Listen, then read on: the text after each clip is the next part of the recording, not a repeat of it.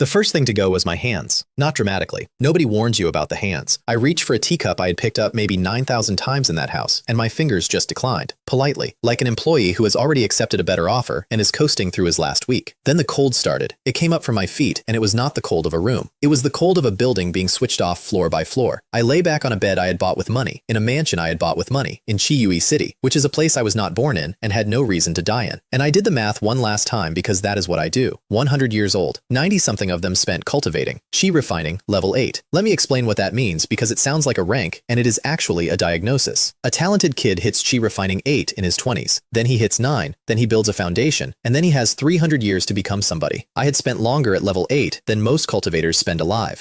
My spiritual root was 5 elements, mixed, all of them shallow, which in this world is the technical term for the heavens looked at your application and laughed.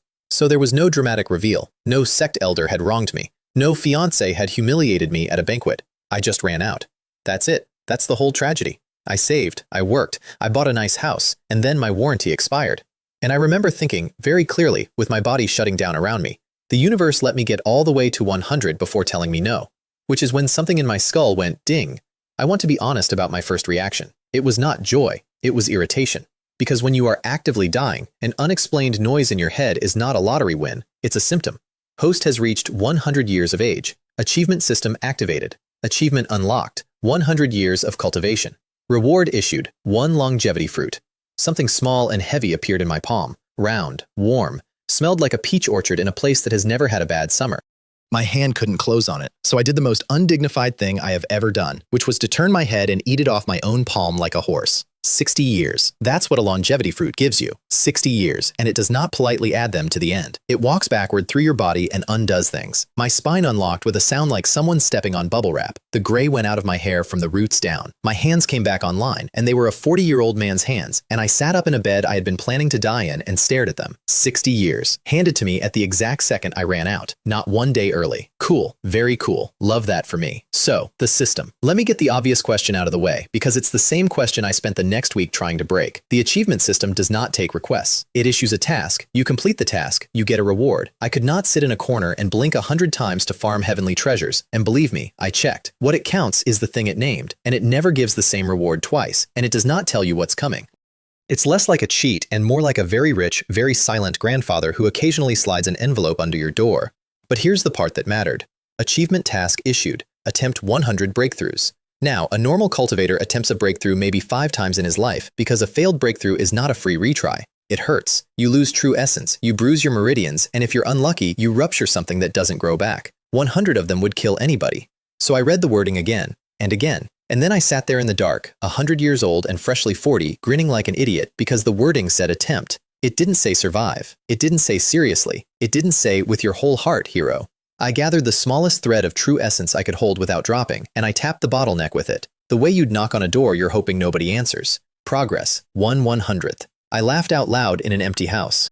Then I did it again 5 days later, because that turned out to be how long it took my meridians to stop complaining. And then again 5 days after that. And I want you to understand what my life looked like for the next year. An elderly-looking man in a nice mansion, alone, knocking on his own ceiling once every 5 days, like a lunatic in a very slow drum solo. 365 days, 100 taps, achievement complete, reward, 1 guaranteed breakthrough opportunity, not a pill, not a chance, a guarantee. The system had watched me cheat it for a year and then paid me for it. I did not use it. Write that down. It matters later, because a guaranteed breakthrough is the single most valuable thing a bottom-tier cultivator can be holding, and the moment you spend it, you're just a guy again. So I put it in my back pocket, metaphorically, and went to work on the parts of my life that were free. The next task was 100 spell practices, which was less a task and more a description of a Tuesday. I already knew 1 spell. I'd known it for decades. I cast it until my ears rang. Reward, Perfection Spell Legacy Jade Talisman, 1 use. Crush it against any technique you have, and that technique jumps instantly to perfection, the level most cultivators spend a century crawling toward and die halfway up. I looked at that little green tab of jade for a long time, and then put it away too, because I did not yet own a technique worth wasting it on. 2 treasures in my pocket, both unspent, and 1 very obvious problem. I was still in Chiui City, where the strongest cultivator was a man who ran a pawn shop. So I sold the mansion. Qianyang Market is a loose cultivator's market that grew like a scab over the ruins of the Qianyang sect's old outer holdings, and it is exactly as glamorous as that sounds. I rented an immortal cave on the cheapest ridge they had, 3 spirit stones a month. For 3 spirit stones a month, you get a hole with a door and a spiritual energy density roughly comparable to standing near a candle. I loved it immediately. Nobody looks at the man in the cheap cave. 2 weeks in, I got my first neighbors. Wen Guozhi and his wife Wang Lihua, both qi refining, both maybe 60, and both of them possessed of that specific desperate cheerfulness you see in people who are running out of runway and have decided to be optimists about it. He talked with his hands. She corrected his numbers. They had a plan. Everyone in that market had a plan. Theirs was the Qianyang sect ruins, a collapsed outer courtyard 3 days flight out, supposedly picked clean, supposedly not picked clean enough. They wanted a third body. They offered me an even split. I said no. They asked again 2 months later, with better numbers and a map, and I said no again. And I want to be precise about why, because it's going to come up roughly 400 more times in this story. It wasn't wisdom, it was policy. I had watched, from the safety of never participating, exactly how many optimistic people with maps do not come back. My entire cultivation career, all 100 years of it, was built on a single principle. The guy who doesn't go is the guy who's there next spring. I have never once been the bravest man in a room. I have very often been the oldest. Meanwhile, the system kept feeding me the world's most boring homework. 100 full cultivation cycles. Fine. I bought a spirit pill for 100 spirit stones, my entire liquid savings, gone in one swallow, tasting like copper and mint, and rode it straight through the wall I'd been stuck behind for 6 decades. Qi refining, level 9, 60 years, 1 afternoon. Because for the first time in my life, somebody had actually paid me for showing up. Achievement complete. Reward, root bone +1. That one I felt in my teeth. Root bone is the thing you're born with, the fixed number, the one nobody improves. Mine went up by 1, and my cultivation speed went up roughly 20%. Preventing, forever, for free. 20% doesn't sound like a superpower. Over 100 years, it's the difference between a corpse and a legend. I celebrated by going to a tea house called Baokalu and buying a pot of something expensive. And that's where the Zhou couple found me again, glowing, because their ruins trip had actually paid off. They'd come back with a haul and all their limbs. Wang Lihua poured for all 3 of us and said, "You were right not to come." It was worse than the map said. Then she smiled. "But you were also wrong, because we're rich." Her husband bought dinner at Lingwei Ju that night, which is where I learned about the Loose Cultivators trade fair, which is where everything actually started. Because in the meantime, the system had handed me the task that changed my life, and it looked like nothing at all. Draw 100 water sword talismans. Talisman making is a craft, not a technique. You buy a rune pen, you buy paper, you buy cinnabar, and you draw. It has a 90% failure rate for beginners, and every failed talisman is money set on fire. Normal cultivators dabble and quit. I drew 100. It took months, and it cost me most of what I had. Reward, Water Shield Talisman, Tier 1, High Grade. A high-grade first-tier talisman is not a reward. That's the kind of thing a qi-refining cultivator keeps in his sleeve his entire life and dies still holding, because he was saving it for a real emergency. I could now make them, whenever I wanted. The trade fair was at Dongyuan Pavilion, and it was the first time in 100 years that I stood in a room where people talked about me instead of past me. I want to give you the cast because I spent one evening with them and then never saw most of them again, and because I have thought about that evening for 2 centuries. Qian Longwei, a sword cultivator with the posture of a man whose entire personality is his sword, and who has arranged his life so that nobody ever tests it. He Cheng, big, loud, generous with other people's wine. Qian Yongtian, an alchemist who sniffed everything he was handed, including a talisman. Wen Jingyu, who talked the most of anybody there and did not say one single thing all evening that I could repeat back. And Qian Haijun. Everybody called him Shadow Serpent, and I want to be clear about what that nickname sounded like in that room, because it is one of those names people say fondly for about 4 years and then very quietly forever afterward. He was pleasant. That is the thing I keep coming back to. Not oily, not false, genuinely, warmly pleasant. The kind of man who laughs at your joke before you have finished it and means it. I sat next to him for 2 hours. I traded a stack of my talismans for a Tier 1 talisman encyclopedia, Golden Light, Earth Escape, Fire Serpent. 3 techniques I would not have laid eyes on in another 50 years of saving. And in doing it, I stood up in front of the entire room and announced, effectively, that I was a man who could draw. Then I sold the Zhou couple 2 water shields at 55 stones each, which was a friend's price and well under the room's. And Wang Lihua haggled with me anyway, on principle, in front of everybody, and got me down another 3. I told myself that was fine. I told myself the room was small, and the stakes were small, and every person in it was qi refining, and that not one of them could do a thing to me. I was correct about that last part. I was correct about the wrong person. 6 months later, Wen Guozhi came to my cave with one arm. He did not knock. He stood in the doorway breathing wrong, with the sleeve on his left side folded up and tied off, and he had been crying recently enough that the salt was still on his face. Xian Haijun had killed Wang Lihua, not over the ruins, not over a treasure anybody would go to war for. Over a haul that would have kept 2 people comfortable for about 8 years, which, in that market, made it almost a personal insult that they had it at all. He had smiled the entire time. Wen Guozhi told me that part twice, and the second time he said it, he was looking at the floor. Then he asked to borrow 2 talismans.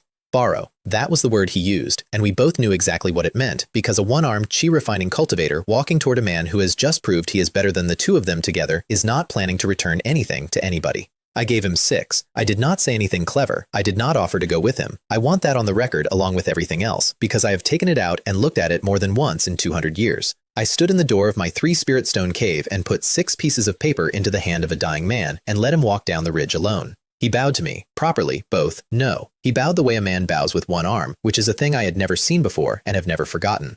Neither of them was ever seen in Qianyang Market again. Not him, not Chen Haijun. Whatever happened out there took both of them, and the market absorbed it the way markets do, which is completely in about 11 days. I heard his name twice more that year, and then never again. That was the week I stopped treating my hoard like savings. I sold the Talisman Encyclopedia's duplicate copies, I sold every scrap I could stand to lose, and I spent 800 spirit stones. 800, an unthinkable sum for a man in a 3-stone hole, on a genuine spirit gathering array. Then I went inside, sealed the door, took out the breakthrough opportunity I had been saving for 2 years, and crushed it. Foundation establishment. Without a pill. Nobody does it without a pill. Self-founding is what geniuses do and what the rest of us die attempting. And I did it because the system had handed me a certainty, and certainties are the only thing in this world worth spending. The energy came in like a river remembering a channel. My meridians widened. My bones drank. And then the same thing happened as the night I'd eaten the fruit, except more so. My face went smooth, my hair went black to the tips, my joints stopped announcing themselves, and when I finally opened the door of that cave, the man who walked out was in his mid-20s. 100 extra years of lifespan, standard issue with the realm. I sat down on a rock outside my hole in the mountain and did the arithmetic for the 4th time in 3 years, and it kept coming out the same way, and it kept refusing to feel real. 3 years ago, I had been a corpse with opinions. Achievement, foundation establishment. Reward, purple flame sword. A tier 2 medium-grade flying sword, folded out of the air into my hand, purple fire running along the edge like it was annoyed about something. And that, unfortunately, is when the market noticed me. I woke up the next morning to voices outside my door. Not 1, 6 recruiters, camped on my ridge, in front of my 3-spirit stone cave, which I had chosen specifically because it was the least interesting piece of real estate in the county. Shui Tianyang from the Qianyang sect, immaculate, who spoke to me like a man reading me my rights. Gu Qianshan of the Changtian sect, who led with numbers. Mo Xuanji of Liu Yun, who led with wine. Guan Fenglin of the Guan clan, who smiled a great deal and never once blinked at a comfortable interval. Tao Xiaofeng of the Luoxia sect, young, direct, faintly annoyed to be there. And Su Yu Li. She was the last to speak, and she didn't stand up to do it. She was sitting on a rock with her sleeves folded, and she'd clearly been there a while, and she'd clearly already decided I was going to say yes, which I found insulting for about 4 seconds and then, on reflection, accurate. The Su family immortal clan. 550 spirit stones a year, a 2nd-tier cave, a cultivation technique, a spell, and a talisman manual up front. Everyone else was offering more. I took hers, and here is my entire reasoning, which I am not proud of and have never regretted. The Su family was a family. Sects promote you. Families keep you. And of the 6 people standing outside my door, she was the only one who had bothered to find out what I actually did for a living. Talisman maker, she said, when I asked how she knew. You bought cinnabar 4 times last month and nothing else. You're either drawing or eating it. So I packed a hole in a mountain into a storage pouch and I left Qianyang Market, and it took a month and a half to fly to Pingchuan Prefecture, and I spent most of it wondering what I'd just signed. Yuhua Mountain was green all the way up, which tells you more about a family's finances than any ledger. Spiritual energy that thick doesn't happen by accident. It happens because somebody's ancestors made good decisions for 300 years straight. The clan chief was Su Jianhong, Foundation Establishment 9, which is the last step before Purple Mansion, and also the step where most people stand until they die. Big man. Careful eyes. He looked at me the way a farmer looks at a horse he did not personally pick out. His brother, Su Changhai, did the talking. Su Meihua was the family alchemist and shook my hand with fingers permanently stained the color of old iodine. And there was Pan Wudi, enforcement elder, built like a door, and, crucially, not a Su. An outsider who'd been let in and kept in, which in a family clan is either a great honor or a very long leash. Then they showed me the map of the mountain and told me to pick my cave. There were good ones, genuinely good ones. Third Ridge, South Face, near the ancestral vein, the sort of address where a foundation establishment cultivator can feel his own progress like a warm bath. I picked the worst one on the map. Farthest peak, back slope, half a day's walk from anybody who might want something from me. Spiritual energy density best described as adequate, and one narrow approach that I could see from my own front door. Su Changhai actually asked me to confirm, twice. He thought I'd misread the legend. Here's the thing about people who assume a bad cave is a mistake. They've never had a neighbor kill their friend for 8 years' worth of groceries. Everybody who lives on the nice ridge is visible from the nice ridge. I have been told this is cowardice. I prefer to think of it as a filing system. The scripture pavilion was next, and it was run by an old man named Su Ling Bao, who had the specific quiet of someone who has read everything and expects nothing. He waved me at the shelves. Pick a technique, pick a spell, pick a manual, don't touch the third floor. And I stood there in front of maybe 400 years of accumulated cultivation methods with my hands behind my back, waiting, because I had figured out by then that I wasn't the one choosing. Achievement task issued. Cultivate the 5 elements true formula 100 times. I want to describe the 5 elements true formula to you fairly. It is the most unremarkable technique in the world. That is not my opinion. That is essentially its reputation. It is balanced, it is slow, it demands all 5 elements in roughly equal shallow measure, and its ceiling is famously low. There is a well-known story about a nascent soul lord who reached the peak of it and simply stopped, permanently, like a man walking into a wall in the dark. Every scripture pavilion in the world has a copy. Nobody has ever taken one down. Old Ling Bao didn't even get up. That one's free, he said. Take 2. For the spell, I chose Northern Lights Divine Light, Tier 2, medium grade, a freezing technique, because if I was going to be slow, I was at least going to make other people slower. Then I went back to my terrible cave on my terrible ridge and cultivated the world's most useless technique 100 times. Achievement complete. Reward. Yin Yang 5 elements spiritual root. I have to stop here, because this is the moment the story actually turns, and if I rush it, you won't feel it. A spiritual root is the thing you cannot change. It's the shape of the pipe. Mine was 5 elements, mixed, all shallow, the aptitude equivalent of 5 leaky buckets. 100 years of my life had been spent hauling water in leaky buckets. The Yin Yang 5 elements spiritual root is 10 roots. 5 yin, 5 yang, all of them deep, all of them balanced. My true essence capacity tripled on the spot. Every 5-element spell I would ever cast came out at 1 to 2 times its written power, which means the manual is now a suggestion, and I am the correction. Turns out the most unremarkable technique in the world was never the problem. It was a key, and it had been sitting on a free shelf for 4 centuries, because nobody with a good spiritual root ever needed to pick it up, and nobody with a bad one ever survived long enough to finish it. I sat on the floor of my cave with 10 roots humming inside me and laughed until I had to lie down. Then I took out the Perfection Spell Legacy Jade Talisman I'd been carrying for 3 years without spending, and I crushed it against Northern Lights Divine Light. Great perfection. Instantly. A technique most people never finished, in the time it takes to break a piece of jade. I did not tell anybody. Not one person. I went down the mountain the next morning with my hands in my sleeves and let Su Changhai ask me how I was settling in. 2 years went by. I hit the wall at Foundation Establishment 2 and sat in it, because a wall is a wall even with good pipes. And I started taking family assignments to keep from going strange in the head, which is where I ran into Su Yu Li again. She was reading a duty roster. She said without looking up, Guzheng City, Mayfen beasts on the outer wall. You're coming, and walked off. And that is genuinely the entire recruitment conversation. Achievement task issued. Slay a Tier 2 Yao Beast. First kill. 3 days. 3 days. The system had never given me a clock before.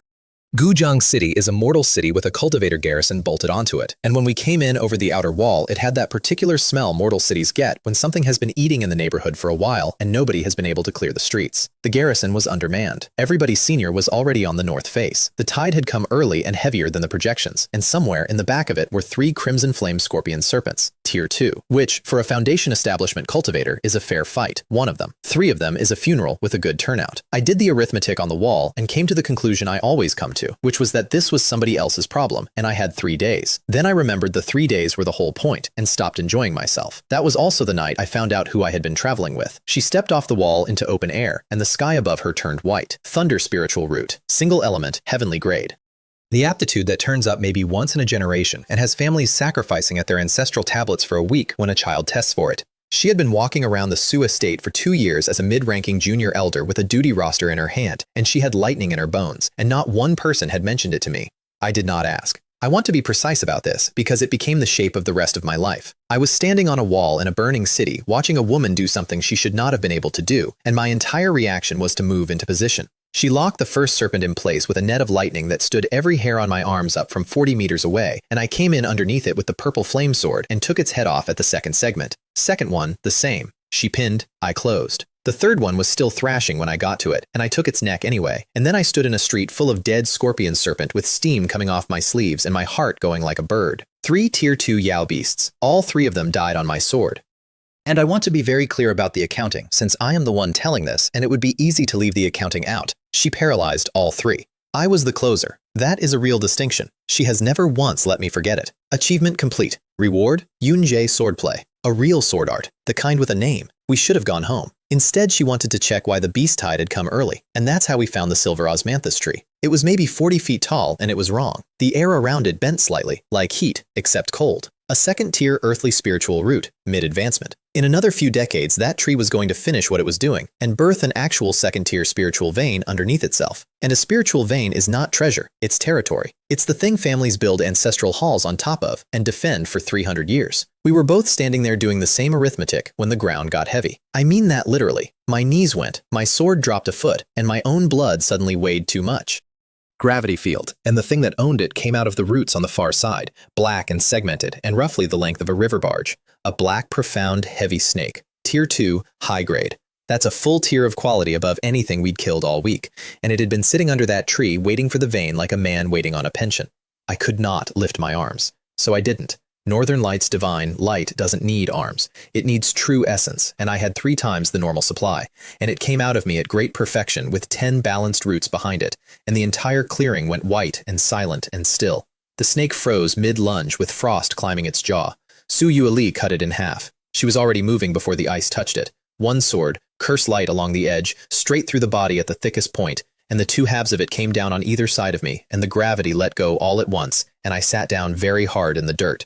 She looked at the frost, then she looked at me.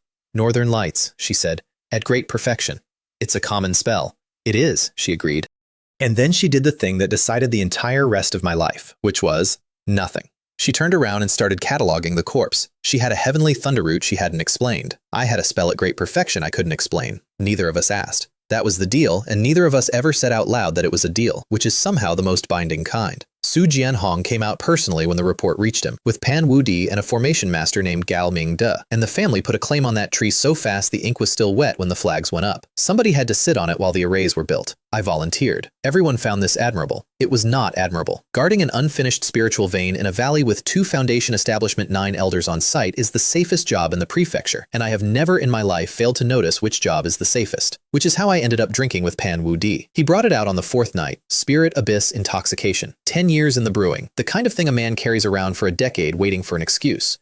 It went down like cold silk and came back up as heat behind the eyes. 3 cups in, he stopped being an enforcement elder. You know what's coming, he said. Not a question. I said I didn't, so he told me about the Yao Beast Rebellion. Every 200 years. Not a raid, not a tide. A coordinated war. The beast kingdoms coming down off the mountains all at once, with tier 3 monsters leading columns. Last time, the Su family had put every adult it had on the line and come back with fewer than a third. They had been a Purple Mansion clan going in. They had very nearly been nothing coming out. 30 to 40 years away. He filled my cup again and got very serious in the way that only the properly drunk can manage. Listen to me. When they open the special exchange privilege, and they will, before it starts, don't buy what makes you strong. He tapped the table. Buy what saves your life. One thing, the most expensive thing you can reach. You'll want 3 cheap ones. Don't. I said that sounded like superstition. He said, it's arithmetic. 3 cheap things get you out of 3 fights you'd have survived anyway. 1 expensive thing gets you out of the one you wouldn't. Then he fell asleep sitting up, and I sat there in a valley in the dark with a dead snake buried under my feet, thinking about it. The special exchange privilege opened 11 months later. 20,000 family contribution points to every elder who qualified, which, after Gujiang City and the tree, included me. The Su family treasury is run by an elder named Su Anping, who has the manner of a man who has personally watched every item on his shelves fail to save somebody. He laid it all out and let me look. I spent almost the entire 20,000 on one piece of paper, 3rd tier, Heavenly Blade Spirit Severing Talisman. It does not damage the body. It goes past the body entirely and cuts the divine sense, and it is rated as a genuine threat to a Purple Mansion cultivator, an entire realm above me. It cost more than everything else on the counter combined, and Su Anping asked me 3 separate times if I was certain. With the change, I bought a purple gold spirit shield, a Sheng Yuan pill, a movement art called Illusionary Body Steps, a tier 2 rune pen, and enough raw material to keep me drawing for a decade. Then I went back to my terrible cave, sealed the door, and stayed inside for 4 years. I came out at Foundation Establishment 2, properly settled and climbing, with Yunche swordplay at minor achievement, illusionary body steps functional enough that I could stop being where I had just been, and a shelf of self-refined artifacts.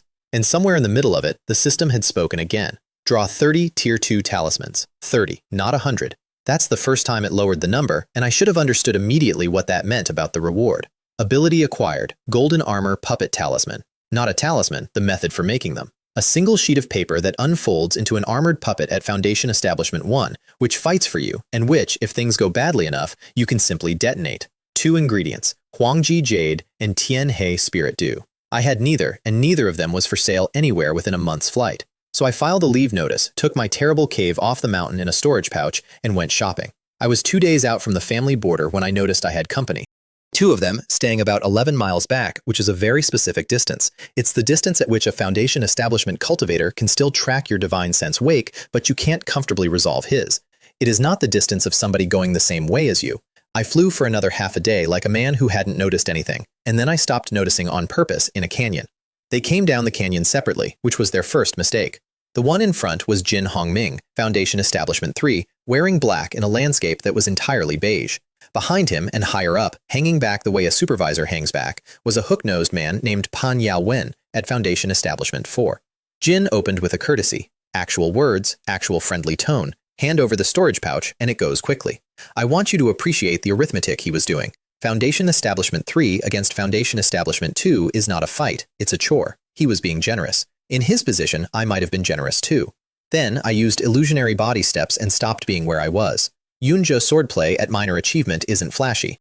It's a wind art. It doesn't cut harder than other sword arts. It just arrives earlier than you expected. He turned toward where I'd been, which is the exact motion the technique is designed to sell, and the purple flame sword went through his throat from the other side. He went down still holding a talisman he hadn't played. The hook-nosed one didn't run, which was his mistake. He unfurled a blood fiend banner, and an evil spirit came boiling out of it, all mouth and no face, and it came at me screaming in 3 voices, and I stood absolutely still and put Northern Light's divine light into it at great perfection. You can freeze a spirit. Turns out nobody tells you that, because most people casting a tier 2 freezing spell can't put enough into it to matter. I had 3 times the essence and 10 balanced roots, and I froze the thing solid in the air. And then I went through the frozen thing and killed the man holding the banner. First kills at Foundation Establishment. 2 of them, in about 90 seconds, from a man whose entire life philosophy was, don't go. Then I looted the bodies, and that's when my hands started shaking. 4,100 spirit stones between them.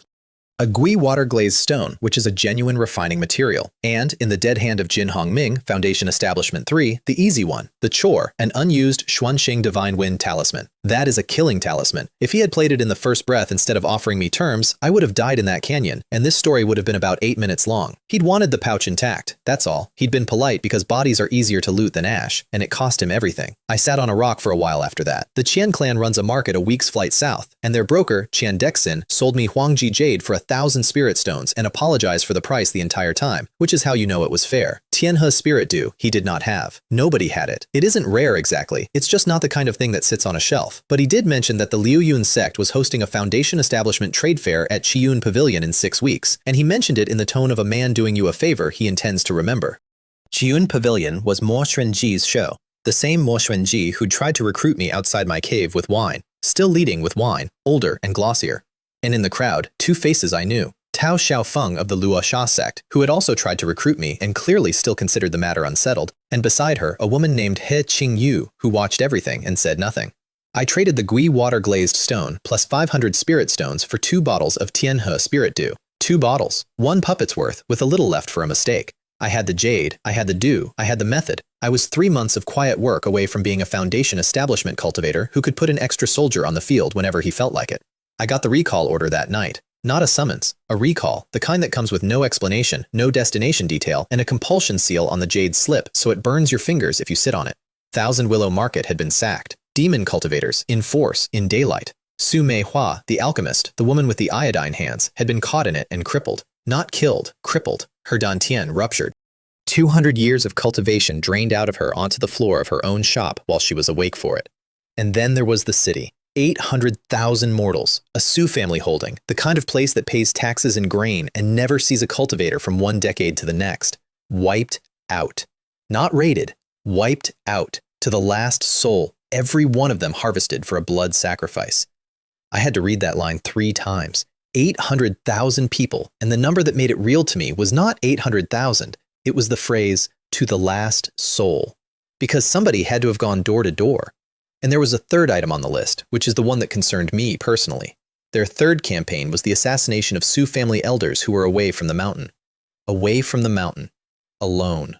Buying refining materials at a trade fair, for example. Those 2 in the canyon hadn't been robbers. They'd been on contract, and I had killed them by accident on the way to a shopping trip.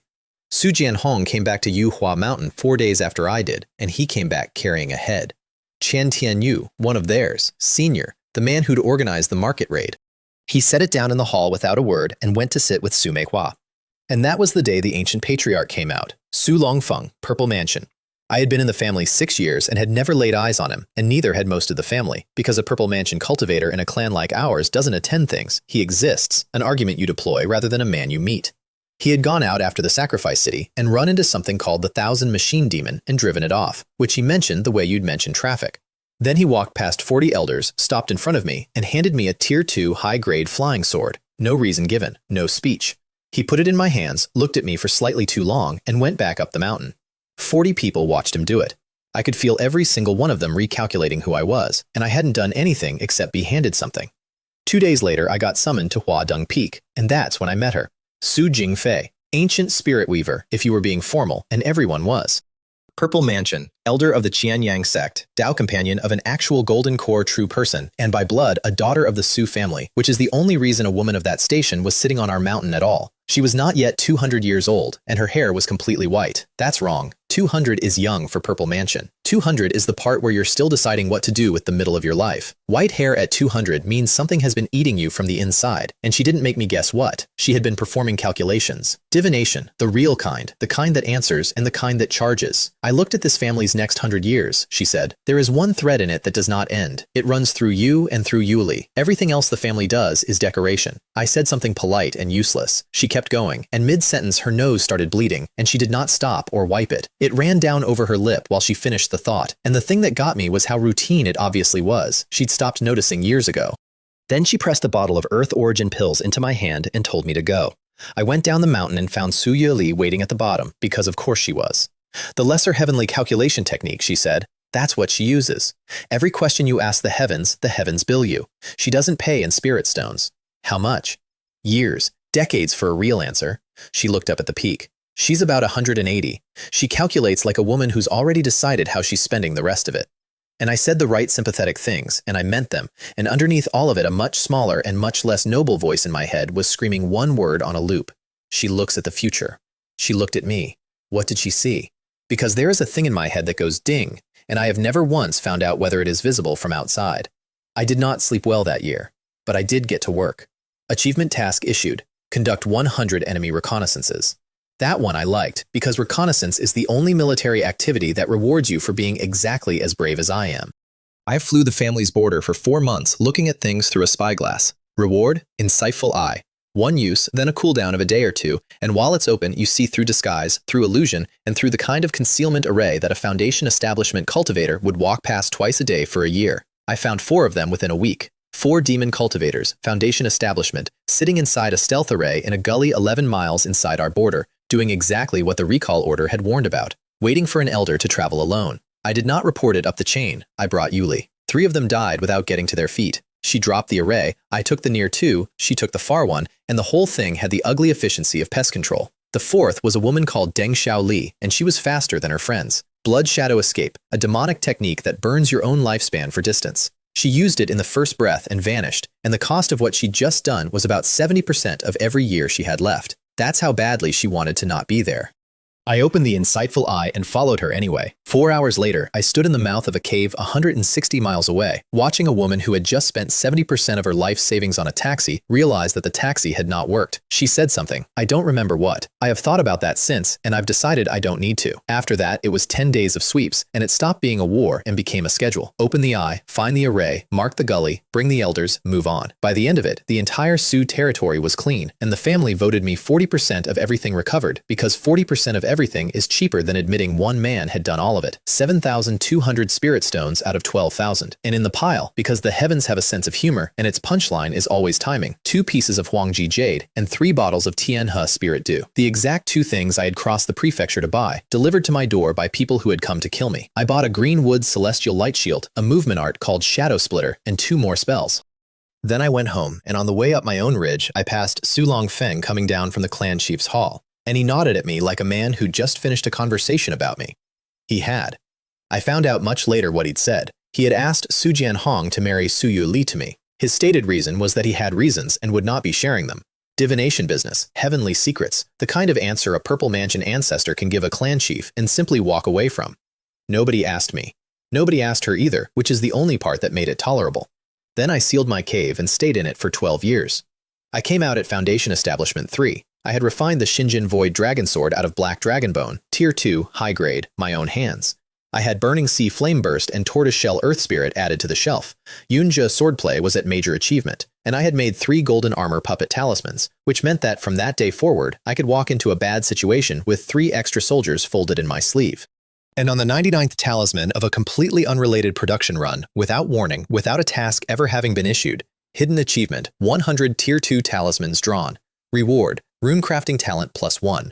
Hidden. It had been counting something it never told me about. The next morning I picked up a low-grade brush, the cheap one, the practice one, and drew a Tier 2 medium-grade talisman with it, which is not supposed to be possible, and got it right on the first attempt. I stood there looking at it and thought, I am going to need a lot more paper. The clan chief came to me. That's not how it works. Elders go to the clan chief goes to nobody. Su Jianhong came up my miserable backslope path personally, with Su Yuli half a step behind him, and stood in my doorway looking at a table covered in Tier 2 medium-grade talismans drawn with a cheap brush. How many can you make in a year? Depends how much paper you buy me. He bought me a great deal of paper. 7 or 8 talismans changed hands that afternoon, and the family credited me 15,000 contribution points for them, which is not a purchase, that's a retainer. A family does not pay that for goods. It pays that to make sure the goods keep being made here. Yuli didn't say anything the whole visit. She stood by the door with her arms folded and watched her clan chief negotiate upward with a man who lived in the worst cave on the mountain, and when they left, she looked back once, and I could not read her face at all. 2 months later, we were both summoned to Huadong Peak. Su Jingfei served tea. 3rd tier awakening tea, the kind that costs more per cup than my first flying sword, poured by a Purple Mansion elder for 2 Foundation Establishment juniors, which is a sentence that should not exist. Su Longfeng did the talking, one-handed with the pot, entirely relaxed, and he did not build up to it at all. You two should become Dao companions. I looked at Yu Li. Yu Li looked at the tea. Now, I want to be honest about what went through my head, and it was not romance. It was a spreadsheet. She was the strongest Foundation Establishment cultivator in the family, and rising faster than anyone had a right to. I was the man who made the talismans the family had started building its defense budget around. On paper, it was so obviously correct that the only interesting question was why nobody had done it sooner. And then I looked at her again, and I thought about the frozen clearing with a snake in 2 pieces on either side of me, and the fact that she had looked straight at a spell she knew I shouldn't have, and turned around and gone back to work. She said yes first, by about a quarter of a second, and I have brought this up perhaps 40 times since, and she denies it every single time. The ceremony was small. Ancestral hall, incense, red cloth, 9 or 10 people. Su Jianhong called me brother-in-law and looked genuinely happy about it, which I hadn't expected and didn't know what to do with. Su Jingfei watched from the back with her white hair and her ruined lifespan and smiled at nothing in particular for the entire ceremony. Then Su Yuli moved into the worst cave on the mountain and complained about the location exactly once on the first evening and never again. 3 months after that, she broke through to Foundation Establishment 7. I felt it happen. It's not subtle from 4 rooms away. The whole ridge hummed. I got up to go congratulate her. And by the time I got to her door, she was back at Foundation Establishment 6. She had pushed her own cultivation back down. Deliberately, carefully, at real cost, so that the number anybody looked at would stay 1 step below mine. I stood there for a while. Then I asked. She didn't lie, which I've since learned is her most alarming quality. She said, "There are things about me I can't tell you yet. Not won't. Can't." Then, after a pause, "I know there are things about you the same way." And that was the entire conversation. Neither of us has ever asked. Not once in everything that came after.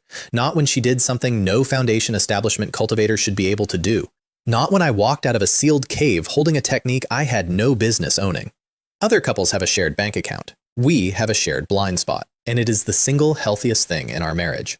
4 years later, the sky broke early. The Yao Beast Rebellion was supposed to be 30 years out. It came for us in 4, and the first anybody knew of it was the Xianxia levy notice. 4 Foundation Establishment cultivators and 200 qi refining disciples from every affiliated family. Immediately, Su Longfeng went himself. He took Su Lingbao from the Scripture Pavilion, Su Changhai, Su Anping from the Treasury, and Pan Wudi. He did not take us. I found out why from the roster note, which said, in the flat clerical handwriting of a man who has never had to explain himself, craftsman, exempt, talisman production and artifact refining to continue uninterrupted. We were too valuable to spend. We got sent to run Bayou Market instead, which is the family's largest commercial holding and, at that particular moment, the safest place in the prefecture. I have taken a great deal of pride over the years in never being the bravest man in the room. It turns out it feels completely different when somebody else makes that decision for you and then walks off toward the front line with an old man's back. So we ran a market, and I will say this for a market: it moves goods. The Yunshen Pavilion trade fair that season was the richest I'd ever stood in because half the prefecture was liquidating everything it owned to buy things that keep you alive. I traded into a heavenly purity elixir, more Huangji jade, more Tianhe spirit dew, a Tianyuan pill, and a thunder-transformed heaven crystal that I bought entirely because Yueli's eyes changed shape when she saw it. 3 more golden armor puppet talismans came out of that, 6 total in my sleeve, and on the back of the Tianyuan pill I went through to Foundation Establishment 4, middle stage. Halfway up the realm, in a market office, while other people died in the mountains. Then the Guan clan sent us an invitation, and I nearly took it. Guan Fenglin had found a purple gold vein, the same Guan Fenglin who had smiled at me outside a 3-spirit stone cave a lifetime earlier and never once blinked at a comfortable interval. He was offering partners a 20-80 split, 20 for the guest. I read it through twice looking for the catch and did not find one, which is not the same thing as there not being one. And I want to be honest that I was tempted, because a purple gold vein is a purple gold vein, and I had a family to arm. Yueli read it once and put it down. 20%. 20% for showing up and helping dig, I said. For us, that's still. Nobody splits a purple gold vein 80-20 in his own favor and then goes looking for friends. She tapped the page. You split a thing like that 50-50. Or you tell nobody at all and dig it yourself in the dark. 80-20 is what you offer when the split doesn't matter, because there is not going to be a payout. I sat with that for about 10 seconds, and then wrote the refusal myself. Politely, with regrets, citing market obligations, in my own hand, so that nobody could say later that the Su family's craftsmen had been too important to answer their own correspondence. Mo Xuanji accepted. So did Cao Chuanfeng. Both of them pulled real strength out of their sex to go and dig, and while they were gone, 2 Liuyun cities were sacked from the inside by people who already had the gate codes. Their Purple Mansion ancestor, Jin Wu Chen, was ambushed on the way back and killed, and then the Liu Yun sect, every cultivator in it above Foundation Establishment, all of them, without exception, was hunted down and exterminated over about 11 days. That was the Guan clan, and then the Guan clan did the thing that makes the rest of it read like a warm-up. They took their own territory, their own mortal subjects, the farmers and the merchants and the children of families who had been paying Guan taxes for 400 years, tens of millions of people, and they fed all of it into a blood sacrifice, and came out the other side as a demonic Path clan strong enough to make the arithmetic work. Tens of millions, their own. I read that report in a market office with a cup of tea going cold at my elbow, and I have never forgotten what my first thought actually was, because it was not horror. It was, we said no. We said no on an ordinary afternoon over a document because one number in it was wrong. That is the entire reason I am here to tell you about it. Not courage, not insight, not virtue. My wife looked at a split and did arithmetic, and I signed a letter. I have built my whole life on that kind of margin, and I still find it difficult to sleep near it. The Qianyang sect's response was the Wenxin platform. It's a golden core artifact. You stand on it, and it reads whether you have practiced demonic techniques, and it cannot be argued with, and the sect declared that every cultivator in every affiliated territory would walk across it. Golden core, true person, Murong Li Yang came in person to run it. He almost died running it. There was a chi-refining disciple in the queue. 16, maybe. Nobody. He got within 9 feet of Murong Li Yang and came apart, and what came out of him was a demon named Duan Tian Qi, who had been wearing the boy like a coat, and he detonated a fistful of demon beads at point-blank range into a crowd of 1,000 people. The Liu Yun sect's surviving ancient patriarch was standing too close. There was nothing left of him to bury. Murong Li Yang fought him, a golden core against a golden core, over a platform full of screaming chi-refining disciples, and drove him off, and walked back with a hole through his chest you could see daylight through. Su Longfeng lived because Su Jingfei had told him days before to stand away from Murong Li Yang on the platform. No reason given, just don't stand near him. She'd paid years for that sentence. He never found out how many. And then, with all of that still smoking, we had to run the Wenxin platform through Bayou Market. Everyone walks. Every shop, every clerk, every manager. That was the order, and it was not negotiable. And every single business in that market complied within 2 days, except Chunbao Pavilion. Chunbao Pavilion is a Tang family shop, and the Tang family is backed by a golden core true person named Tang Ru Ming, and their local man, Tang Ming Hui, sent back a reply that boiled down to, our people are above suspicion, and you are a market administrator. He was, technically, correct about the second part. I was a market administrator, and I had been one for about 90 years, and everyone in Bayou Market knew exactly how much authority that came with, which was none at all when a golden core family said no. I spent 2 days working out how to make him come. Every option I had was bad. Force him, and I was a junior, assaulting a golden core family shop over a procedural matter. Reported upward, and I was a man who could not run his own market. Let it go, and every other business on that street learned that the platform was optional if your backer was big enough. Yueli solved it in about 4 minutes, and she did it without touching a single one of my options. She did not send a threat. She sent a gift. A third-tier talisman, one of mine, worth more than Chunbao Pavilion's entire monthly revenue, hand-delivered with a short polite note repeating the invitation. That is a far worse thing to receive than a threat, and I did not understand why until I watched it land. A threat can be complained about upward. A threat makes you the injured party. A gift like that says one thing, loudly, to everybody watching. I can afford to be generous with you, and I am being generous with you in public. Tang Minghui came the next morning. He brought his whole staff, and he walked at the front of them, and he was perfectly composed the entire way up the steps, and I stood at the edge of the Wenshin platform and watched his people file across it one at a time. 2 of them did not come off it. The platform lit, that flat white that does not flicker and cannot be argued with, for 2 of his front shop managers, Fu Shanluo and Wen Yuzhai. Both of them fixtures on that street for decades. Both of them men I had personally bought tea from more than once, and one of them had a son who ran errands for our own market office. There was nothing to discuss. That is the entire purpose of a golden core artifact. It removes the discussion. I crippled both of them myself, personally, on the platform, at midday, in front of the assembled trade of Bayou Market, because if I had handed that to an enforcement officer, the story afterward would have been that the Su family's administrator had needed help, and I was not going to spend the next 50 years correcting it. Then I confiscated the shops, stock, deeds, contracts, the lot, and I read the seizure out loud from the platform so nobody would have to speculate about the terms. Tang Minghui's jaw worked. He got as far as, "the Tang family will," and my wife turned her head about 10 degrees and said, "Say the rest of that sentence and I will cut out your tongue and feed it to the dogs in your own courtyard." He did not say the rest of the sentence. And then, while the whole street was still standing there, the platform found 2 more. Real ones, actual demonic technique practitioners who had been sitting in Bayou Market for years, running businesses, paying our fees, filing our paperwork. One of them had been on that street longer than I had. They died on the boards with everyone watching, which was the single most useful thing that happened that day, because after that, not one merchant in Bayou Market ever again asked me why the platform was necessary. So, professionally, an excellent morning. Tang Minghui left with 2 crippled managers, 2 seized shops, his own people's blood on the boards, and no face at all. And at the top of the steps, he stopped and turned around and looked back at us, calmly, without any heat in it, which is what made it stick, and said he would be seeing us during the rebellion, not after, during. When everybody's ancestors are busy somewhere else, and the accounting gets done in the dark.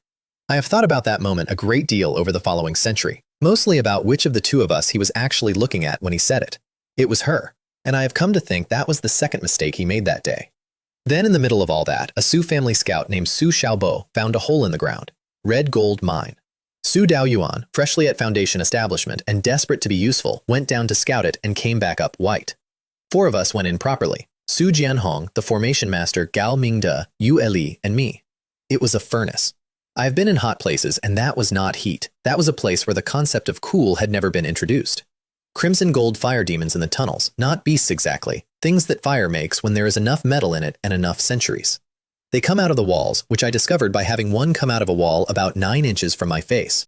And at the bottom, in a chamber that crisped my eyebrows off through 2 layers of protective art, there was a crimson flame volcano with something forming inside it. A crimson flame fire crystal. I knew what it was before anybody said it, and so did the other 3, and for about 10 seconds, nobody in that chamber said anything at all. That is a Purple Mansion breakthrough item. That is the object of Foundation Establishment 9 Cultivator spends 2 centuries and every favor he has ever been owed trying to get within arm's reach of, and usually dies still trying. It was maybe 10 or 20 years off finishing. The Su family had just become rich in a way that has nothing whatsoever to do with spirit stones, and Su Jianhong stood there in the heat and put his hand over his own face for a moment, which is the most emotion I ever saw out of that man. Then we had to clear the mine, which is where the romance ended. Achievement task issued. Slay 100 crimson gold fire demons. 9 days. It is the most tedious violence I have ever committed.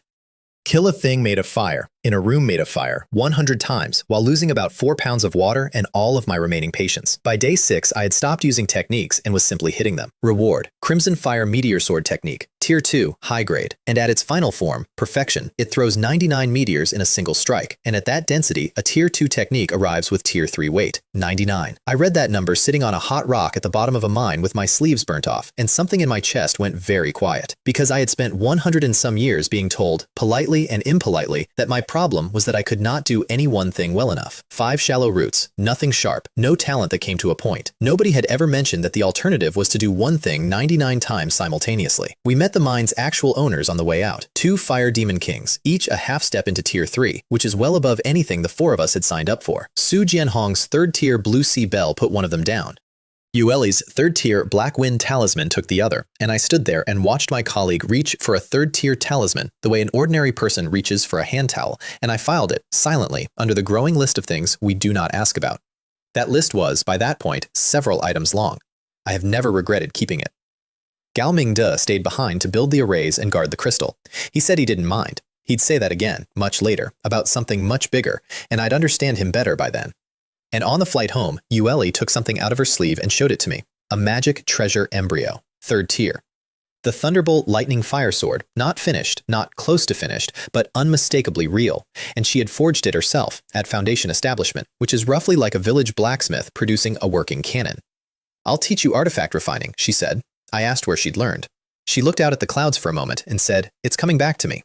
Coming back. Not I studied, not my family taught me. I did not ask. That was the arrangement. Achievement task issued. Refine 100 basic materials. I did it in a year because at that point I'd have refined 100 of anything the system named just to see what fell out. Reward. Artifact refining talent +1. Within 12 months, I was a genuine first-tier artifact refiner, which is a decade of apprenticeship for anybody else, and I had a wife who could already do it better and would not explain how.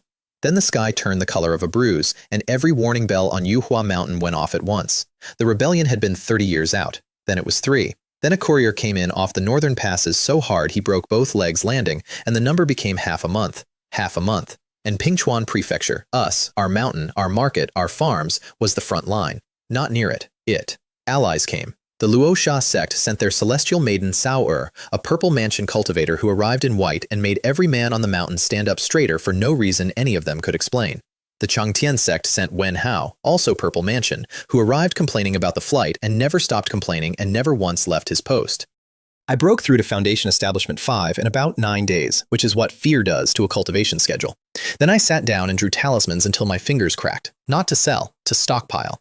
I filled a storage pouch with them and then filled a second one. And when Yulei asked how many I was planning to make, I said all of them, and she looked at the pile and said, "Good," and went back to sharpening a sword that did not need sharpening. She was at Foundation Establishment 9 by then, one step from Purple Mansion, at an age that should have made the whole prefecture stare, and hiding it badly, and not caring anymore. They put us on the south line, third-tier protective formation, 30 miles of it, arrays sunk by Gao Mingde and half 100 formation apprentices working in shifts.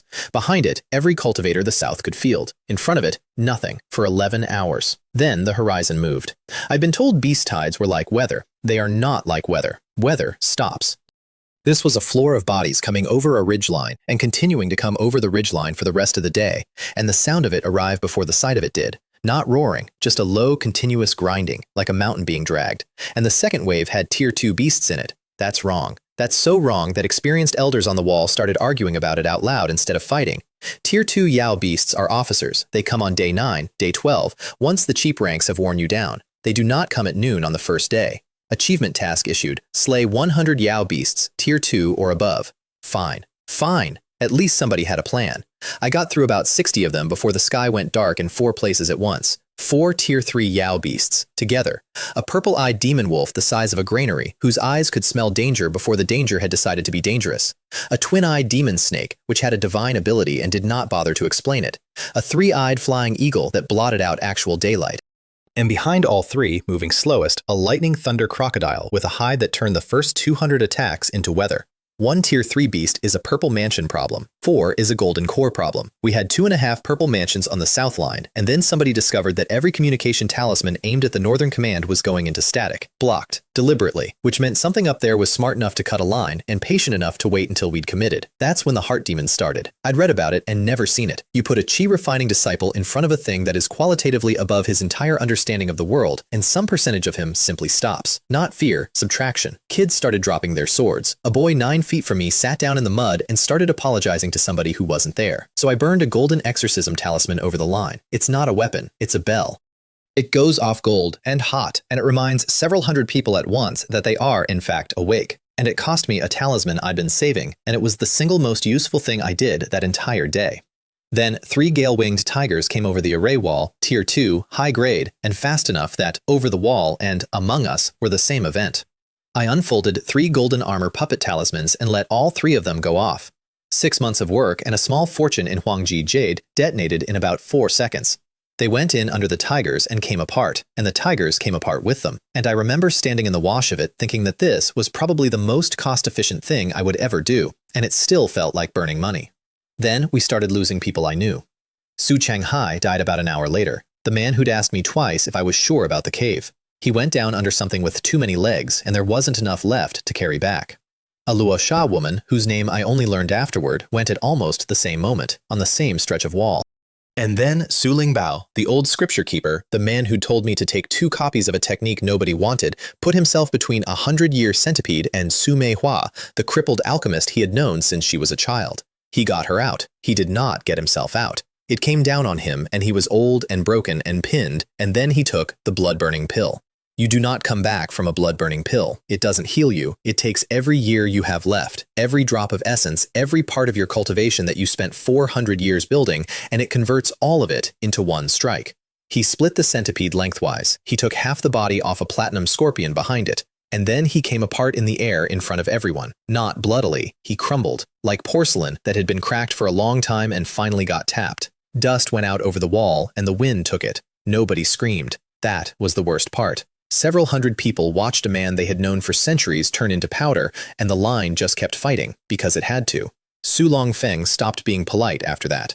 He looked at the 4 Tier 3 beasts, and Yu Li looked at them, and I looked at them, and the 3 of us had a conversation entirely in glances that boiled down to, we are not going to survive the day by holding a wall. So we picked one. Not the wolf. The purple eyes would see it coming, whatever it was. Not the snake, not the eagle. Both had divine abilities, and neither had shown them yet. We picked the lightning thunder crocodile, which was the strongest of the 4, and, by universal agreement, the stupidest. And then I took out a piece of paper I had been carrying for about 20 years. 3rd tier, Heavenly Blade Spirit Severing Talisman, bought with almost the whole of a 20,000 point exchange privilege, on the advice of a drunk enforcement elder who had told me to buy the one expensive thing instead of 3 cheap ones. It doesn't hit the body. That's the entire point. A Tier 3 crocodile's hide is a solved problem. It has been solved for 1,000 years, and the solution is you don't get through it. So the blade went somewhere else.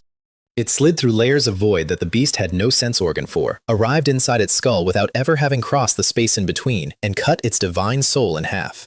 The crocodile did not roar. It just stopped being driven from the inside. Su Longfeng went in through the left eye before it finished falling. The other 3 Tier 3s ran, all at once without conferring, the way animals do when the thing they were confident about turns out to be wrong, and the south line held, and I sat down against the array wall with blood running out of both my eyes. That was the insightful eye. I'd opened it 11 times in a day on a 2-day cooldown because every time I closed it, somebody died who might not have. The talent is a spiritual organ, and I had been sprinting on it. Yu Li crouched in front of me and wiped my face with her sleeve and did not say one single word about it, which is how I knew how bad it looked. Achievement: First assist in the slaying of a Tier 3 Yao Beast. Reward: Combat Talent +1.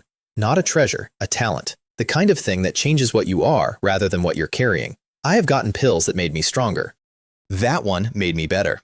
Reinforcements finally came through from the north, Qian Haisheng of the Qian clan, and behind him a man in white named Misty Peak Sage. Purple Mansion, late stage, personal disciple of Golden Core true person Yu Zhenlong, sent specifically at the request of his master's wife. Nobody said that part out loud where he could hear it, but everybody knew who his master's wife's closest friend was, and she was sitting on a peak 200 miles behind us with white hair and a permanent nosebleed, spending her lifespan like a woman lighting a fire with banknotes. I learned later that Su Jingfei had burned so much of herself in those 2 weeks that they had to feed her a starlight glazed fruit just to keep her upright. A treasure that buys 20 years, gone into a hole she dug in a fortnight. We spent the next day counting. That's the part they leave out of every story about a war. There was almost nothing to count. Whole bodies were the exception. Mostly it was pieces and personal effects, and a name struck off a roster by a clerk who had run out of the ability to react. And on the 3rd day, 3 Purple Mansion elders summoned me, alone.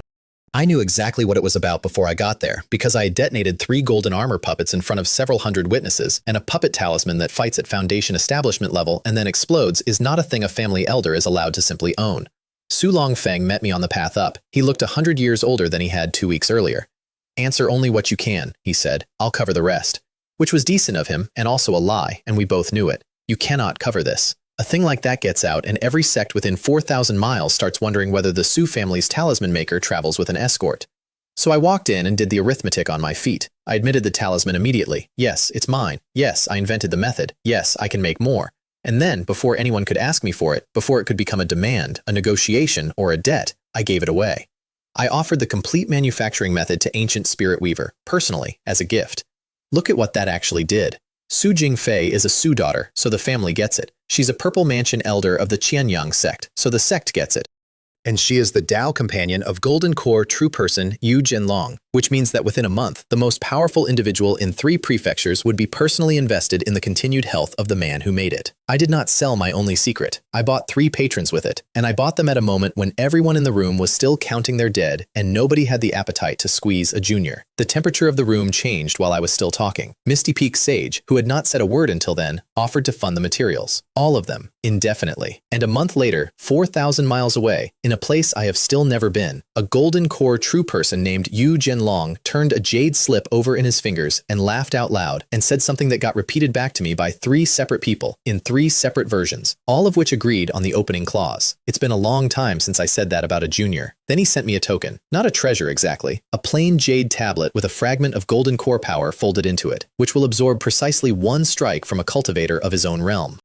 That is not a gift. That is a statement issued in writing to anybody who might ever be curious about me. This one costs extra. I was still turning it over when the system spoke again, on the back of 10 puppet talismans made in 10 days. Reward, Golden Armor Puppet Talisman, medium grade method. The upgrade was straightforward and expensive. The carrier changed. No more Huangji Jade at 1,000 stones apiece. Now it wanted Huangji Spirit Jade at 8,000, 8 times the cost. And in exchange, a puppet that fought at Foundation Establishment 5 instead of 1, that held together for the time it takes to drink 3 cups of tea, and whose self-destruction was rated as a genuine threat to a Foundation Establishment 7. 8,000 spirit stones a sheet. Misty Peak Sage had said he'd fund the materials. I did wonder briefly whether he'd meant it at that scale. Then the northern half of the world ended, and it stopped mattering. Zaywen Prefecture fell. Not lost. Fell. Every city, every sect, every family, every farm. Hundreds of millions of mortals and every cultivator who had stayed to defend them, consumed over the course of about 9 days.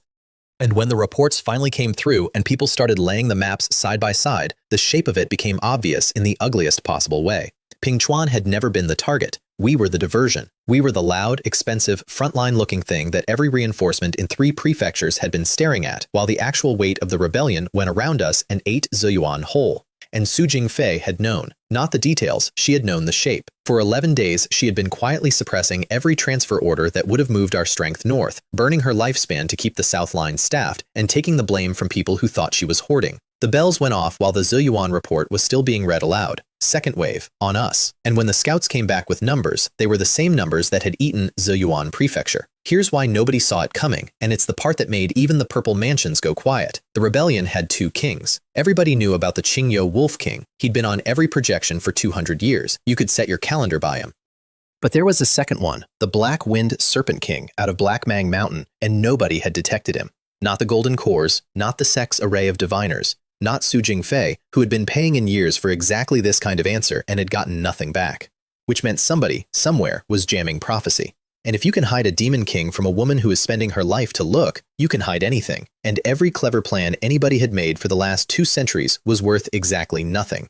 We now had 5 Tier 3 Yao Beasts on our line. The 3 who had run from the crocodile's death, plus a 3-tailed fire lizard, plus a Biyan Meifen ape that moved like a rumor. I fought for 4 days without properly sleeping, and somewhere in the middle of the 4th day, I stopped being tired. I don't have a better way to describe it. Yunjia swordplay is a wind art. I had been practicing it for 30 years, and I had understood it as a set of motions that produce an effect. And at some point on that 4th day, with a beast hide grinding against a formation wall and my arms past the point of obeying me, I stopped performing the motions and simply agreed with the wind about where I ought to be. Great perfection. Right there, standing up, in the middle of a battlefield. And on the back of it, my cultivation went straight through to Foundation Establishment 6 without asking my permission. When I came back to myself, there was a circle around me 100 meters across with nothing living in it, and Su Yuli was standing at the edge of that circle with her sword down, not helping. She told me afterward she'd been there for most of it. She'd seen the state I was in and understood that any interference, a shout, a talisman, a hand on my shoulder, would have snapped it and cost me the epiphany. She had stood in a beast hide and let her husband be attacked for several minutes because it was good for his cultivation. I have never decided whether that's the most romantic thing anyone has ever done for me or the most alarming. Then the bat came. It had been in the trash ranks the entire time. That's what nobody had accounted for. A Tier 3 Yao Beast lying in with the Tier 1 rabble, letting itself be shoved forward and shot at with cheap talismans for 4 days, waiting. The Yumeng hidden bat, and when it finally moved, it did not go for a purple mansion. It came for me, specifically me. It had watched a Foundation Establishment cultivator break through in the middle of a battlefield, and it had made a decision about which human on that wall was the actual problem, and the sound wave it put out was aimed at exactly one man.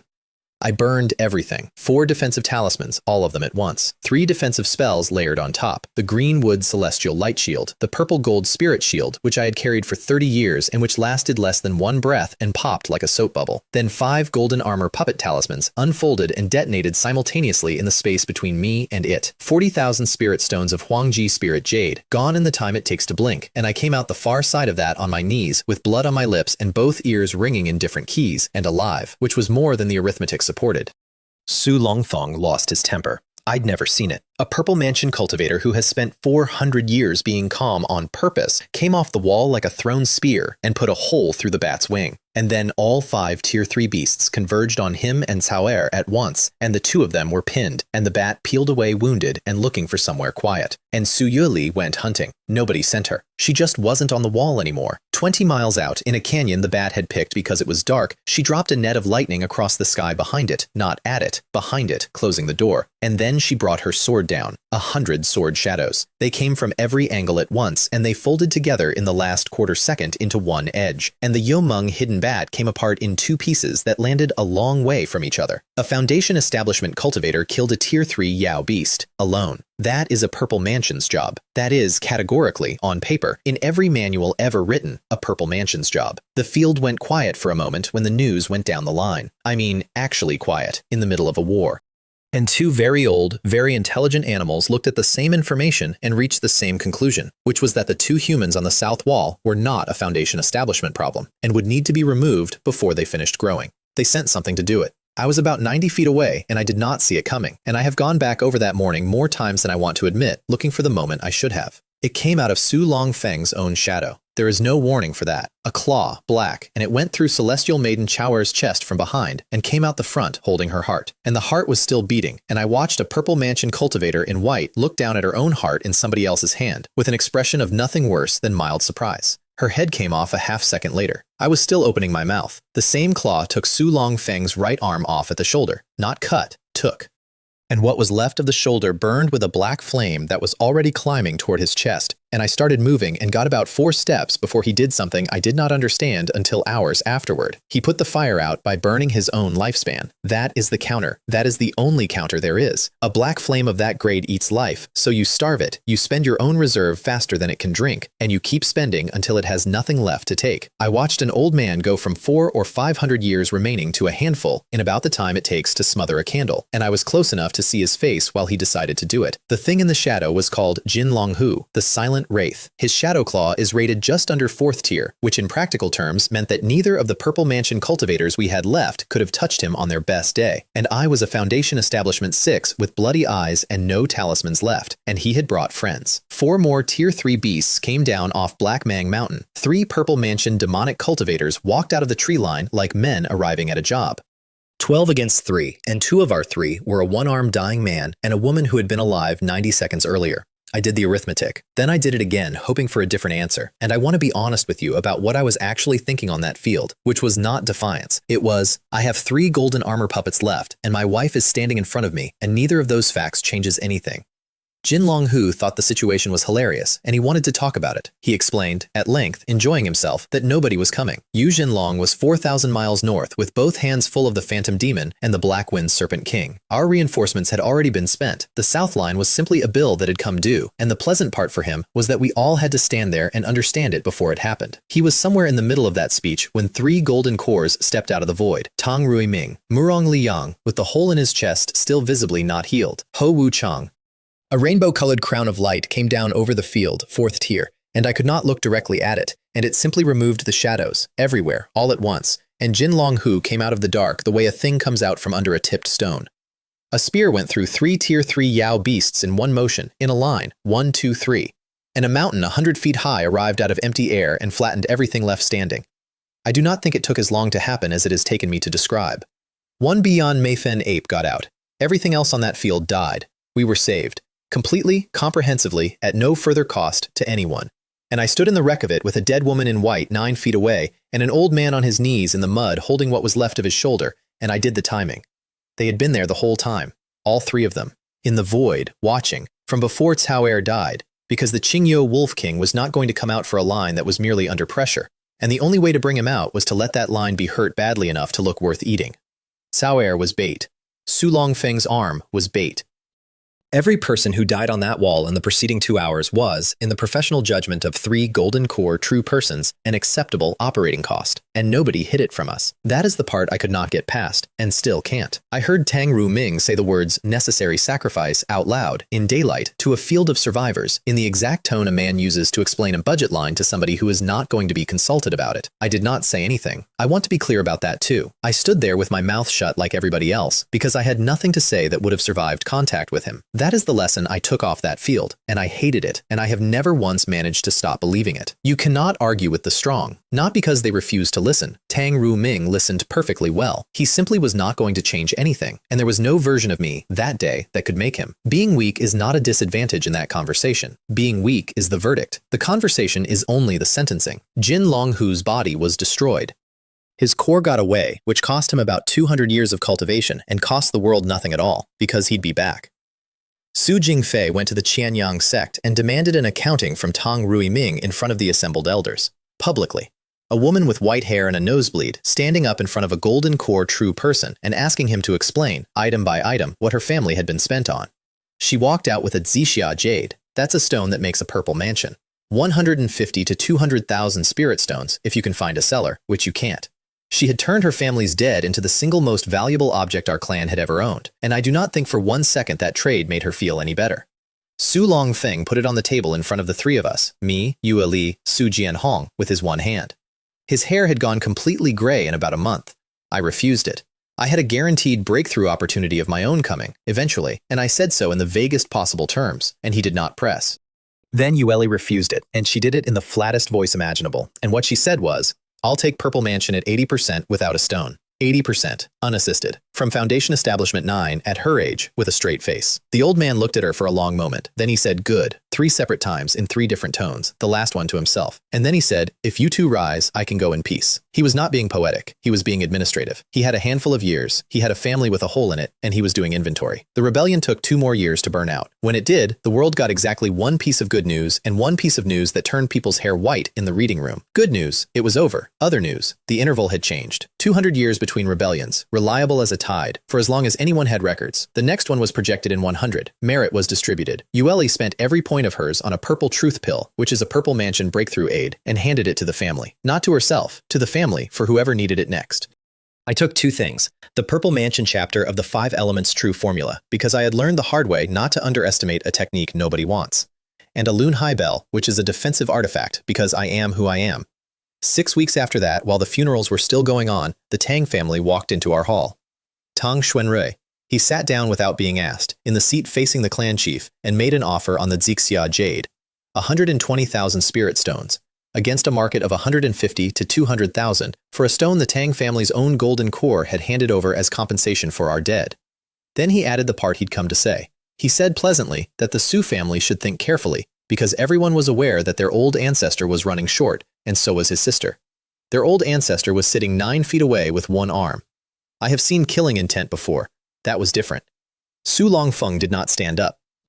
He simply stopped holding his aura in, and the pressure of a dying Purple Mansion cultivator who has genuinely stopped caring came down over that hall, and every cup on the table cracked at once, and he said, conversationally, that if it came to it, he would be taking Tang Xuanrui with him. Tang Xuanrui left. He got as far as the door and said over his shoulder that they'd settle up when the old man was dead. And Su Longfeng, before the man's flight light was out of sight, gave an order I did not understand for about a week. Sell the shops. Nearly all of them. Every Su holding in Qianyang market immediately, quietly, at whatever price we could get. Because the moment the Tang family stopped asking and started squeezing, our trade would be strangled inside a season, and it is much better to sell at 80% to a stranger than at 0% to a corpse. That was the year I finished the meteors. Crimson Fire Meteor Sword Technique, Perfection. 99 at once.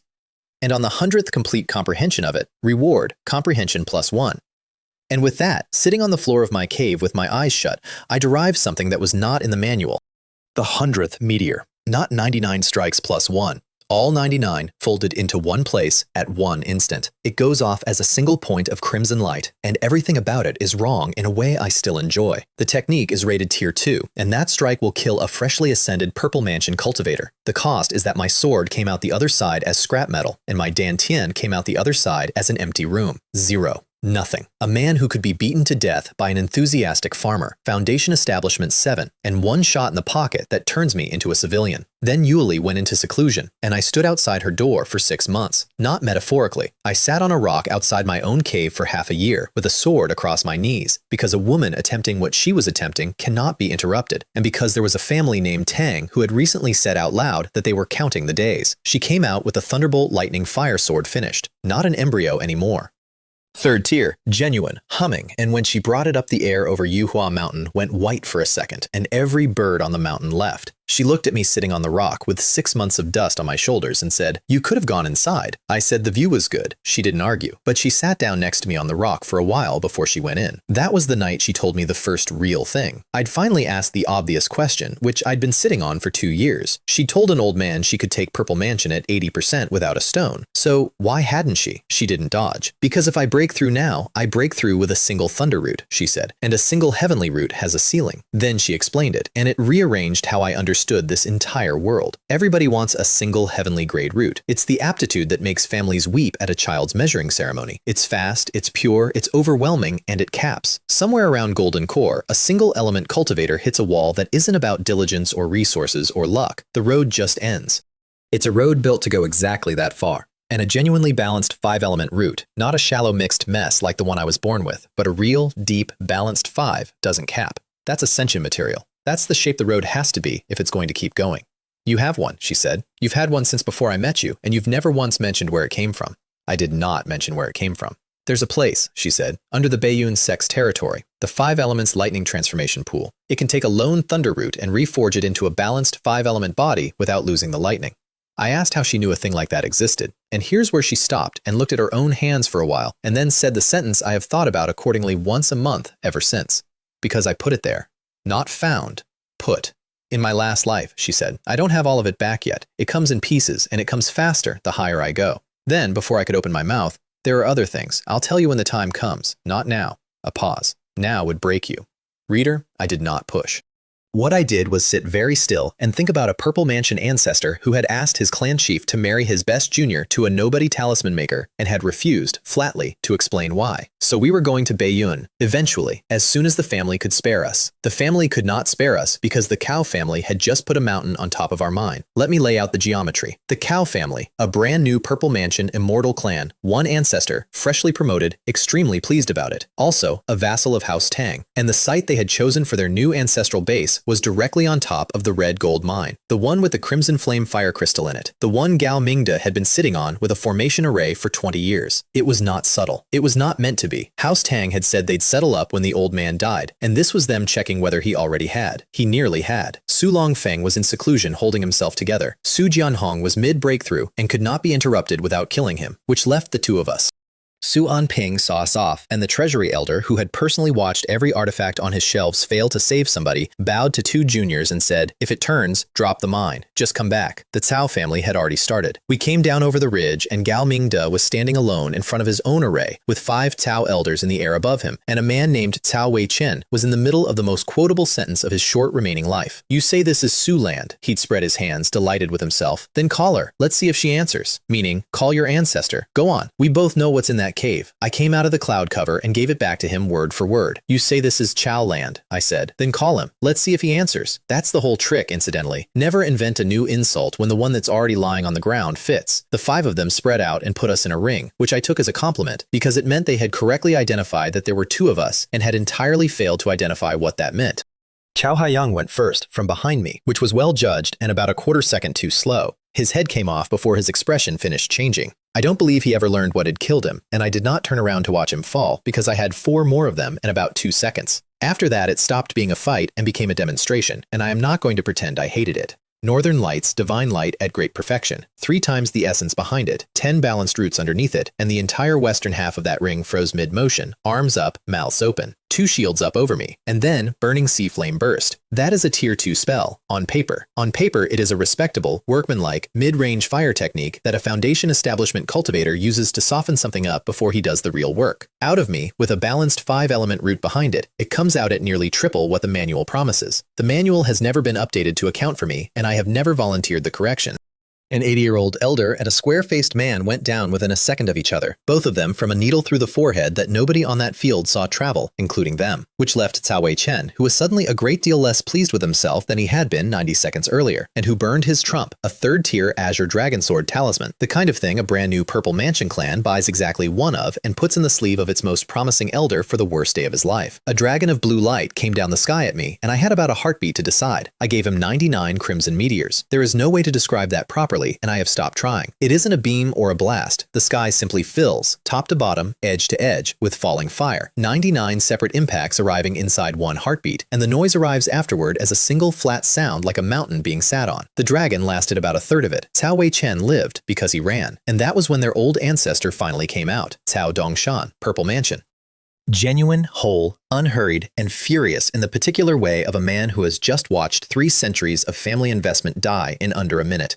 I hit him with the 100th meteor, all 99, folded into one point. Crimson light. It went into the jade pagoda he raised to block it, and the pagoda, a third-tier defensive treasure, a Purple Mansion clan's proudest possession, cracked from top to bottom. And then I was empty, zero essence, ruined sword, standing in the air on nothing but momentum and pride. He knew it too. He burned his origin blood, which is the Purple Mansion equivalent of throwing the furniture in the boiler, and he started coming through, and I watched a very old man decide he was going to kill me personally with his hands. He had, at that point, completely stopped tracking my wife. I want to be fair to him. Everybody did. She had spent 2 decades deliberately reading one step weaker than she was, and she had a heavenly thunder root nobody outside the family had ever seen, and she was a woman standing behind a man in a fight. Cao Dongshan had 400 years of experience, and every single one of them told him where the danger was.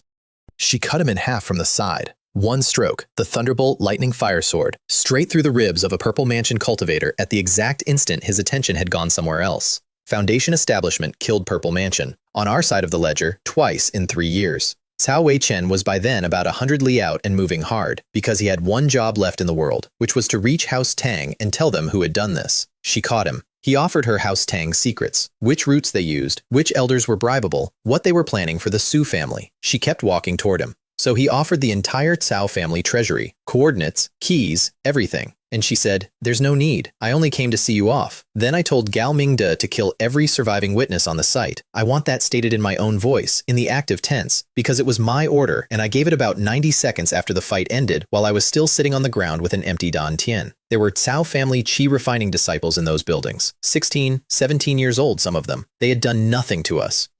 And every single one of them had just watched 2 Foundation establishment cultivators kill a Purple Mansion ancestor. And if that got to House Tang, my wife and I were dead inside a year, and the Su family went with us. I made the call. Gao Mingde carried it out. I did not go and watch, which I have never decided is better or worse. The story we put out instead was that Su Longfeng had done it, the dying, one-armed old ancestor, roused, coming down off his mountain one last time to defend his family's mine. Everybody believed it instantly. House Tang believed it instantly. Because, as Gao Mingde said afterward, wiping his blade off on a Cao family banner, a tiger that isn't showing its strength is not necessarily a dead tiger. The Su family erased the Cao family in about half a month, and I did almost none of it, because I spent that fortnight refilling a dantian that had been scraped down to bare stone. The spoils were obscene. 2 Tier 3 magic treasures, a Taibai Gengjin stone, which I recognized on sight and put my hand on before anybody else could, because I had a sword forging method sitting in my head that wanted exactly that. And roughly 100,000 units of 5-element Dao essence, which is the raw material underneath every serious advance anybody in this world ever makes. Every stone of it was House Tang's money. All of it had gone into Cao Dongshan for one purpose, a leash on our mine, and all of it had just walked into our storage rings. I would have paid real money to be in the room when they were told. I have it on decent authority that Tang Xuanrui broke a table. Their patriarch, Tang Qinglong, was the one who stopped him from doing anything about it, and his reasoning was almost respectful, which I appreciated in a distant sort of way. A dying Purple Mansion has nothing left to lose, and you do not poke a man with nothing left to lose with a stick to see what he does. So House Tang chose commerce instead. No Tang-affiliated business anywhere would trade with the Su family. Not a spirit stone, not a pill, not a courier contract. It should have strangled us inside a season. It didn't, because a one-armed old man had quietly liquidated almost every shop we owned in Shenyang Market 4 months earlier. On the same afternoon, a Tang delegation walked out of our hall promising to settle up when he was dead. I had thought at the time that he was panicking. I hadn't understood yet that Su Longfeng never panicked about anything. He simply saw the shape of it before I did and did not bother explaining, because explaining costs time and he had started counting his. The Cao loot got divided and the family voted us an embarrassing share. I took 2 things out of the pile and left the rest. Huangji Spirit Jade, Tianhe Spirit Dew. Then I went into seclusion for 4 years and so did my wife, and neither of us saw daylight again until it was over. I came out at Foundation Establishment 8 with a task in my head that had come with a deadline attached, the first one since Gujiang City.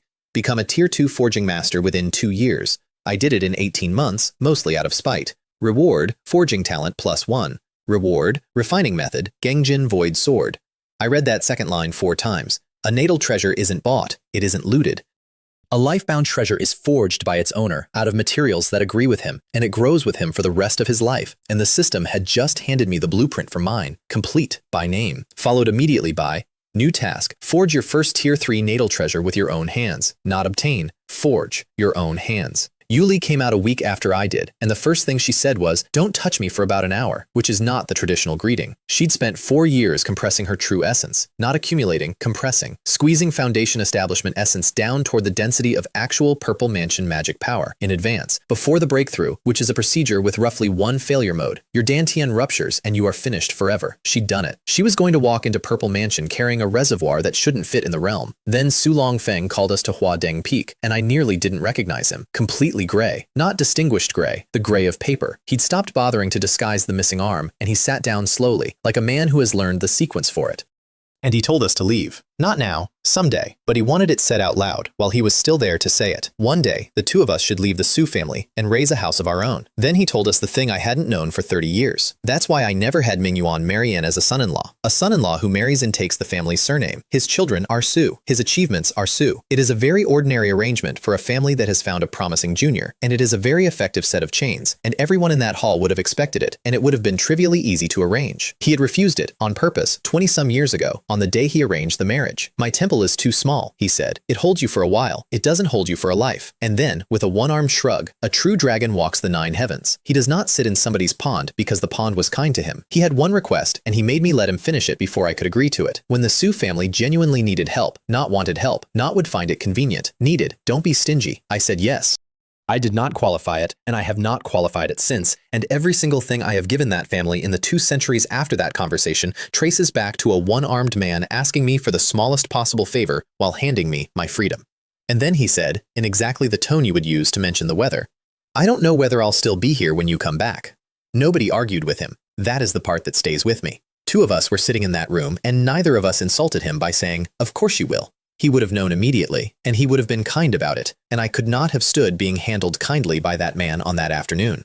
So I said nothing, and Yueli said nothing, and he poured the tea one-handed, and we talked about refining materials for an hour like 3 people with plenty of time. Ancient Spirit Weaver came the next day, and that should have told me everything, and I have to live with the fact that it did not. Su Jingfei by then smelled of death qi, not metaphorically. You could stand within a few feet of her and feel the wrongness in the air, the way a room feels when something has been left out too long, and she was still not 200 years old. She gave us 4 things, and she did it fast, the way you deal cards, and she did not sit down. First, into my hand, a body-refining fragment called the Limitless Wheel Turning Body. Incomplete, ancient, and by her own account useless, she had carried it for centuries and had never once met anybody who satisfied its requirements. "Maybe it's finally found an owner," she said. Second, the Heavenly Tribulation Deduction Path, her own art, the thing that had eaten her hair and her face in about 300 years of her life. She handed it over and gave us a reason that had nothing to do with prophecy. Alongside everything else it does, it hides your fate. It puts a hand over your own destiny so that somebody else's divination, somebody else's curse, cannot find you. She was giving us an umbrella. She had never once used it on herself, because every year she spent hiding was a year she was not spending looking, and she had made that trade decades before I met her.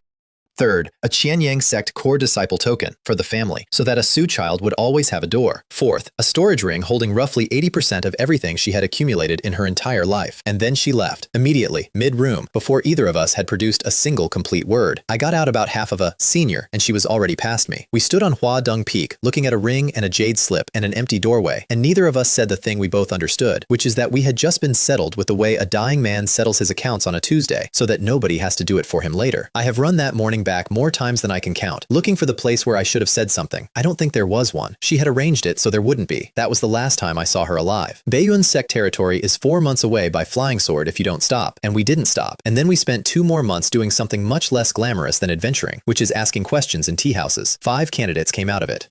5 places in Baiyun's reach where the local records mentioned lightning, or 5 colors, or an old sealed thing under the water, the Fallen Leaf Range, Autumn Wind Ridge, Yunbo Great Lake, Wangyue City, and a place called Flying Rainbow Swamp, which sounded like a lie and which we kept on the list anyway. Yueli could not narrow it further. Her past life had left her the fact of the pool. It had not left her a map, because when you hide something, you do not label it. 2 weeks in, we got recruited. 3 of them, led by a man named Xianxia, with the specific energy of people who have found something and need bodies. A senior's ruins, they said. Sealed, untouched, split 5 ways. I said no while the man was still describing the split, and closed the door on the second half of his sentence, and Yueli looked at me and said, "That was rude. That was policy," because I had heard that exact pitch once before, in a market office, on Guan clan letterhead, and I had gone on to read the casualty figures. 9 days later, we were being followed again. We changed faces first, disguise arts, different clothes, different flight patterns, the whole procedure, and it did not help at all. And that was the interesting part. 4 men came in on us in a gorge with the confidence of people who had a fixed address. They had a shadow tracking goo. It's a parasite. You seed it on a target and it doesn't care what your face looks like because it isn't following your face, it's following the shape of your aura. You could change species and it would still find you. All 4 went down inside about 6 seconds. The last one talked before I asked him to, which is always a nice quality in a person. The client was a man named Kui Lu Yang, 90 years old, Foundation establishment 2, stuck there permanently, and with the resources of an entire sect behind him, because his great-great-grandfather was a grand elder of the Kunshan sect, and Cui Lu Yang had spent his entire adult life buying, threatening, and stealing other people's opportunities with a name he had not earned. He'd heard 2 strangers were hunting for something in Baiyun territory. That was the whole reason. He didn't know what we were looking for. He'd have taken it either way. I filed him. I did not go after him. Chasing a man across a prefecture on a matter of principle is exactly the kind of thing that gets you killed on somebody else's schedule. He'd come back around. They always do. The Fallen Leaf Range took a month and produced nothing. We were on the way out of it when 2 people came over the ridge at a dead run. A girl in her 20s and an old servant who was bleeding from about 4 places and still somehow ahead of her, hurting her. 5 demonic cultivators behind them, closing. And the girl saw us, 2 strangers standing in the open, obviously in the wrong place, and she turned. She actually changed direction, away from us. At full speed, with 5 demonic cultivators on her, she took the harder line so that whoever we were wouldn't get pulled in. And as she went past, she shouted a warning at us, into the wind, at people she had never met. 2 of the 5 peeled off after us anyway, because rat catchers catch rats, and because 2 strangers standing in the open with nowhere to be look exactly like witnesses. I killed both of them with one motion of the purple flame sword without properly stopping walking. And I want to be clear about why. Because it was not compassion and it was not reflex. It was the turn. That's it. That's the entire reason I got involved in somebody else's problem for the first time in 140 years. Every single person in this world who has ever tried to get me killed opened with an offer of a share. That girl was 3 seconds from dying, and her instinct was to make sure it didn't cost anybody else anything. Her old servant was still fighting when I came down the slope. He was Foundation establishment. He was outclassed. He knew it perfectly well. And he was standing between her and 3 men anyway, with the flat competence of somebody who had decided a long time ago how his last day was going to look. I took the work off him. The remaining 3 came at me, and then all 5 of them were on the ground, including the one in charge, Long Yinhu of the Illusionary Demon Cave, Foundation Establishment 7, late stage, a genuinely dangerous man who had been hunting people successfully for 200 years. It took about 4 breaths, and I did not have to think about any of it, which is its own kind of information. The old servant sat down in the dirt and did the arithmetic out loud, which I found refreshing because most people in that position spend the first minute thanking you and the second minute lying to themselves. He killed Long Yinhu easily, he said to nobody in particular. Not narrowly, easily, which means he isn't 1 step above him. He is a great deal above him. The girl was Liu Qing'er, and her father was Liu Hengqian, sect leader of the Wangyue sect. The Illusionary Demon Cave had been chasing her across 2 prefectures in revenge for disciples her father had killed, which is a very old and very stupid kind of debt, and which had come within about 4 seconds of being paid out of her. The old servant's name was Deng Fusho, and after we had said our goodbyes, I heard him because he did not trouble himself to lower his voice much, instructing her that being rescued by someone does not make them yours, and that she should remember the difference. I liked him immediately. And walking away, Yuli said, without any particular emphasis, Wangyue City is 4th on our list. Yes, it was. And we had just made ourselves, at a cost of about 4 breaths, the 2 people that sect leader's only daughter would speak warmly of for the rest of her life. I am not going to pretend that thought didn't occur to me. I am also not going to pretend it occurred to me first, and I have never been more grateful for the order of my own thoughts than I was about 11 months later, when it mattered a great deal. Fallen Leaf Range, empty. Autumn Wind Ridge, empty. 6 months of grid searching 2 mountain ranges with the insightful eye until my nose bled. And then, at the tail end of it, with nothing to show, achievement task issued, conduct 1,000 reconnaissances. Progress, 930 over 1,000, 93%. It had been counting, for 6 months. While I crawled over 2 mountain ranges getting nothing, it had been quietly filling a bar it had not told me existed, and it waited until I was 70 short of the end to mention it. I said some things to the inside of my own skull that I will not repeat. Then Yunbo Great Lake lit up, a 5-colored omen, standing over open water, visible from 40 miles. Which meant everybody in the region knew, which meant the race was now against the Baiyun sect's own response time, because the moment they sealed that lake, it would stay sealed for a century. Shazzo's people were there. Half the loose cultivators in the province were there. We split up on the shoreline and went in from opposite ends like strangers, and I finished the last 70 reconnaissances in 2 days of frantic circling. Reward, insightful heavenly eye. The upgrade. It doesn't just see through disguise anymore. It goes through arrays, through barriers, through layered illusion. It reads the trajectory of a strike before the strike commits, and at a genuinely critical moment, it will show you a fragment of your own heavenly secret. I opened it over the lake and found the entrance 900 meters down, under silt, under a formation that had been holding for longer than the Baiyun sect had existed. Then I nearly fell in the water. That's the cost, and it's not a small one. The talent runs on spirit, the actual substance of your soul, and I came out of that with a white face, no balance, and the specific nausea of a man whose head has been used as a tool. We dove. 900 meters of cold black, and then a gate that did not open for force, or for keys, or for any of the 4 things I tried. Yu Li put a thunder rune on it, and it opened like it had been waiting. Inside was a space that should not exist. I have since described what I saw to people qualified to comment, and the answer I keep getting back is a long silence followed by a question about whether I am sure. Somebody had taken 5 elements and a heavenly lightning source and locked them into a closed, self-feeding cycle. Not stored, cycled, a system that generates its own inputs, does not degrade, does not thin out, and does not require anybody to be home. And whoever built it had built it well enough that it was still running after an unknown number of centuries with the doors shut and nobody inside. That is not Purple Mansion work. That is not Golden Core work either. That is the kind of thing you find attributed to a name in a scripture, in a chapter with no diagrams. My wife walked into it and looked around with the mild interest of a woman checking whether the roof had held up. I asked how long. Over a year. Probably closer to 14 months. She put a formation node in my hand, the master key to the entire space, which she gave me without a moment's hesitation, and I have thought about that too. Don't let anything in, don't let me out early. If it stops halfway, that's worse than never starting. Then she walked into a pool of lightning, and I sat down on a stone step at the bottom of a lake and guarded her for 14 months. I want to describe that year honestly, because most of my life has been noisy, and that year was not.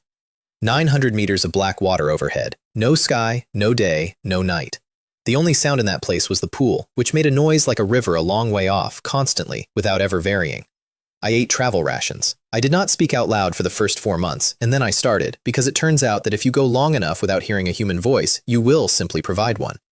Twice, something came down to the gate from the lakeside and pushed at it, and both times I put a hand on the node and it went away, and I never found out what either of them was. And I sat where I could see her and did not once look away for longer than it takes to blink, for 14 months. And if you want to know what a marriage actually is, it is not the wedding. It is a man in a hole in the ground with nothing to do and no one to impress, choosing to keep looking. It also gave me time to finally read the thing Su Jingfei had put in my hand on the day she settled up with us. The limitless wheel turning body. I understood inside 10 minutes why she'd carried it uselessly for centuries. The requirements are not difficult, they're absurd. You need a pure yin-yang 5-element spiritual root, not mixed, not shallow, the real balanced thing, which occurs naturally at a rate somewhere near never. You must have practiced no prior body refining technique at all, not one, not for a day, because it rewrites the body from the base and will not build on anybody else's foundation. And you must begin below Purple Mansion, because after that, the body is set. Any one of those excludes almost everyone. Together, they exclude essentially everybody who has ever been in a position to be offered it. She'd shown it to who knows how many prodigies over 200 years, and every single one of them had already ruined themselves for it by being good at something. I had a route the system gave me for cultivating a technique nobody wanted. I had never learned a body art because I had never been able to afford one, and I was at Foundation Establishment 8. I sat at the bottom of a lake and laughed for a while, and it echoed. What it does is this. It refines the body toward immunity, not resistance. Immunity, or at minimum, a violent reduction, against everything that is made of the 5 elements, which in this world is essentially everything anyone will ever throw at me. And the turning in the name is literal. The body cycles its own state back to whole. It doesn't heal, it reverts. Achievement task issued. Complete 100 temperings. 100. Of course it was 100. And the tempering required saturation in raw 5-element energy, and I was sitting inside the single densest source of raw, balanced 5-element energy any of us had ever heard of, and the woman using it had about 10 months left on the clock. I did not ask her for it. I want that on the record. 13 months later, the pool went quiet. And then it went bright. And then my wife came out of it, and the space we were standing in could not decide what season it was. 5 Thunder Dao Body. The lone thunder root was gone. In its place, 5 real, deep, balanced, and every one of them carrying lightning, which is not a compromise between the two things, but the best possible version of both. The ceiling she told me about, the one that stops every single root prodigy somewhere around Golden Core, had been removed from her personally. Then, without pausing, without a stone, without a pill, standing in the wreck of her own reforging, she took Purple Mansion. 80%, she'd told an old man. She'd been sandbagging. And in the same motion, the same continuous motion, while the breakthrough energy was still going through her, she took the Thunderbolt Lightning Fire Sword and reforged it into something else. The 5 Thunder Immortal Slaying Sword. Then she looked at the pool, which had maybe a fifth of its energy left in it and was starting to come apart, and she did something with her hands, and all of it, every scrap of loose elements still floating in that space, got driven back down into the water and held there. 2 months, she said. Go. I want to be clear about the accounting here. She'd just finished the single most important operation of 2 lifetimes. The correct move, the safe move, the move any sane cultivator makes, is to leave immediately with what you came for. Instead, she stood over a collapsing pool, holding the leftovers together by force so her husband could get his homework done. 2 months of tempering. 70% of the task, not the 100, there simply wasn't time. And at 70%, the limitless wheel-turning body had already made my body harder than a standard Tier 2 artifact. Lower grade 5-element spells stopped meaning anything to me. Not hurt less. Stopped. And somewhere in the middle of it, ignored, incidental, like finding money in a coat. Foundation Establishment 9. Then the ceiling started coming down.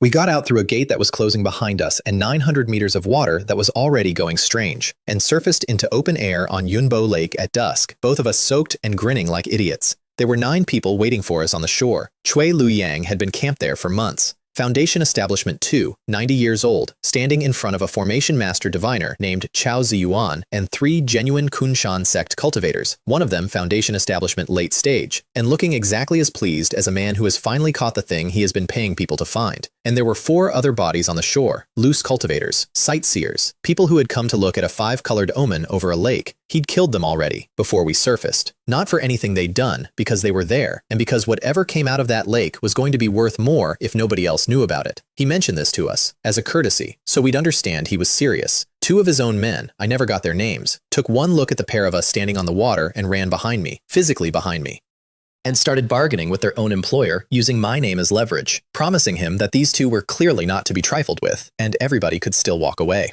We let them. We stood there and watched 2 men try to sell our reputation back to the man who'd hired them, and neither of us moved, because it was genuinely interesting. Cui Luyang asked us to share. I asked whether, if we shared, he'd let us go. And he said, and this is the only honest thing that man said in his entire life, no, but I promise it won't hurt. After that, there was no more conversation. The red-haired one at Foundation Establishment 5 lost his head. The young one with the scar down his face came apart from shoulder to hip. Senior brother Liu, Foundation Establishment late stage, the actual professional of the group, got the purple flame sword through the middle before he had finished raising his guard. 3 men, about 2 seconds. And I had been at Foundation Establishment 9 for 8 weeks, and it turns out that with a body harder than an artifact, and 100 years of not being able to afford mistakes, the gap is not a gap, it's a floor and a ceiling.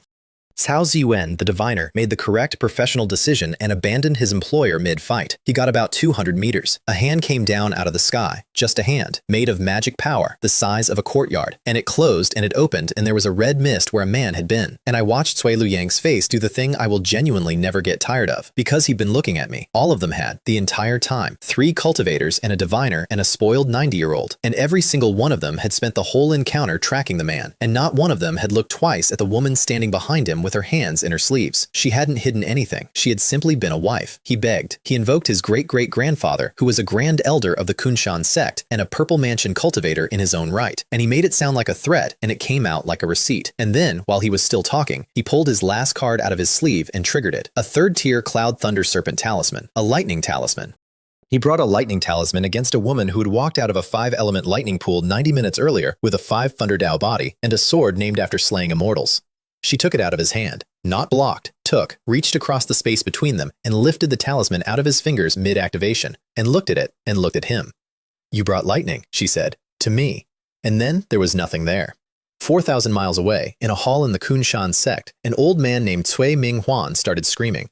He was Purple Mansion, 3rd floor. He was a grand elder. And a soul lamp on a shelf had just gone out, and he knew whose it was before anybody reached him, and he already knew. That was the part that mattered, because a man like that keeps his great-great-grandson's lamp where he can see it from his seat. I did not know any of that yet. What I knew was that we had a purple mansion in the family now, that my wife was a different species than she'd been a year ago, and that I was standing on a lakeshore next to 9 bodies with no idea that 4 of them had cost me anything. They'd cost me about 11 years. We went to the Northern Cloud Bazaar to spend money, which after 4 months of eating travel rations at the bottom of a lake is an underrated pleasure. Beilinglo is the biggest shop on the bazaar's main street, and its manager, an old man everybody called Old Ho, came out from behind his counter personally when we walked in. And then he bowed to my wife, deeply, correctly, and to her, and for the rest of the transaction he addressed every single question to her and every so often glanced at me the way you'd glance at a chair somebody had left in the aisle. I found this hilarious. She did not find it hilarious, which made it better. We spent 100,000 spirit stones in one sitting, materials mostly. I was building toward a natal sword, and she was building toward whatever she was building toward, and neither of us haggled, because at a certain point in your life, haggling is just advertising. One thing we could not get, Kongming's Skystone, not expensive, not available. It's a void attribute refining material, and it does not appear in shops. It appears at auctions, occasionally, and gets fought over. Old Ho mentioned that there was a Purple Mansion-level trade fair in a few months, in a place called Xianxia Garden. So we waited. Xianxia Garden was the first room I had ever walked into as a genuine somebody, and it took me about 11 seconds to be reminded that I wasn't. Liu Qing'er spotted us first and made a noise that got half the hall to turn around, and behind her, moving unhurriedly through a crowd that opened for him without appearing to notice it was opening, came her father, Liu Hengtian, sect leader of the Wang Yue sect, False Core. That's the half-step. Above Purple Mansion, below Golden Core, and the honest description is that a false core cultivator can kill any purple mansion in the world and cannot yet be killed by any of them. He thanked us for his daughter. Then he gave us the Wang Yue order, one favor. Anything within the sect's power, from the entire sect, called in at any time, no expiration, no questions. I have been given expensive things. That was the first time somebody handed me something I had no way to value. Then the fair started, and Liu Hengtian put up a moon-gazing fruit. 50 years of lifespan. Clean, natural, no side effects, no diminishing return. There were maybe 40 Purple Mansion cultivators in that room, and every single one of them wanted it, because at their level, lifespan is the only currency that actually runs out. I bid 200,000 spirit stones, which was, let's be honest, an insane thing for me to do. I was Foundation Establishment 9. 200,000 was most of what we had, and it wasn't for me. I have 100 years I didn't earn, and I looked 25. It was for a one-armed gray man on a mountain 4,000 miles away, who had never in 400 years eaten a single life-extending treasure, because every time the family got one, he found somebody who needed it more. I did not say that out loud, but everybody in that room could do the arithmetic on a Foundation Establishment cultivator overpaying for lifespan he obviously didn't need, and I watched about 40 people quietly work out who it must be for. Liu Hengtian cut the price in half, himself, unprompted, 100,000, from a man who could have gotten 300 by waiting 9 seconds. And then he called me young friend, not junior, not little friend. Young friend, which between a false core and a Foundation Establishment cultivator is not modesty. It's a public declaration of category, and every predator in that hall put its claws away in the same breath, because a man who owes Liu Hengtian's family a life and gets called friend to his face is no longer inventory. Not everybody put their claws away. There was a man near the back in Purple Mansion robes who had been looking at us since we walked in, and who did not stop when I noticed, and did not moderate his expression at all. Cui Ming Huan, Grand Elder of the Kunshan sect, Purple Mansion, 3rd floor. And by his face he had already worked out exactly who we were, and he'd done it the way people at that level do it, through the blood. His great-great-grandson had died with our essence traces on him, and blood remembers. Liu Hengtian offered to handle it, quietly, without turning his head, in the tone of a man offering to take out somebody's rubbish. We declined. I have thought about that decision a great deal, and I still think it was right, and the reason is not pride. If Liu Hengtian solves your problem for you, then you are a man whose problems Liu Hengtian solves, and there is a very short queue of people willing to test how long that lasts. Then the Kongming Sky Stone came up, and a man named Feng Jinpeng bid 80,000 for it. Purple Mansion, 2nd floor. Grand Elder of his own sect, the kind of man who bids in a round number and then looks around the room to see if anyone would like to explain themselves. I bid 100,000. He turned all the way around in his seat, and then he did the thing that seniors do, which is worse than a threat, because a threat can be refused cleanly. He asked me to yield. He said he needed the stone. He said he would not forget it. He said it in front of the entire hall, warmly, at a man 3 realms below him. I said no. I said it plainly, and I said it once, and I did not soften it, and there was a silence in that room of about 2 full seconds, which at a trade fair is a geological epoch. Liu Hengtian found me afterward and told me what I already knew. Feng Jinpeng does not forget, does not forgive, and has been known to spend decades on things. I said I'd noticed. We stayed at the bazaar for a year after that, and it was the best year I'd had. The limitless wheel turning body reached initial perfection. My body, my actual physical body, unarmed, unarmored, could now take a direct hit from a Tier 2 high-grade artifact and be annoyed about it. And on the 100th tempering, achievement complete, reward, dragon elephant divine power, physical strength, that's all it is. It doesn't cut, it doesn't burn, it doesn't fly. It just means that when I close my hand on something, the fact that the thing is defended by a purple mansion cultivator becomes a detail rather than an obstacle. I was ready. Everything was in place. The body, the essence, the technique, the years. I told Yueli I was going to take Purple Mansion, and she said good, and I sat down to begin. And then the message came. Su Jingfei was dead, quietly, in her own cave, in the Qianxia sect, with nobody in the room, not yet 200 years old. I sat and looked at the jade slip for a long time, and then I put the breakthrough away, and Yueli didn't ask, because she was already packing. Here's what people outside the family never understood, and what House Tang had understood perfectly for 30 years. Everyone assumed Su Longfeng was the Su family's spine. He wasn't. He was our strength, which is different. Su Jingfei was our position, the connection to a golden core true person, the standing inside the Qianyang sect, the reason nobody had simply taken our mountain in the 4 centuries anyone could remember. She was the answer to the question, and what happens if we do? And she was gone. And Su Jianhong was in seclusion, and Su Longfeng had a handful of years and 1 arm. The family was standing in the open with nothing in front of it. We turned for home immediately, which was, of course, exactly what 2 people had been waiting for. Sui Minghuan and Feng Jinpeng had been drinking together in a tavern on the bazaar for weeks, and they had already divided us up. The Kongming Sky Stone to Feng Jinpeng. Everything else split down the middle. A Purple Mansion 3rd floor and a Purple Mansion 2nd floor, against, as they understood it, 1 Purple Mansion 1st floor and her foundation establishment husband.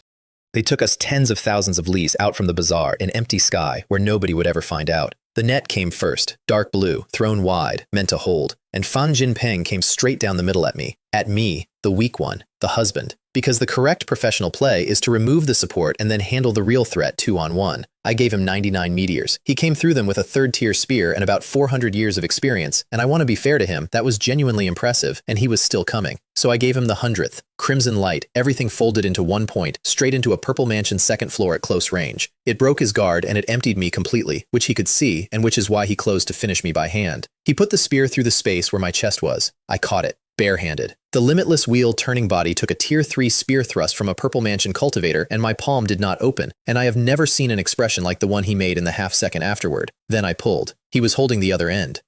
He came with it, straight at me, and I put a dragon elephant fist through his chest. Clean through, front to back. He looked down at his own ribs and, with the last air he had, said 1 word. Divine ability. He'd realized. Right at the end, he understood that the man he'd written off as a talisman maker husband was carrying a growth-class divine ability of the body, and it was the last thought he ever had, and he was still trying to shout for help when a 5-colored sword came out of the sky and erased him. Sui Minghuan looked over at that moment and made a discovery of his own. My wife had been fighting him for the entire engagement without drawing her natal sword. The 5-thunder immortal slaying sword had not come out. She'd been holding a Purple Mansion 3rd floor at bay with her offhand work, waiting to see whether I needed it. He ran. 3 bolts of lightning caught him inside 400 meters, and there was a red mist, and then there wasn't even that. And about a mile above us, in a cloud, 2 people were watching. Liu Hengtian had followed us out.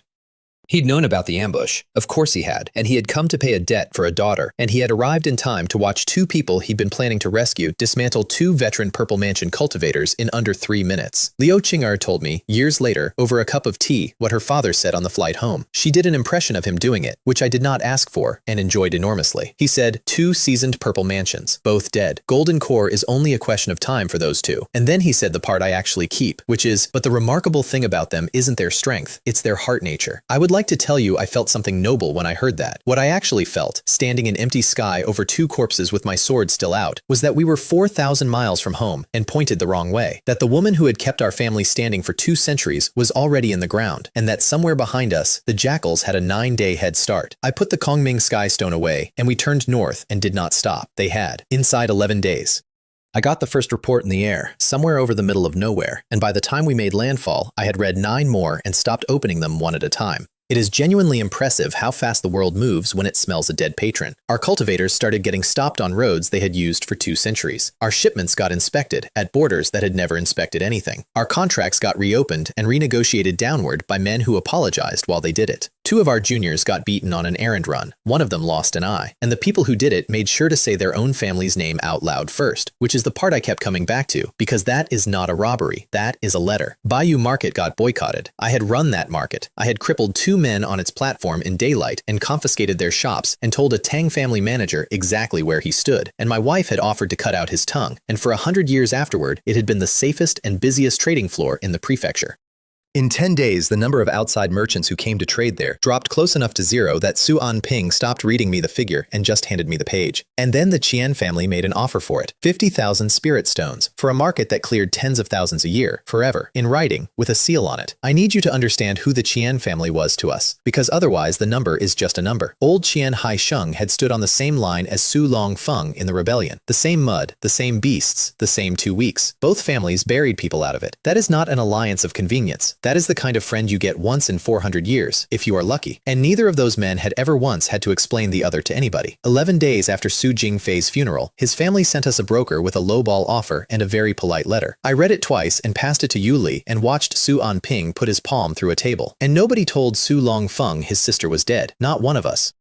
I stood in that hall 3 separate times with the words in my mouth and could not produce them, and neither could the clan chief, and neither could anyone else. So for weeks, the entire family walked around a hole in the middle of the house and pretended the floor was fine. Then Baihe City happened. Baihe was ours, 1,800,000 mortals, a real city with a river and a grain market and 4 centuries of tax records in our own archive, which is how I know the number. In one night, all of it went into a blood sacrifice. Not a raid, not a massacre with survivors and a report. The same signature as the city we lost during the rebellion. Everyone, to the last soul, converted into fuel. I read that dispatch standing up and had to put a hand on a doorframe. Su Anping went himself. He took Pan Mudi and he went, and before he left, he said out loud in front of the assembled elders that he was fully aware it was a trap. Then he told us why he was going anyway, and I have never in 180 years found the counter-argument. A family that will not answer for 2 million of its own dead is already finished.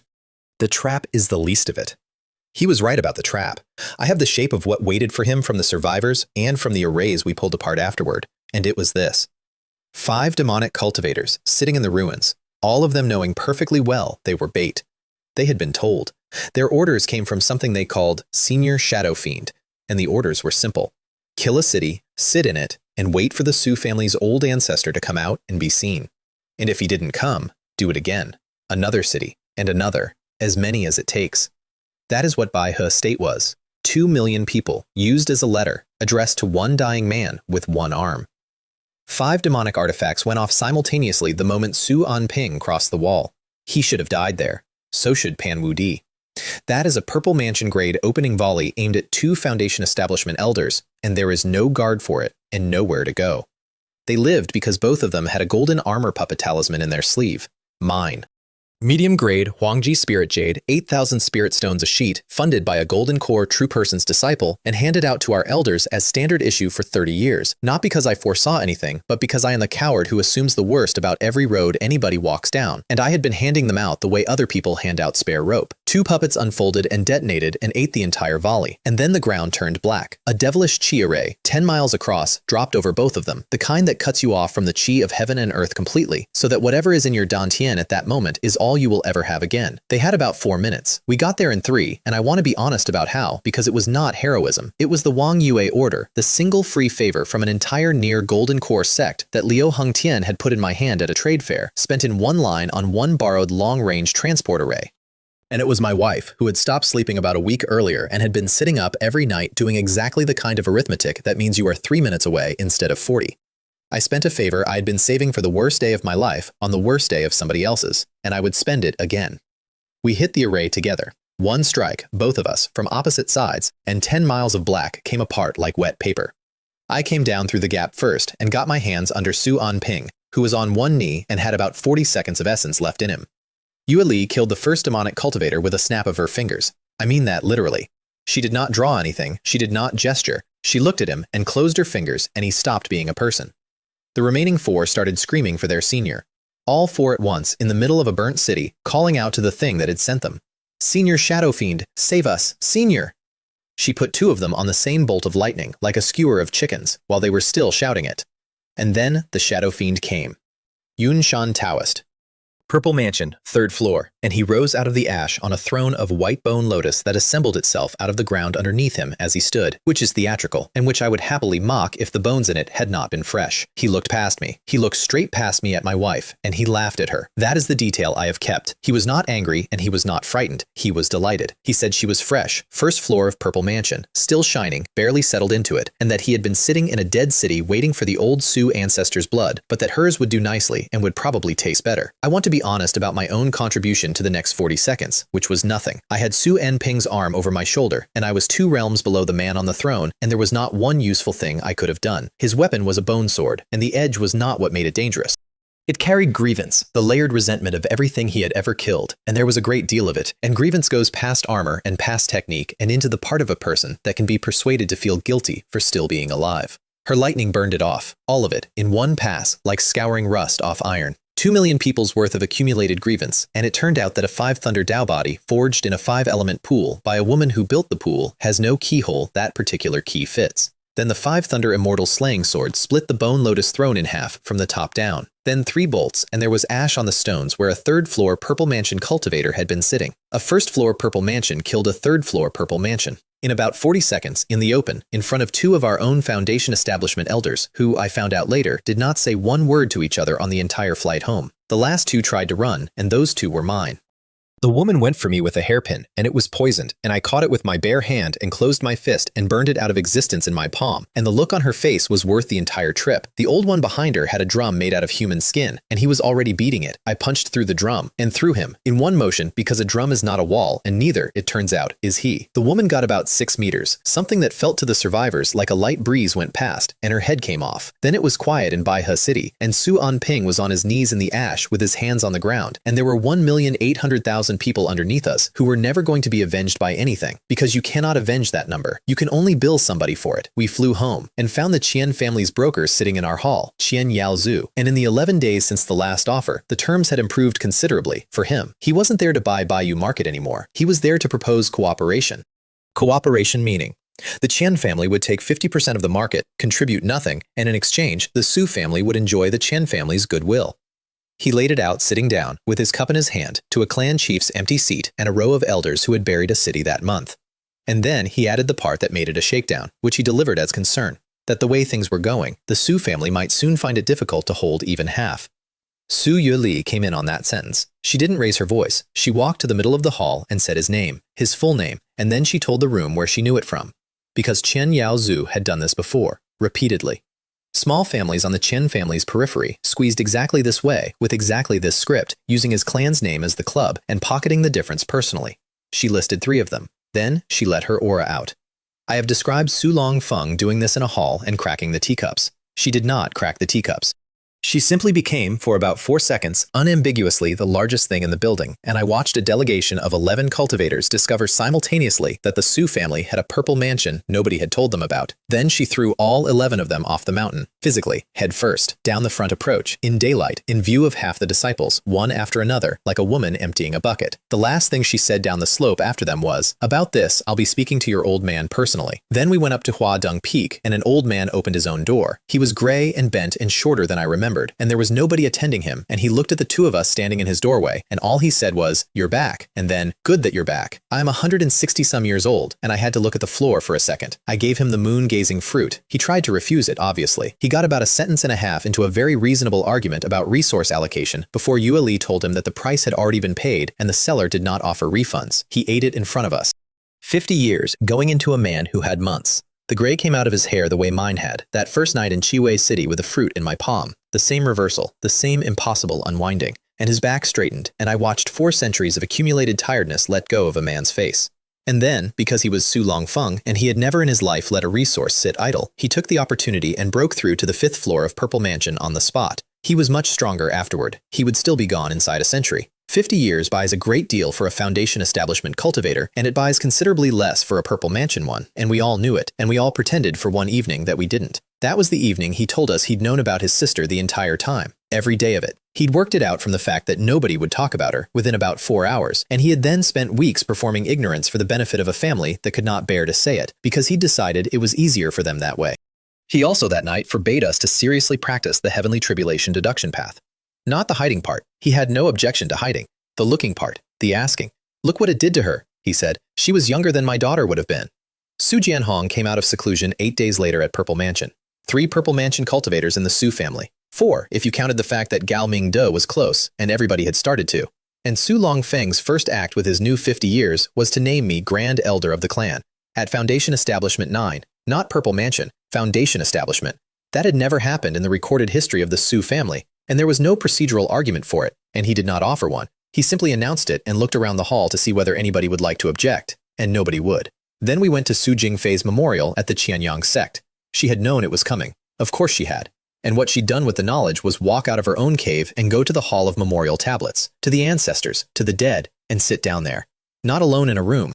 She hadn't wanted to be found alone in a room, so she died in the one place in the sect that was, technically, full. They led us into her cave afterward. It was empty. 2 clay pots, a woven table, a cot with 1 blanket, a sitting mat with the middle worn through. That's the residence of a Purple Mansion elder, Dao companion of a Golden Core true person, one of the most respected diviners in 3 prefectures. Misty Peak Sage saw my face and explained it, quietly, in the doorway. She had lived like that on purpose, deliberately for over a century. A diviner who looks into the heavens is looked at back, and there is a school of thought that says the way you survive that is to give the heavens nothing to notice. No treasures, no comforts, no accumulation, nothing that catches light. She had spent her whole life trying to be forgotten by the sky, and she had spent every year she saved that way on other people's futures. That was the day I met the 7-star Immortal Master.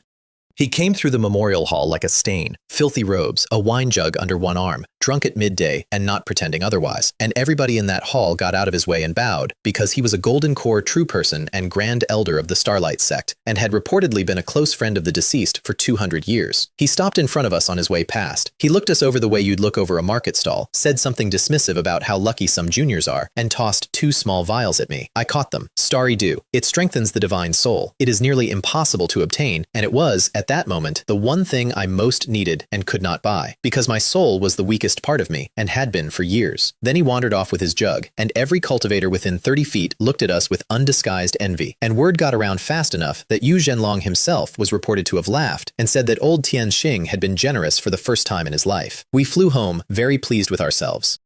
I opened one of the vials on Feiyu Peak with the Insightful Heavenly Eye active, because I open everything with the Insightful Heavenly Eye active, because I am the man who picked the worst cave on the map.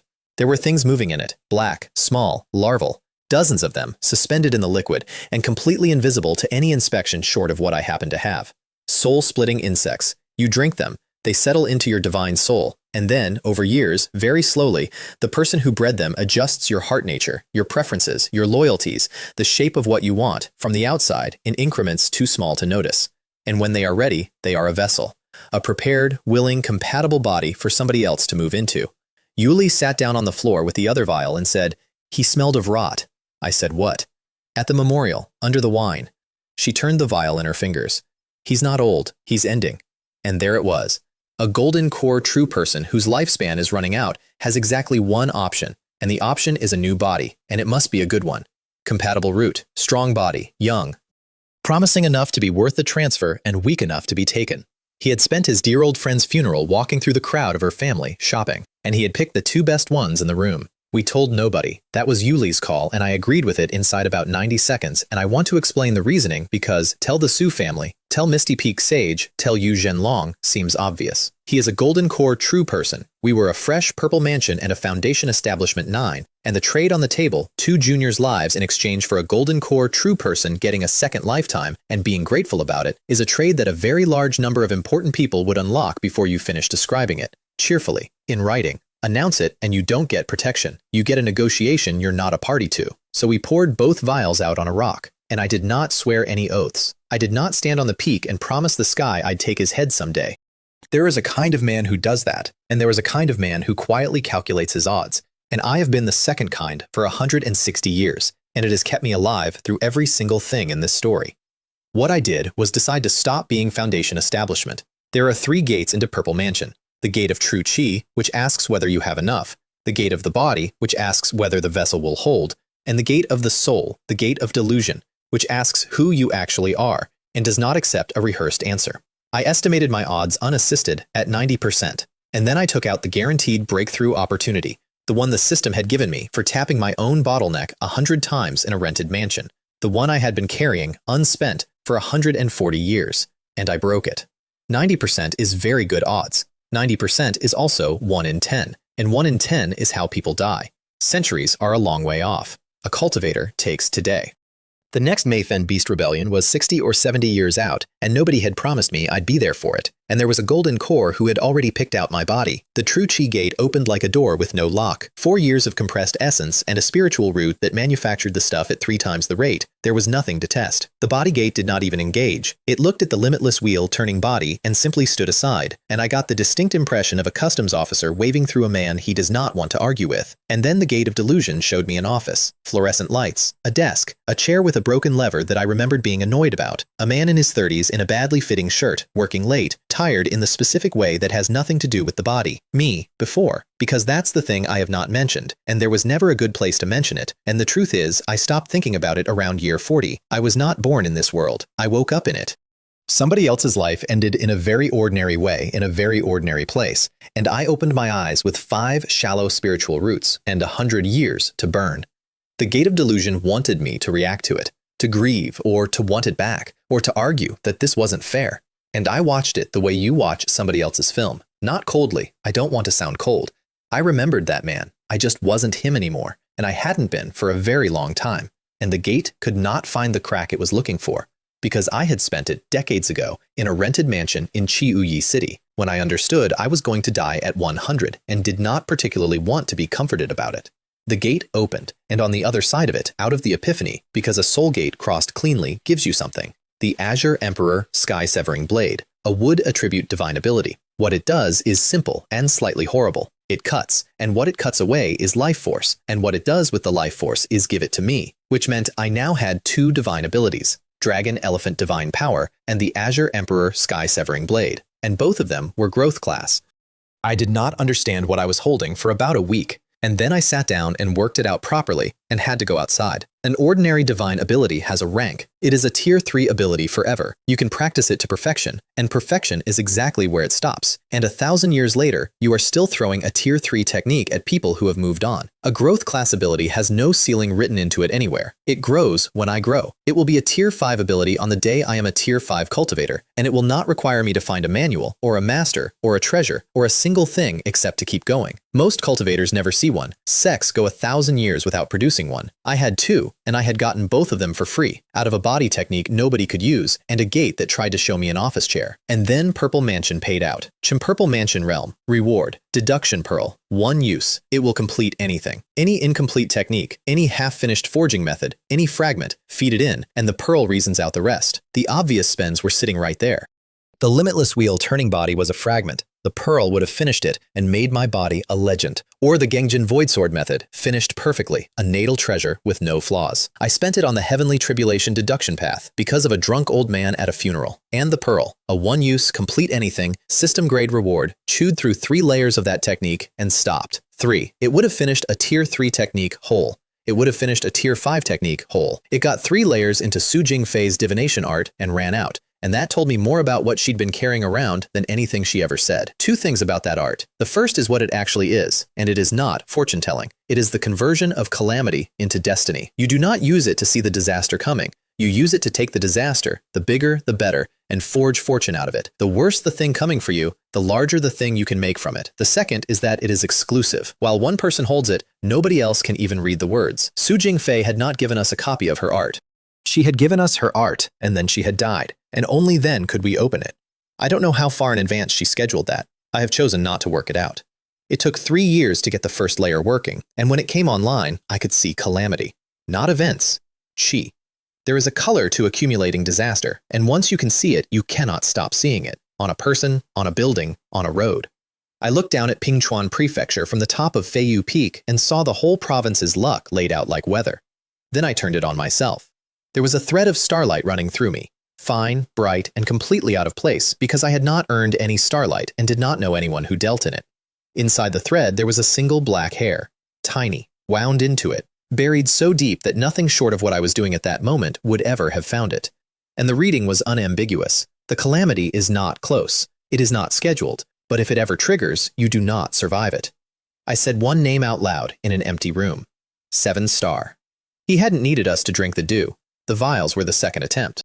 The first attempt was the handing over, a golden core true person passing an object into your hand in a memorial hall, in front of witnesses, with a fragment of himself in the gesture. So I did the only thing 3 layers of a divination art will let a fresh purple mansion do against a golden core. I hid, not my body, my fate. I took my own destiny and my wife's and I folded both of them out of the sky's line of sight, which is the one thing Su Jingfei's art does better than any other art in the world, and the reason she'd given it to us in the first place, and I suspect the reason she'd been holding it for me since roughly the day she started bleeding from the nose. And 4,000 miles away, an old drunk man lost both his pieces off the board at once. I have this second hand, so take it as you like. He tried to find us and found nothing, not resistance, nothing. The specific blank that means a thread has been cut rather than defended. And after a while, he arrived at a conclusion. He decided that ancient spirit weaver had left her juniors protected, in advance, before her death, knowing. And what he reportedly said out loud to an empty room was, "So you were wary of me."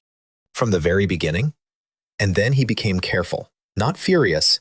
Careful, because if his oldest friend had spent her final years quietly building a wall against him specifically, then she had seen something, and she had told somebody, and a golden core true person with a dying body cannot afford to find out how many somebodies there were. That was the entire plan, and it worked exactly as designed, and it bought me decades. I did not kill him. I want to be clear about that. He is still out there, and he still needs a body, and nothing about that situation is resolved. I just moved myself further down his list. Oh, and Su Yuli sat outside my door for those 3 years. The whole time.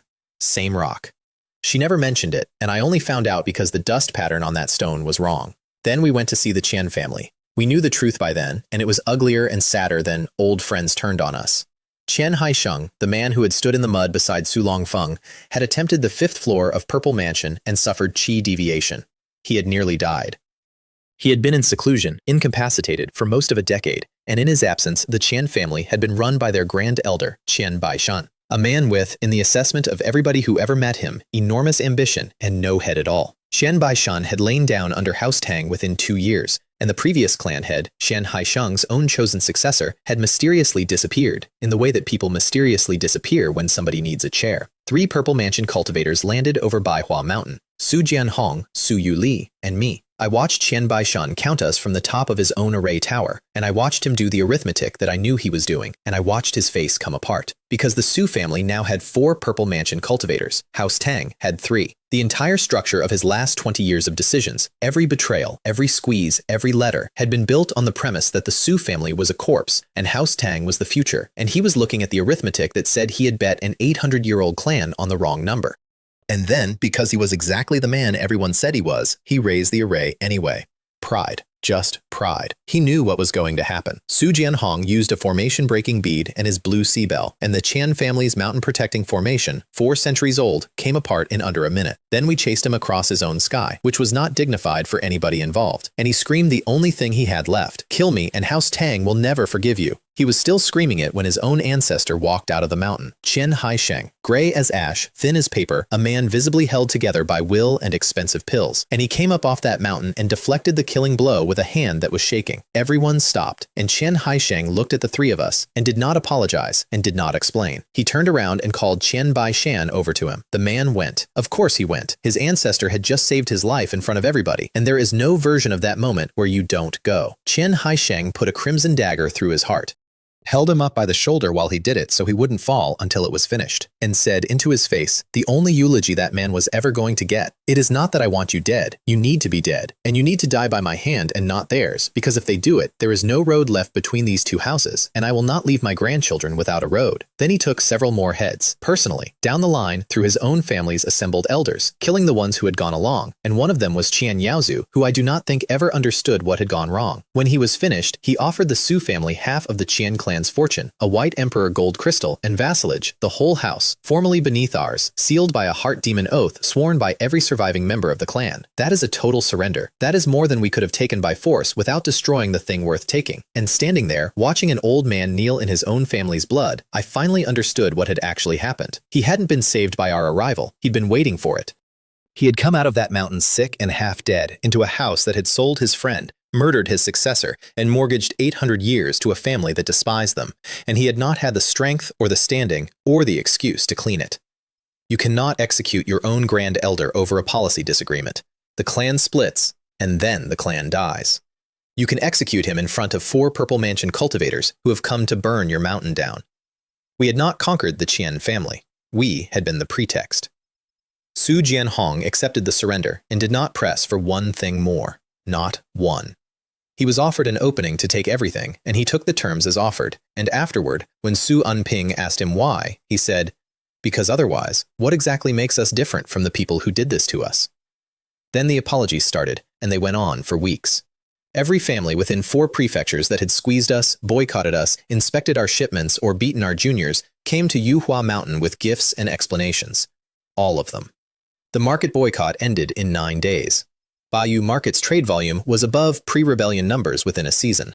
Nobody had suddenly discovered they liked us. They had discovered we had 4 Purple Mansions and a vassal clan, which is the same thing in the language they speak. The Qian loot got divided, and I took one item out of it, the White Emperor Gold Crystal, because I had a refining method sitting in my head with a name on it, and it wanted 3 materials, and this was the last one. And then Su Longfeng announced a joint Purple Mansion celebration. 3 of us at once, me, Yu Li, Su Jianhong, which had not happened in the family's history and would probably not happen again. I made one request about the guest list. I asked that Liu Hengtian be invited personally, by name, in writing. The celebration was set for 3 months out, which gave me 3 months, which meant I immediately went and locked myself in a room, because I was one step short of being a 3rd-tier artifact refiner, and that step is the door. Below it, you make things. Above it, you can attempt a life-bound treasure. Yu Li came with me and sat in the corner to supervise, which I had not asked for, and which turned out to be the reason any of it worked.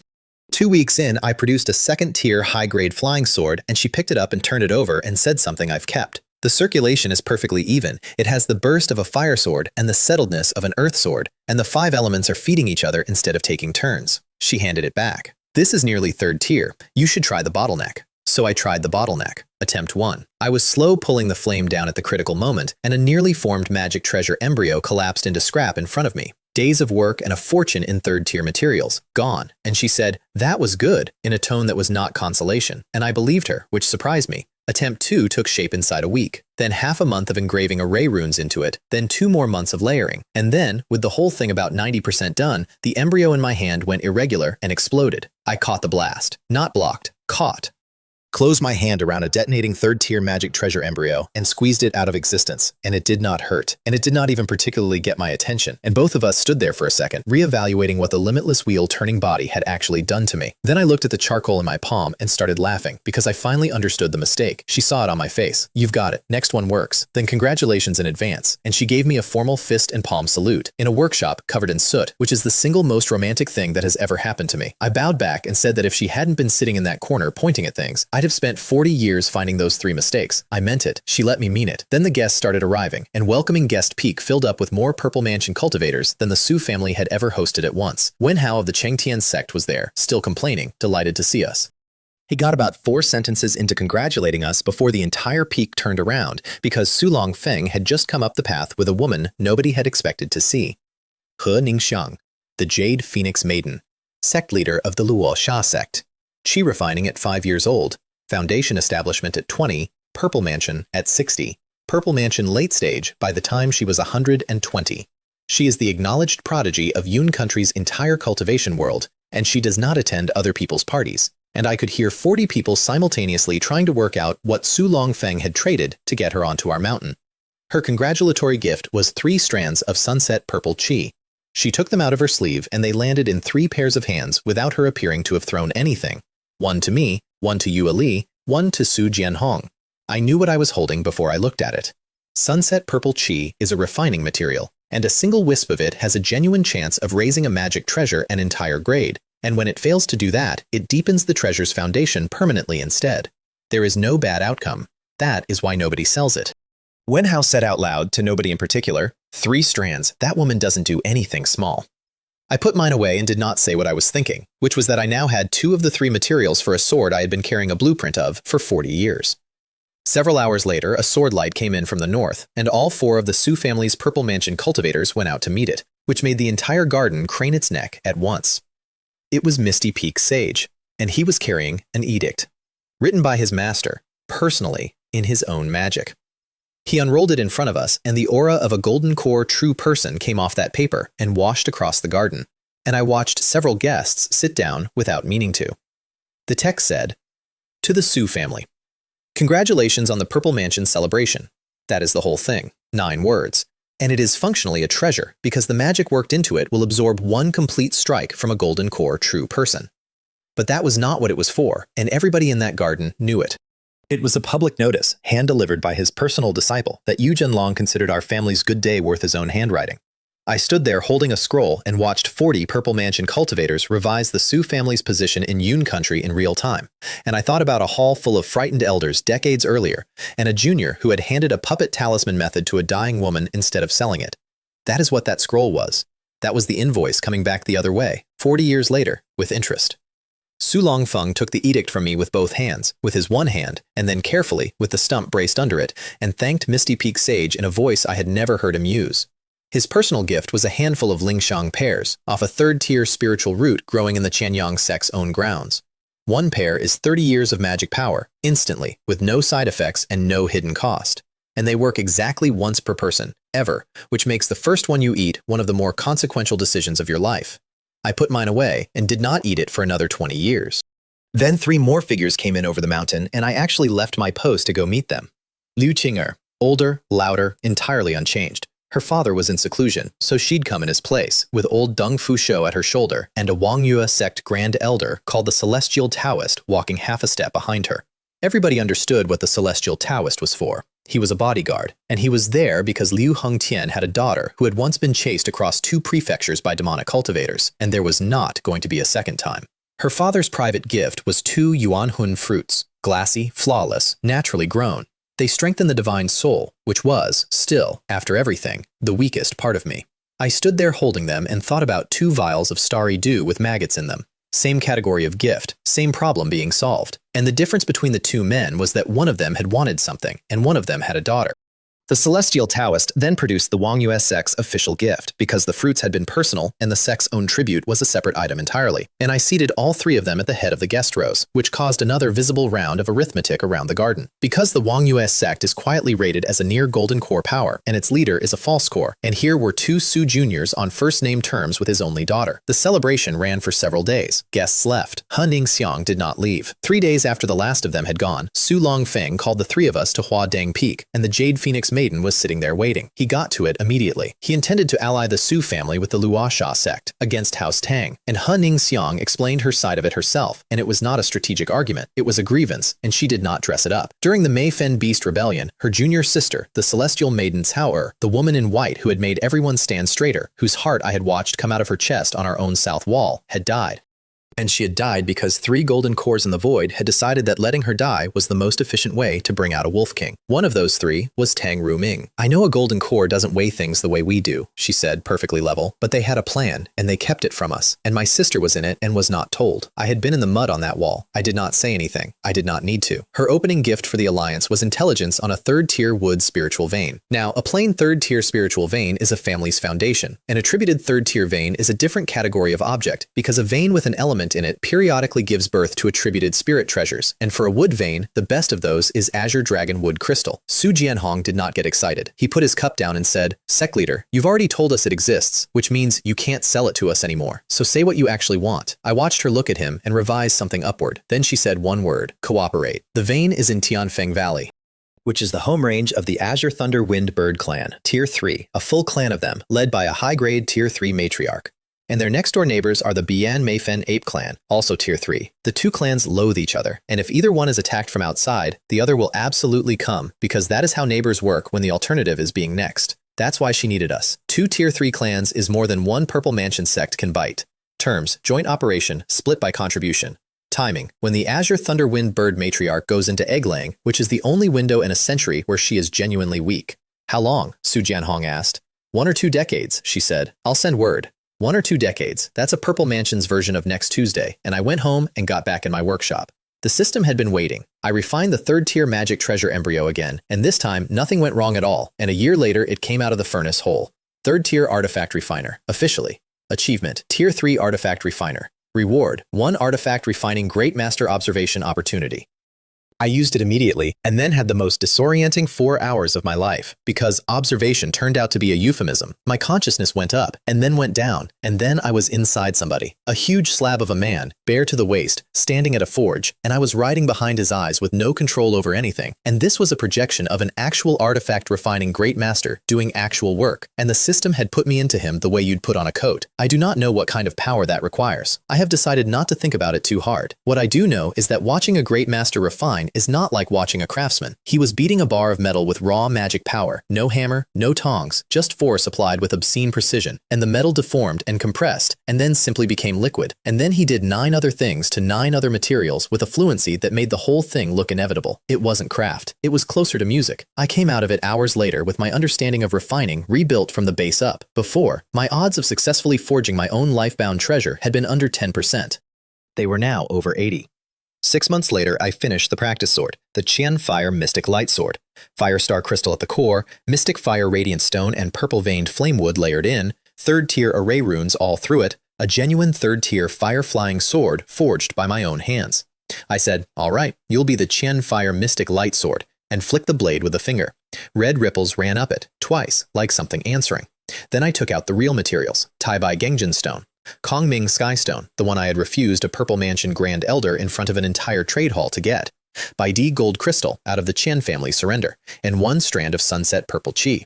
Hours to melt the base materials down, 2 weeks to fold the Taibai Gengjin Stone into flame, a year for all 3 primary materials to become one thing.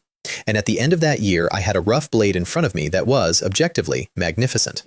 It was so sharp that its sharpness had become a hazard in itself. The reading was that an ordinary Foundation Establishment refiner standing in that room and looking directly at it could have been killed by the killing intent alone. If I had kept going down that road, I would have produced one of the great murder swords of the age, and I stopped because that was the wrong sword. I did not want a blade that announces itself. I have never once in my life wanted to be the most visible thing in a room. So I poured the last of the Sunset Purple Qi into it and reforged the entire thing from the beginning. 2 more years.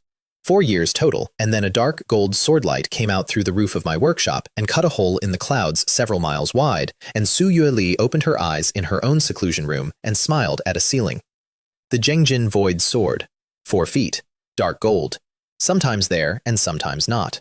It pierces armor and it will destroy most ordinary magic treasures outright, and its real quality is that it goes ethereal. You cannot track it, because for stretches of its flight it isn't anywhere. And if I ever raise its quality high enough, it will cut through the void realm itself. Achievement. Forged a Tier 3 Lifebound Treasure. Reward. Magic Treasure Embryo. 2 Extremes Yuan Magnetic Divine Mountain. It emits bipolar magnetic divine light, the bane of all metal attribute magic treasures. It can also transform into a mountain hundreds of feet high to suppress enemies. Note, unlimited growth potential. When fully formed, its grade will reach Tier 4. Note 2, it will not affect the host's own gold attribute treasures. Read that first line again and think about what most cultivators fight with. Swords, spears, halberds, axes, hooks, blades of every description, and almost every single one of them at every tier is primarily metal. I had just been handed a counter to the entire category, and the system had thoughtfully included a note clarifying that it wouldn't jam my own equipment, which is the kind of quality of life detail that made me briefly fond of it. That task had taken over 20 years to finish. Around the same time, in the red gold mine, the Crimson Flame Fire Crystal finally finished forming. And the Su family immediately had its worst internal crisis in 400 years, because there was 1 crystal and 1 purple truth pill, the one Yu Li had donated to the family with her rebellion merit decades earlier, and there were 3 Foundation Establishment elders with functionally identical contribution records. Su Anping, 9th level, Pan Wu Di, 9th level, Su Manhwa, all 3 qualified, all 3 had earned it, and a Crimson Flame Fire Crystal plus a purple truth pill is a shot at Purple Mansion, which is not a reward, it's the difference between 200 more years and 800 more years, and everyone in that hall knew it. Gao Mingde, who had the highest contribution total of anyone by a wide margin, and who had personally guarded that mine for decades, withdrew from consideration. His reasoning, delivered flatly at the red gold mine without coming up to the mountain, he was near the end of his lifespan. He was not confident of breaking through even with the crystal, and it would be a waste to burn it on a maybe when somebody younger could use it on a certainty. Su Longfeng stalled. He announced they'd wait until Ming Yuan and Yu Li came out of seclusion.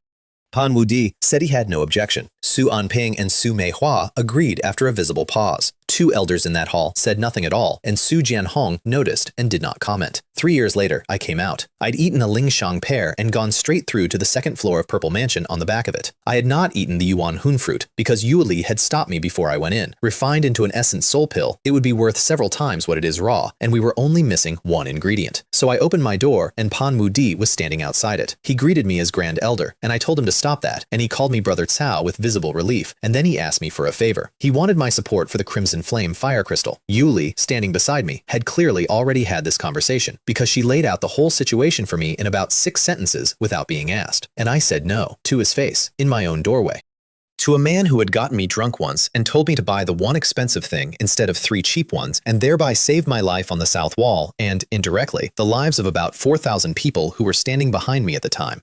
I owed him. That's the point. That's why I said no, because if I back Pan Wudi today, then tomorrow Su Anping comes up my path, and the day after that, Su Meihua, and I say no to one of them, and now the Su family's Grand Elder has favorites, and the family's rules are a decoration. I have watched a family cannibalize itself over unfair distribution. Everyone in that story thought they were making one small exception. I explained all of it. I did not soften it, and I did not hide behind procedure, and he listened to the whole thing and said he understood. Then he left, and I stood there watching him go down my miserable backslope path and thought, he might. Or he might have said it because it was the only thing left to say, and that's a crack that never closes. Not everybody can be Gao Mingde about their own future. Gao Mingde could afford grace. He was almost out of road.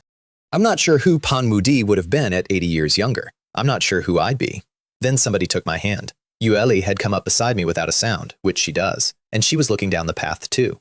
You did nothing wrong just now, she said, and then, and wherever this goes, whenever, I'm standing on your side of it. I turned my hand over and held hers back, and neither of us said anything else for a while.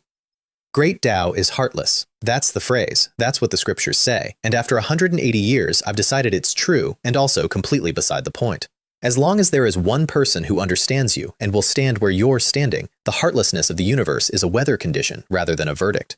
Then we went to Huadong Peak and fixed the actual problem. Su Longfeng and Su Jianhong admitted immediately that they'd stalled for us, partly to ask whether we wanted the crystal ourselves, mostly to ask what to do. Because it wasn't about one crystal. Pan Wudi had come to me, Su Anping, Su Meihua, and one more elder had all gone to the clan chief. Everyone had asked. That's not corruption, that's human beings. The problem was structural. 3 people with equal contribution, 1 prize, and whoever gets it, the other 2 carry something. While Su Longfeng and Su Jianhong are alive, their authority suppresses that. Fine. And after, 2 outcomes, and I laid both of them on the table. Either the Su family stays nominally one family while quietly becoming several that don't trust each other, or it splits outright into however many pieces, and nobody in the room could tell me how many. Both their faces changed. Neither of them had let themselves finish that thought. So what's the answer? Su Jianhong said, and I gave them one word. Priority. Distribution by contribution stays, I told them. That principle is correct in every family and every sect that has ever existed, and nobody has ever successfully argued with it. The problem is never the principle. The problem is only ever the tie. So you break the tie in advance, publicly, in writing, in a fixed order that everybody can read before they have anything at stake. First, whoever established their foundation themselves, without a pill, ranks above whoever used one. Second, if still tied, higher cultivation over lower. Third, if still tied, younger over older. And if somehow 3 people are identical after all 3 tests, let them compete for it fairly, in the open, which will essentially never happen, and which everyone will accept when it does. They sat with that for a long moment, and I stood there and watched 2 men who had run a great family for 400 years arrive at the same realization at the same time, that they had been handling this by personal authority the entire time, and that personal authority is not a system, it is a man, and men run out. I did not say that part out loud. I did not have to. Su Longfeng had 1 arm and 50 borrowed years, and he had gotten there before I finished the sentence. Then I gave them the immediate move as well. Give the crystal and the pill to Elder Zhou. He has the highest contribution total by an enormous margin. Nobody can dispute it. Nobody can resent it, because he had already publicly given it away once. And once he's taken it, you announce the priority system as the natural next step, and the 3 men who lost lose to a rule instead of to each other. Su Jianhong went to the red gold mine himself and talked Gao Mingde into it, which reportedly took several days and a great deal of patience. The announcement went out the same afternoon he accepted, and before Su Anping or Pan Wudi or Su Meihua could get properly aggrieved, they were reading a new family law instead, and the sharpest of them read the second order effect within about a minute, because from that day on, more Su children were going to attempt self-established foundation. No pill. First priority on family resources forever after, if you survive. And a failed foundation establishment kills you. That is what I did to that family. I made them braver by making it it profitable, and I have never entirely decided how I feel about it. 6 months later, the message came in from the Luoxia sect. The egg-laying window was close. Meet at Yugu Plain, on the outer edge of Tianfeng Valley, and go in together. Su Longfeng made the split himself. Su Jianhong would hold Yuhua Mountain, because with Gao Mingde in seclusion attempting Purple Mansion, one of the 4 had to stay, and the rest of us would fly. Roster: the old man, the 2 of us, plus Su Unping, Pan Wudi, Su Daoyuan, Su Yunhao, and whatever lower cultivators those 4 wanted to bring. 7 days later, a 3rd-tier treasure ship lifted off the top of Yuhua Mountain. 200 berths. The family had been saving toward it for a century and a half. 10 days in the air, and I spent most of it in a cabin catching up on what my wife had done with the decade. She was at the 2nd floor of Purple Mansion, and already scratching at the 3rd. She had forged herself a 3rd-tier lightning magic treasure, the Thunderfall Sky Seal, which is what happens when a lightning strike seal gets ideas. She had finished refining the armored vine flying cloud net taken off Tui Minghuan's corpse, which is a trapping treasure and exactly as unsporting as it sounds. And she had learned a new divine ability, Swift Light Shadow Splitting Step, movement class. It produces dozens, hundreds of afterimages, and it moves her at a speed comparable to Blood Escape, except without setting fire to her lifespan to do it. I asked when she'd had time. On the ship, she said. Yesterday. Yogu Plain is a stretch of nothing. No spirit plants, barely any beasts, the kind of ground that gets chosen as a meeting point precisely because there is no reason for anyone else to be there. The Luoxia sect was already waiting, Kuning Xiang, and beside her a grand elder named Wang Shulan in palace robes, and behind them a formation of mostly young female cultivators, 2 of whom I knew. Tao Xiaofeng, who had tried to recruit me outside a 3-spirit stone cave more than a century ago and had been irritated about losing, and He Qingyu beside her, who still watched everything and still said nothing. They looked at us for slightly too long. The last time they'd seen us, we had both been Foundation Establishment nobodies at a trade fair in Qiyuan Pavilion. That was 100 years and one entire category of existence ago. I don't think either of them had ever consciously thought about us since, and now they were standing in a formation, being told which 2 Purple Mansion cultivators would be leading the 2nd element. He Ningxiang laid out the plan. She had used a secret art that morning and confirmed the Azure Thunder Windbird matriarch was in the critical part of her egg-laying. She and Su Longfeng would go up the left peak and ambush her directly, kill her fast if possible, grind her down if not. The other problem was the neighbors. Ming Yuan and Yue Li, she said, with Elder Wang, hold the door against the Bian Meifen apes. 3 Purple Mansion cultivators against whatever the apes sent. Wang Shulan was 4th floor. We were 2nd. The projection was that the ape leader would be somewhere around Purple Mansion 4 or 5, with perhaps 1 companion, which made it comfortable. Then He Ningxiang threw down a set of formation flags, and everyone standing on Yugu Plain vanished, including me, which is a sensation I did not enjoy and had not been warned about. 3rd-tier stealth flags, not invisibility exactly. It is a hole cut in the world's attention, and it travels at walking pace, and while you are inside it, you can see your own hands and cannot see the horizon properly. I had made a career out of not being noticed, and I still learned something that afternoon. We walked several hundred people into a Tier 3 Yao Beast clan's home range in daylight, and nothing on either peak so much as lifted its head. I asked her afterward what a set of those flags costs. She told me. I have not repeated the number to anybody in the Chao family because I do not want them getting ideas. Tianfeng Valley itself is a canyon thousands of feet deep, wedged between 2 peaks shaped like knife points, and the wind in it never stops. The birds nest on the peaks. Everything else in the valley lives at the bottom, quietly, and knows better. He Ningxiang and Su Longfeng took the left peak. The 3 of us settled in below and waited, and I spent the wait doing the only thing I am consistently good at, which is thinking about how this could go wrong. I got most of it right, for once. I just got it right about 40 seconds too late to be useful. Several hours later, the left peak exploded. I felt it before I saw it. All 3 of us turned our heads at the same instant, and then came a bird cry that was pure fury. Azure lightning, a ball of it hundreds of feet across, and out of the middle came a thunderbird with a wingspan I can only measure in tens of meters because I have no better unit for it. Crackling all over. Her demonic pressure went out across 100 miles and put every animal in that canyon flat on its belly, including several I hadn't known were down there with us. Then the Luoxia sect's treasure came out, the sunset over the river, 3rd tier high grade, and it unrolls, which I was not expecting and which I will be remembering for a long time. An actual painted scroll opening across the sky, a sunset spreading out over the whole canyon, and it swallowed her entire lightning domain the way a blanket takes a candle. Then an invisible sword beam went into her and blood came out of the air in 3 directions. Her aura collapsed. The lightning on her body went uncontrolled and washed sideways off the peak, and I watched dozens of her own lesser kin go to ash in about a second and a half. And then she screamed and swelled from tens of feet to hundreds and spat out a pearl wrapped in a skin of blue-green liquid. Her natal demon core. Beside me, Wang Shulan said, "She's detonating the core." The sky went white. A small blue-green mushroom cloud stood up over the left peak, and everybody around me flinched. And I said, out loud, into all of it, "That's wrong." Yueli had already said something almost identical. I felt her hand close on my sleeve. Because a Yao Beast's demon core is not equipment, it is the animal. It is her cultivation, her lifespan, her entire road forward. Losing it isn't an injury, it is the end of the story. A Tier 3 matriarch detonating her core is not a desperate last swing, it is a suicide with no payoff at all, and she had done it while nowhere near dying. And I had just watched an ambush go far too well. Two of the strongest Purple Mansion cultivators in the province hitting a Tier 3 high-grade demon bird in her own nest at her weakest hour. Yes, I expected that to hurt her. I did not expect her aura to break in the first exchange. Not in her own territory, not with her whole clan on the peak behind her. Unless the thing on that peak had never been the matriarch at all. The real one screamed from the other peak.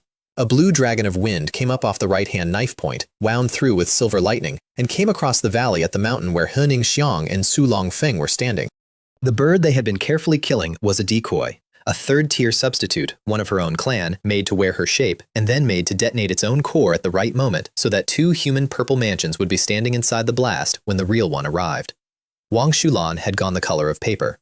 I had a hand on the Gengjin Void Sword and a very clear understanding that we were about 4 seconds away from the worst afternoon in the Luosha Sec's century and that there was nothing I could reach in time. And then the sunset scroll lit up. 7 colors, red, orange, yellow, green, cyan, blue, purple, folding into a dome around both of them, and the core detonation broke over it and did not move it a hair.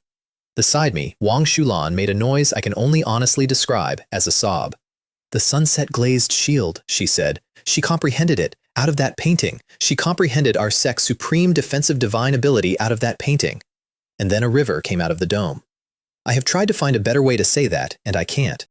An entire river poured out of the underside of a shield made of sunset, and it met the incoming lightning storm, and the two of them annihilated each other with a sound like a mountain range clearing its throat. I was watching a Purple Mansion late-stage cultivator work at close range for the first time in my life, and what I remember thinking with complete clarity is, that is what I am not yet. Inside the dome, He Ningxiang looked across the valley at the real matriarch and snorted. "That's quite a production," she said, loud enough to carry. "A third-tier substitute bead, making your own kin wear your face and then making it burst its core for you." A pause. "If I hadn't done my reading before I came, you'd have had me." Then she flicked her hand and colored threads went out across the canyon, fast, ignoring the substitute's protective demonic power entirely, and wrapped around the decoy's body. She closed her fist. It rained meat for about 4 seconds, and the real matriarch, still crossing the valley, screamed one word in a voice that came out almost human. "Brother." I don't enjoy that part. I want that on the record.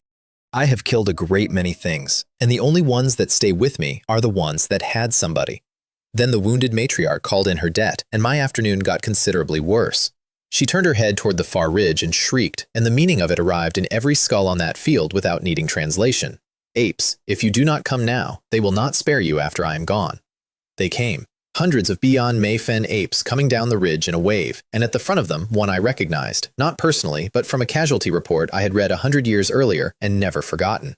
It was the Beyond Mayfen ape that got out of the Yao Beast Rebellion, the single survivor of 3 golden core true persons flattening a battlefield.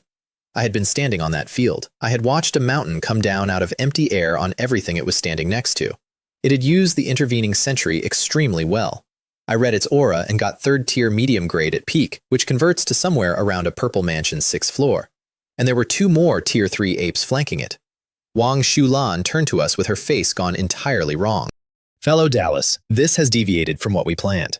What we had planned for, a leader around Purple Mansion 4 or 5 and 1 companion. What had actually arrived, a leader 2 full steps above the strongest of the 3 of us and 2 spares. "I'll hold the leader," she said. "The other 2 are yours. If we can last until the sect leader and your ancestor finish the matriarch, the apes stop mattering." She did not sound convinced, and she had a reason she did not share with us until it was over. That ape had awakened its azure eyes. It could look at an opponent and see the weak point directly, and it could weave illusion and pull you inside it, and there is no sword art anywhere that counters being somewhere else. It opened the conversation by stamping a crater in the ground and dropping a dark gold staff on her head. Her magic treasure came up to meet it, a 3-legged, 2-eared cauldron covered in runes, and it took the blow, and every rune on its surface flickered like something in pain. She went backward with her feet plowing the dirt and her face white, and at the same moment the ape assigned to me brought a black staff down at my skull. I got the Qian Fire Mystic Light Sword up with fire rings winding along the blade, and the 2 met, and everything inside a few hundred meters of us became dust. It came out of the fire still coming. Then its staff grew. Tens of feet, and it did not swing so much as fill. I felt space itself get sealed off around me, every direction I might have gone already occupied by the arrival of that staff. It is a genuinely good technique. Most cultivators die inside it, and I understood immediately that this thing had killed a great many people exactly this way. That's interesting, I said, and I meant it. And then something woke up in my chest. The Qian Fire Mystic Light Sword went from a sword to 10 zhang of Burning Sword, and I brought it up through the descending staff, and the staff came apart, and so did the hand holding it. The ape screamed. And in its own pupils, for about a quarter of a second, it saw a dark gold light that had no business being anywhere because the Gengjin Void Sword had been in the air since the fight started and had not once been visible to anything. Then there was a hole between its eyebrows, and it stopped. From the outside, what everybody on that field saw was a clash, an arm exploding into red mist, and then an inexplicable hole appearing in a Tier 3 Yao Beast's forehead for no reason anybody could account for. I have grown very fond of that. It is worth more than any weapon I own. Then thunder came from my left, and I turned to look, which I should not have done and did anyway. Yueli had cooked her ape black. The Thunderfall Sky Seal, putting down strike after strike after strike, without hurry, until the thing was charred and shaking and could not lift its own arms. And then she brought the 5 Thunder Immortal Slaying Sword down through it lengthwise, and it came apart into 2 pieces that landed a long way from each other. Somebody in the xianxia ranks made a sound, because you can look at my kill and call it luck. A trick, a hidden blade, a lucky angle on a distracted animal? That's fair, and I would let you. You cannot call hers luck. Hers was a Tier 3 Yao Beast taken apart in the open, unhurried, in plain sight, by nothing except more force applied better. 2 Tier 3 Yao Beasts dead inside a minute, killed by 2 cultivators the ape leader had glanced at and written off as second-floor nobodies. It went insane. The dark gold staff lit up, and it stacked staff shadows, hundreds of them overlapping into one shadow hundreds of feet long, and dropped the entire thing on Wang Xulan. The ground under her sank dozens of feet. The dust went up in a column, and through the dust I saw it raise the staff again to finish her. We went in with everything. Behind me, 2 phantoms rose, a dragon and a divine elephant, the full weight of dragon-elephant divine power, and the Gengjin Void Sword grew to tens of feet and went up to meet it. Beside me, purple lightning condensed like something alive. Flame erupted out of the middle of it, and both together became a 10-zhang longsword wreathed in fire and thunder, the purple lightning flame blade. Both of our attacks broke, not held, broke, and came apart, and the remainder of that staff shadow threw me sideways through a mountain 100 feet high, which stopped being a mountain. Wang Xulan's cauldron caught the last of it. And I want to be honest about that moment, because I've been honest about everything else. 2 Purple Mansion cultivators went nearly all in against one blow from that thing and could not fully stop it. We regrouped, all 3 of us together, which the ape leader looked at and did not like. It was doing arithmetic too. 2 Purple Mansion cultivators were about to come free off the left peak. Its 2 lieutenants were dead. Staying was a losing position, and it turned to run. And that's when it made the same mistake everybody makes with my wife, except it made a different version of it. It used its azure eyes. Wang Xulan was already staggering, already hurt, and it caught her in an illusion in the half second before it turned, and the dark gold staff came around at her head one final time while she was standing somewhere else entirely. I have an insightful heavenly eye and a body immune to most of what the 5 elements can do. Illusion on me is a suggestion I decline. The 2 extremes Yuan Magnetic Divine Mountain went out of my sleeve, an embryo, not even a finished treasure, and its bipolar magnetic light caught the staff. Metal. It was a metal staff. It had been a metal staff the entire fight. The staff went off its line by about 4 feet and buried itself in the ground beside Wang Xulan's head, and she came out of the illusion on her knees looking at it. Then the 4 of us killed it, because by then He Ningxiang had finished the matriarch, 1 wing off, then Sulong Feng opening its belly with the profound void sword, and there was nothing left in that valley that could stand in front of us. The Luoxia sect voted us an extra 20% of the take for saving a Grand Elder's life. Wang Xulan proposed it herself and would not hear the counter-argument. Then we went down and took the vein, which turned out to be the hard part. The 3rd tier wood vein had grown its own garrison, hundreds of wood spirits, and the first thing they did was release what the Luoxia disciples called an intoxicating aroma, which is a lovely name for a neurotoxin. Qi-refining disciples started dying where they stood, not screaming, just stopping, mid-step, and going down, and there was nothing anybody could do about it fast enough. Then 7 tier 3 wood spirits came out of the vein at once.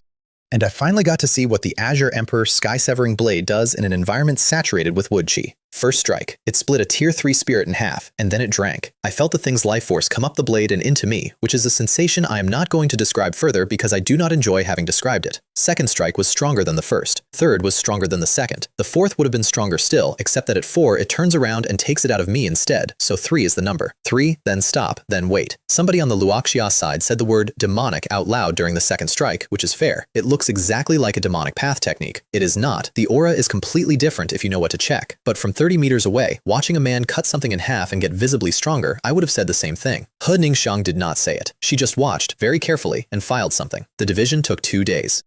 We took 2 azure dragonwood crystals, the birth treasure of an attributed wood vein, the best thing that place will produce in 1,000 years, and the demon core of the azure thunder windbird matriarch herself, which went to Yuli for the 5 thunder Dao body, and a Wujin black iron staff, which I wanted because dragon elephant divine power has spent a century being a fist and deserved a stick. And Su Longfeng, given first pick of everything in a tier 3 Yao Beast's home territory, walked past the treasures and took an egg, an unhatched tier 3 Yao Beast egg. He didn't explain because he didn't need to. Every treasure in that valley would be spent inside a century. An egg raised inside the Su family from the day it cracks is 200 years of guardian, 400 years old, 1 arm, 50 borrowed years in the tank, and he was still buying for a family that would exist after him. That was the last operation we ever ran with him. We had not been back on Feiyu Peak 2 days when Su Anping, Pan Wudi, and Su Meihua came up the path together. They wanted the azure dragonwood crystals, both of them, for the family. They were not rude about it.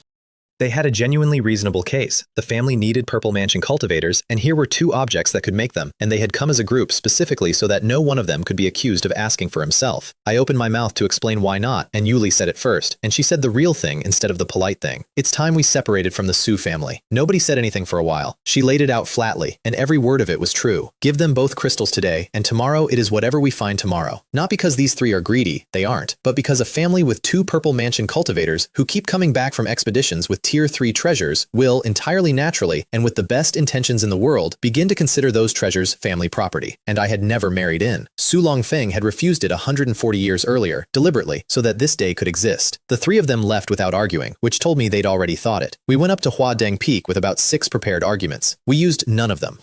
Su Longfeng listened to the first 2 sentences and then held up his hand and said, essentially, that he'd told us to do this decades ago and had been wondering what was taking so long. No persuasion, no wounded silence, not one word about ingratitude. And Su Jianhong, the clan chief, the man who had the most to lose, finished the thought for us. Better to part now while it costs nothing than to keep a crack and pretend we don't see it. Every hard thing I'd rehearsed on the way up that mountain went unused, and I have thought about it many times since, and I still don't have a joke for it. We left clean. They offered us guest elder status, an honorary title, no obligations, keeps the door open. We turned it down, both of us, immediately, because an honorary title is exactly the sort of loose thread that becomes an argument in 90 years, and because the entire point was that nobody should ever be able to say the Su family had a claim. We kept it quiet though, no announcement. A family that has just publicly lost 2 Purple Mansion cultivators is a family that gets tested, and Gao Mingde was only halfway through his own breakthrough at the time. I burned 30,000 spirit stones getting him the rest of the way. Nobody asked me to. He was short on ambient chi, and 30,000 stones fixed it, and the Su family got to keep 4 Purple Mansion cultivators on the day their 2 best walked out the door. And that arithmetic was the whole reason I did it. Then I left them my share of the future. One of the 2 azure dragon wood crystals, the family's outright, and the complete manufacturing method for the 2nd-tier golden armor puppet talisman. Not a batch of talismans, the method, which meant the Su family could produce its own combat power indefinitely, forever, without me, and I would never again be the reason a Su elder survived an ambush. With one warning attached, which I made Su Jianhong repeat back to me. Su Anping and Pan Wudi are not ready for that crystal yet. Get a purple truth pill into them first. If they take it out of impatience, they will burn, and the family will have converted a treasure into a funeral. And Su Longfeng, in return, emptied the family vaults. 200,000 units of 5-element Dao essence, 50,000 of thunder essence. Everything the clan had accumulated in 4 centuries, in 2 storage rings, pushed across a table by a one-armed man who then refused, absolutely and without discussion, to hear a single objection about it. We left Yuhua Mountain the next morning. Nobody made a speech, and once we were in open air, with nowhere in particular to be, Yuli said, "Show me where you were born," and something that had been shut for 180 years came open. Her name was Li Ling. She had 2 braids, and she used to grab my sleeve with both hands and pull down on it like a bell rope, and what she'd say was, "Brother Mingyuan, what happened next? What happened to the monkey under the mountain?" I had told her a story, from Koholan, elsewhere, a story about a monkey who fought heaven and lost, and got pinned under a mountain for 500 years, and I had been telling it to her in installments for about 2 years, because I could not remember all of it at once, and because stretching it out made her happy. And then I got selected. There was a testing and a cultivator's ledger and a road. She was 6, maybe 7.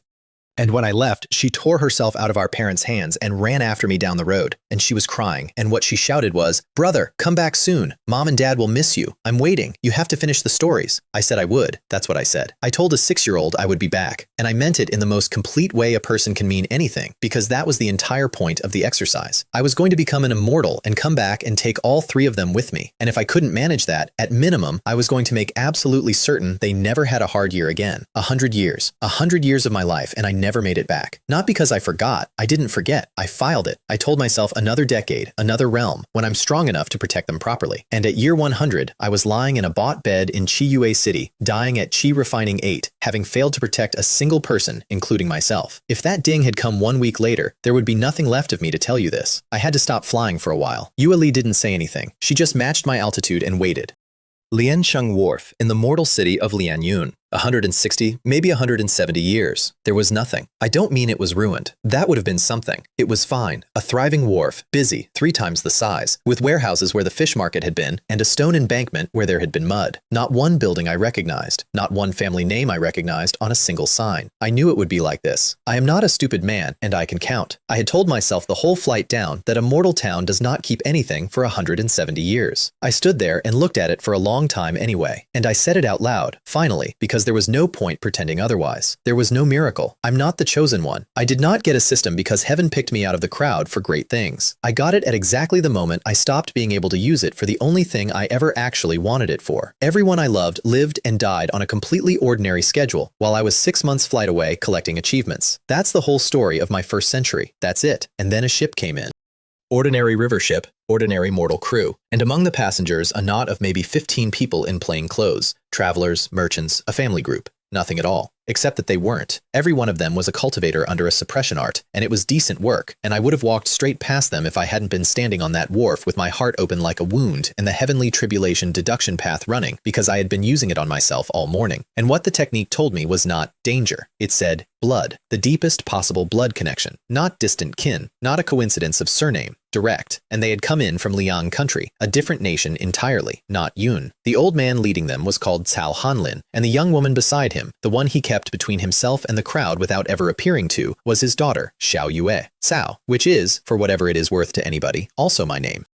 Cao Mingyuan, of a town that has been gone for a century, of a family that has been dust for longer, standing on a wharf listening to a stranger say my surname out loud for the first time in 170 years. They were running. The Guiyuan sect had taken their ancestral land, and the Chao clan of Qian County had scattered itself deliberately into small groups going in different directions, sheltering with different houses in different countries, so that one raid could not take all of them at once. It's what you do when you have already lost and are trying to make sure that losing takes longer than the enemy's patience. I stood on a wharf in a town where my family had been dust for a century, and looked at 15 frightened people with my blood in them, and I want to be honest about the first thing I felt, because it wasn't warmth, it was suspicion, because things do not arrive on the exact day you need them, so I hung back and watched, which is how I got to see it happen instead of hearing about it afterward. A man came down out of the sky over the wharf, Azure River King. Third elder of the Guiyuan sect, Foundation Establishment 7, late stage, and known well enough by reputation that half the group made the same small noise at once. And the first thing he did, before threats, before demands, was thank somebody. He thanked Tao Jinbao. Tao Jinbao was an old servant. He'd been in the Cao household his entire life. He had carried Xiao Yue on his shoulders when she was 3. The family did not treat him as staff and had not for 40 years. He was at that moment standing inside the group holding a bundle for one of the children. He put the bundle down and walked out to stand beside the man who had come to kill them. And what he said, to a girl he had raised, was, "Young mistress, this is the last time I will call you that. I was never a man of your family. An entire lifetime, not infiltrated for a season, a whole life spent inside a household, waiting for the day the Guiyuan sect finally decided to move on them. He'd also been feeding them 1,000 ghost powder for weeks. Every single one of those 15 people had a dead Dantian. They had been flying and walking and sheltering and planning, and not one of them had any true essence at all. And the reason nobody had noticed is that when your body stops working slowly enough, you assume it's exhaustion. Then Tao Jinbao asked his new master for a favor. He asked for the privilege of killing them himself, and he was granted it. And he chose to begin with Xiao Yue, specifically in front of her father, and he explained why with the particular pleasure of a man who has been polite for 40 years. She closed her eyes. I want to be fair to that girl. She did not beg, and she did not look away from him first. She closed her eyes and stood still, which is more than most people manage. The hook came down, and then it stopped, about a foot from her face, because there was a hand around it. Mine. I had caught a Foundation Establishment magical artifact in mid-strike with my bare fingers, and I was holding it, and it was straining, and nothing at all was happening. I looked at Tao Jinbao for a moment. Then I flicked it back. The hook went through his forehead and out the other side and took him about 40 meters down the wharf, and I have replayed that once or twice. Azure River King did not stay to negotiate. He burned his own blood essence for speed and was airborne inside a breath, which was correct and professional and would have worked on almost anybody. He died about 11 miles out. I got the shape of his last thought off the way his body was turned when it fell, and it was this. He had watched a man catch an artifact bare-handed and had concluded he was facing a body cultivator. And body cultivators do not have flying swords, and the Genjin Void Sword had been in the air behind him since before he took off. Then I went back and crushed the dantians of every Gui Yuan disciple on that wharf, took the antidote out of Tao Jinbao's belt pouch, he'd been carrying it, of course he had. You don't poison people you have to travel with unless you can stop, and threw it to Chao Han Lin. And then the old man did the smartest thing anybody did that day. He offered to prove the blood connection, not asked, offered. He proposed the bloodline womb-guiding technique, a family art, which required him to give up a drop of his own heart's blood in front of a stranger who had just killed a Foundation establishment late-stage elder with something nobody had seen. And he added a term I did not expect. Whatever the result, whether it linked us or not, he would give me the coordinates of an ownerless, third-tier spiritual vein. Whatever the result. Meaning, I am not buying your protection with this. If we are nothing to each other, you keep it anyway, for pulling my daughter out from under that hook. I understood then that we had been testing each other from the first minute, and neither of us had been testing strength.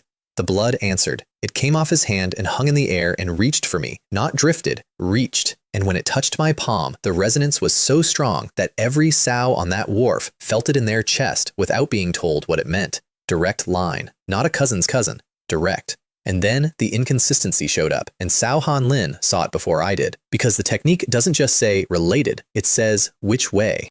And by every ordinary reading of generations, his age, his line, the recorded depth of the Chao clan's own genealogy, his branch should have been the senior one. I should have been the descendant. It came out the other way around. It came out that I was the ancestor. I have 180 years of memory and a face I was born with in a mortal town 2 countries away, and a clan in Liang country reads me as standing above their entire recorded line. I reached for the heavenly tribulation deduction path to look at it directly, and got about 2 seconds in before something pushed back. Backlash from heavenly secrets, which is the universe's polite way of saying, this one is not free and you cannot currently afford it. So I stopped, and I have not stopped thinking about it since. Here's what the Chao clan of Qian County actually was. Twice in its history, it had produced a golden core true person. Twice. That is a genuinely great house that puts you in the top rank of an entire county for 1,000 years.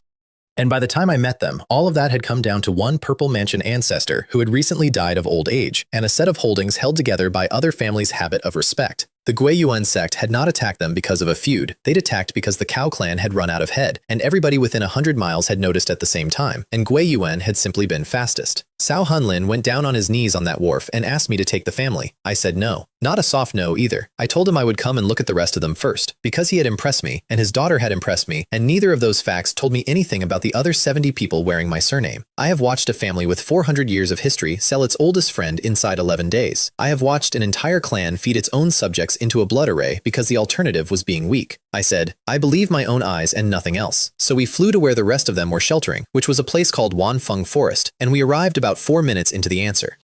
Wanfeng Forest is named for its winds, and they are the kind that never stop, and living in them is a gale crocodile pack with a tier 3 at the head of it. The Chao survivors were on the ground in a ring, and the ring was shrinking. Chao Yuanming, the acting head. Chao Xuanjing, his brother, the fighter. An outer surname elder named Liu Ruoshui. 30-odd juniors behind them, most of them young enough that this was their first real thing. And the tier 3 gale crocodile was making them an offer. That was the part I hadn't expected. It talked. It offered terms, in a voice like a landslide, and the terms were, open your sea of consciousness, accept my restriction, serve the Mayfen race, and live. That is slavery. Permanent, unbreakable, mind-first slavery. It is also, undeniably, not death. And 2 of them took it. Chao Xinghan and Chao Guangyu. They stepped out of the ranks and went down on their knees in front of the crocodile, and what they said was not defiant or cowardly sounding. It was the most human sentence in this entire story. We just don't want to die. We haven't done anything wrong. And they're right. That's the thing. They were completely right. Cao Xuanjing took both their heads off before the second one finished the sentence. And then, standing over them with the blood still going out sideways in the wind, he said, not wanting to die is not a crime. But what made you think I would let you walk away after betraying your clan and your own race? He looked at the crocodile while he said the next part. You can afford to lose face. The Cao family cannot. Then he turned around to the remaining 30 and said conversationally, anyone else? Nobody moved. Nobody looked away either. And up in the cloud cover, invisible, a man who had spent 180 years being the guy who doesn't go, watching a family choose to be surrounded rather than kneel, quietly finished making up his mind. I started clapping. That got everyone's attention, including the crocodiles, and it turned out to be the wrong sound for it to hear, because the moment we came down out of the wind, it took a step backward. An actual step. A tier 3 Yao Beast, retreating half a pace, in front of 30 of its own kind. And then it said, slowly, in that landslide voice, human race. Purple Mansion Cultivator. Cao Yuanming's head came around like it was on a hinge. I looked up at the thing and said, I didn't expect to get lucky enough to walk away with a third-tier demon core today. It did not care for that. The fight went in 3 parts. First, the Qian Fire Mystic Light Sword and the Jiamu Tengyuan Sword, one red and one green, circling it and opening lines in a hide that is supposed to be a solved problem. Second, it spat out a 6-story pagoda. The 6 Harmonies Vajra Tower, heaviest black copper, heavy iron, layered cloud iron, hundreds of layers of solidified lead, and array characters for gravity carved into every level. A human magic treasure, which raised an interesting question about what it had eaten to get it. It caught both my flying swords and pinned them under its base. Third, I lifted it. A dragon phantom came up behind me, and I got a hand on each sword and pushed, and a defensive treasure built specifically to make things heavier came up off the ground with 2 swords still stuck to it. The crocodile said, "What?" It had begun seriously considering a retreat when a sword beam, invisible and not detectable by divine sense either, arrived in front of it. There was a small wet sound. There was a neat hole in its forehead. It rolled, and the ground shook, and then it stopped rolling. I want to underline the thing every cultivator watching understood immediately, because it's the only line in the fight that mattered. At equal realm, beating an opponent is easy, and killing one is very hard. Killing one cleanly means you were never at equal realm at all. The rest of the pack died in about 10 minutes, with the Cao family doing most of the work, which I allowed on purpose. Then the family came and knelt and called me Ancient Patriarch, and I told them to get up, and Cao Yuanming and Cao Xuanjing did not get up. The 2 brothers looked at each other for a second, and then Cao Yuanming, kneeling in front of a purple mansion cultivator who had just killed a tier 3 Yao Beast in front of him, said, Ancient Patriarch, our request is excessive and we know it. We wish to perform the bloodline womb guiding technique once more in your presence with our own blood. If this offends you, my brother and I will bear the entire consequence. And they put their foreheads on the ground. I watched Chao Hanlin go pale off to the side, because he had already vouched for me, and his brothers had just publicly declined to take his word for it. Here is what those 2 men were actually doing. They were, in front of a stranger who could have killed every one of them without setting down a cup, refusing to accept the single greatest piece of luck their family had received in 300 years, until they had personally checked it. I said, you can. The blood answered exactly the way it had on the wharf. Total resonance, and every Chao standing there, including the ones with different surnames who had married in, felt it and knew. Somebody shouted it out loud. Ancient Patriarch, truly the ancient patriarch of our line. And it went around the clearing like a spark in dry grass. Then Cao Yuanming and Cao Xuanjing knelt again and slammed their heads into the ground hard enough to leave a pool of blood, and apologized for the offense. I lifted them both with a gentle hand of magic power before they could do it a 4th time, and told them there was no offense, and I meant it in a way none of them could have followed. Because I have spent my whole life around people who bend to whoever is strongest in the room. Those 2 had a purple mansion cultivator standing in front of them, offering to be their salvation, and they had said, prove it first. That is what I had flown to Wanfeng Forest to see. They asked me to come home, all of them, mealing 3 times, until it stopped being individual voices. We, the descendants of the Chao clan, begged the ancient patriarch to return to the family. I looked at Yuli. She smiled at me and said, this one is entirely my husband's to decide. So I decided, and I did not pretend it was a sacrifice, because it was not one, and I have never been able to stomach people who accept a good deal while performing reluctance about it. They needed a purple mansion ancestor to hold their position in Qian County, an answer to the question, and what happens if we do, that had been inexperienced since their last old ancestor died. I had watched exactly what happens to a great family that loses its answer. I had watched it from inside for 11 days while brokers made offers, and I needed a house, not a mountain. I had mountains. I needed hands and holdings and a place to put things and a name over a gate that was not somebody else's, because for 180 years I had been a talented guest in other people's halls, and I had just spent an afternoon standing on a wharf in a town where nobody remembered my family's name. Both sides needed the other, which is the only foundation I have ever seen hold. Gratitude wears out. Affection wears out. Mutual necessity is load-bearing. Cao Yuanming handed over the family immediately. Jade slips, several of them, the clan's cultivation technique, its divine abilities, its alchemy, its artifact refining, its arrays, its talismanry, and a complete accounting of every holding and every branch line the Chao clan still had. Everything, in one motion. No holdbacks, no reserved chapter, no wait until we know each other better. And what was in it was startling. A family that has produced 2 golden cores keeps things, a 3rd-tier high-grade cultivation technique, superior refining and alchemy, and formation and talisman methods, the kind of inheritance that families who never had a golden core simply cannot obtain at any price. They'd lost most of their material foundation. They had kept the things only a clan head ever sees. Then I introduced my wife. This is my Dao companion, Su Yu Li of the Su family immortal clan of Yun Country. She is Purple Mansion, as I am. The reaction to that was, if anything, louder than the reaction to me, because 2 Purple Mansion ancestors is not double 1. It's the difference between a house that survives and a house that expands. And then Yu Li, who has no patience for ceremony, immediately dismantled it. By generations, she said, you're only 1 or 2 steps from my husband, at most, so let's stop with the antiquities and address each other properly. I said, Yuan Ming, Han Lin, Xuan Jing, call me Uncle Grandfather. Elder Liu, your generation is close enough to mine, so call me Grand Elder. There was a pause, not a long one. But 3 men who had just performed a bloodline resonance with me hesitated for a half-second at the seniority count, and Liu Rochui's eyebrows moved, because the numbers were too short and everybody could do the arithmetic. I changed the subject before anyone could ask me a question I couldn't answer. I asked about the Guiyuan sect. They told me everything, and it was not encouraging in the way I'd hoped, which is to say, it was extremely encouraging. 2 Purple Mansion cultivators in the sect, Jin Kunlun, 1st floor, newly promoted, Wen Guangyao, 3rd floor, elderly, the sect's true old ancestor.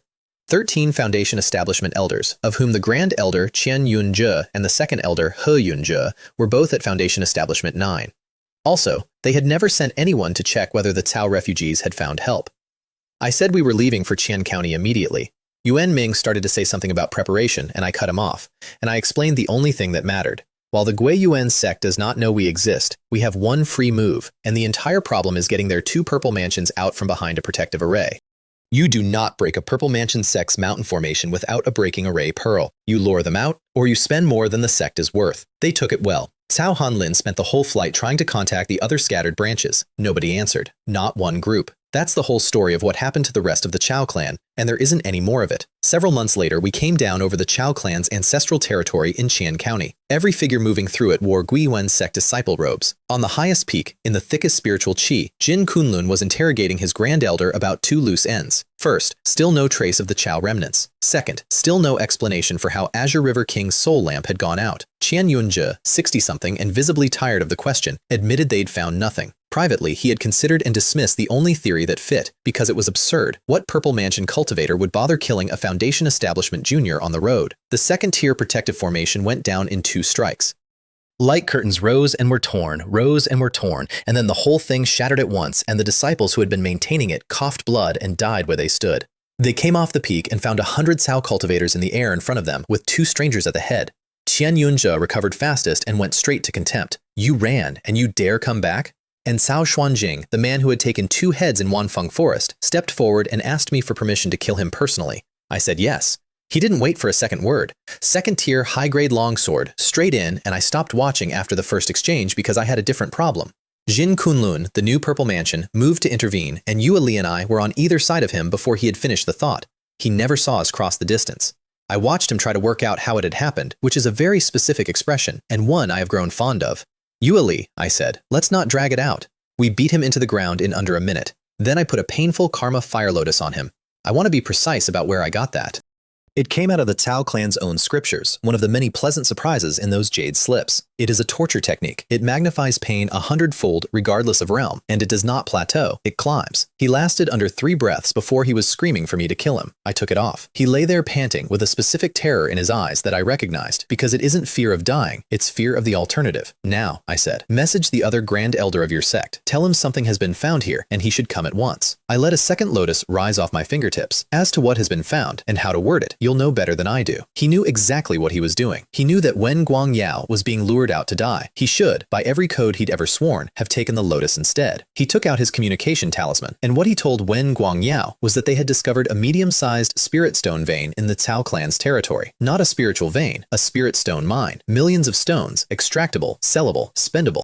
To a Purple Mansion cultivator who has been at the 3rd floor for 2 centuries and can feel his lifespan shortening, that is not wealth. That is a 4th floor. That is possibly a 5th. That is, if the heavens are generous, a look at Golden Core. When Guangyao came out of seclusion and left immediately without informing a single person in his sect, he was impatient. He didn't want to share. Meanwhile, Cao Xuanjing finished with Tian Yunzhe, cut away his protective artifact, ran him down over about 2 miles of sky, crippled his cultivation, and then deliberately did not kill him. That last part was mine. I had told him beforehand, and he had understood it immediately, because men at that rank keep natal soul lamps burning in their own sect, and a lamp going out is not a death. It is an announcement. The remaining Guiyuan cultivators on that mountain all died. Every one of them had Sao blood on their hands, and I did not have to say one word about it in either direction. Then a beam of light came in low from the horizon, and I took a position off to the side and put the withered tree annihilation method up over myself and waited.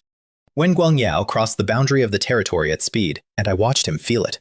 There is a moment when an old cultivator's instincts fire, and his face changes, and his body has not yet been told. And he was still in that moment when a flying sword crackling with 5-colored lightning arrived at his neck. A Tier 3 flying sword. His glazed spirit shield talisman started to activate. 3rd tier, his only one, kept for exactly this. It got about a third of the way open before my wife's sword cut it into pieces, and the 5 Thunder Immortal Slaying Sword opened him from the neck to the waist. And only a close-fitting 3rd tier inner armor stopped him coming apart diagonally on the spot. He got out 4 words.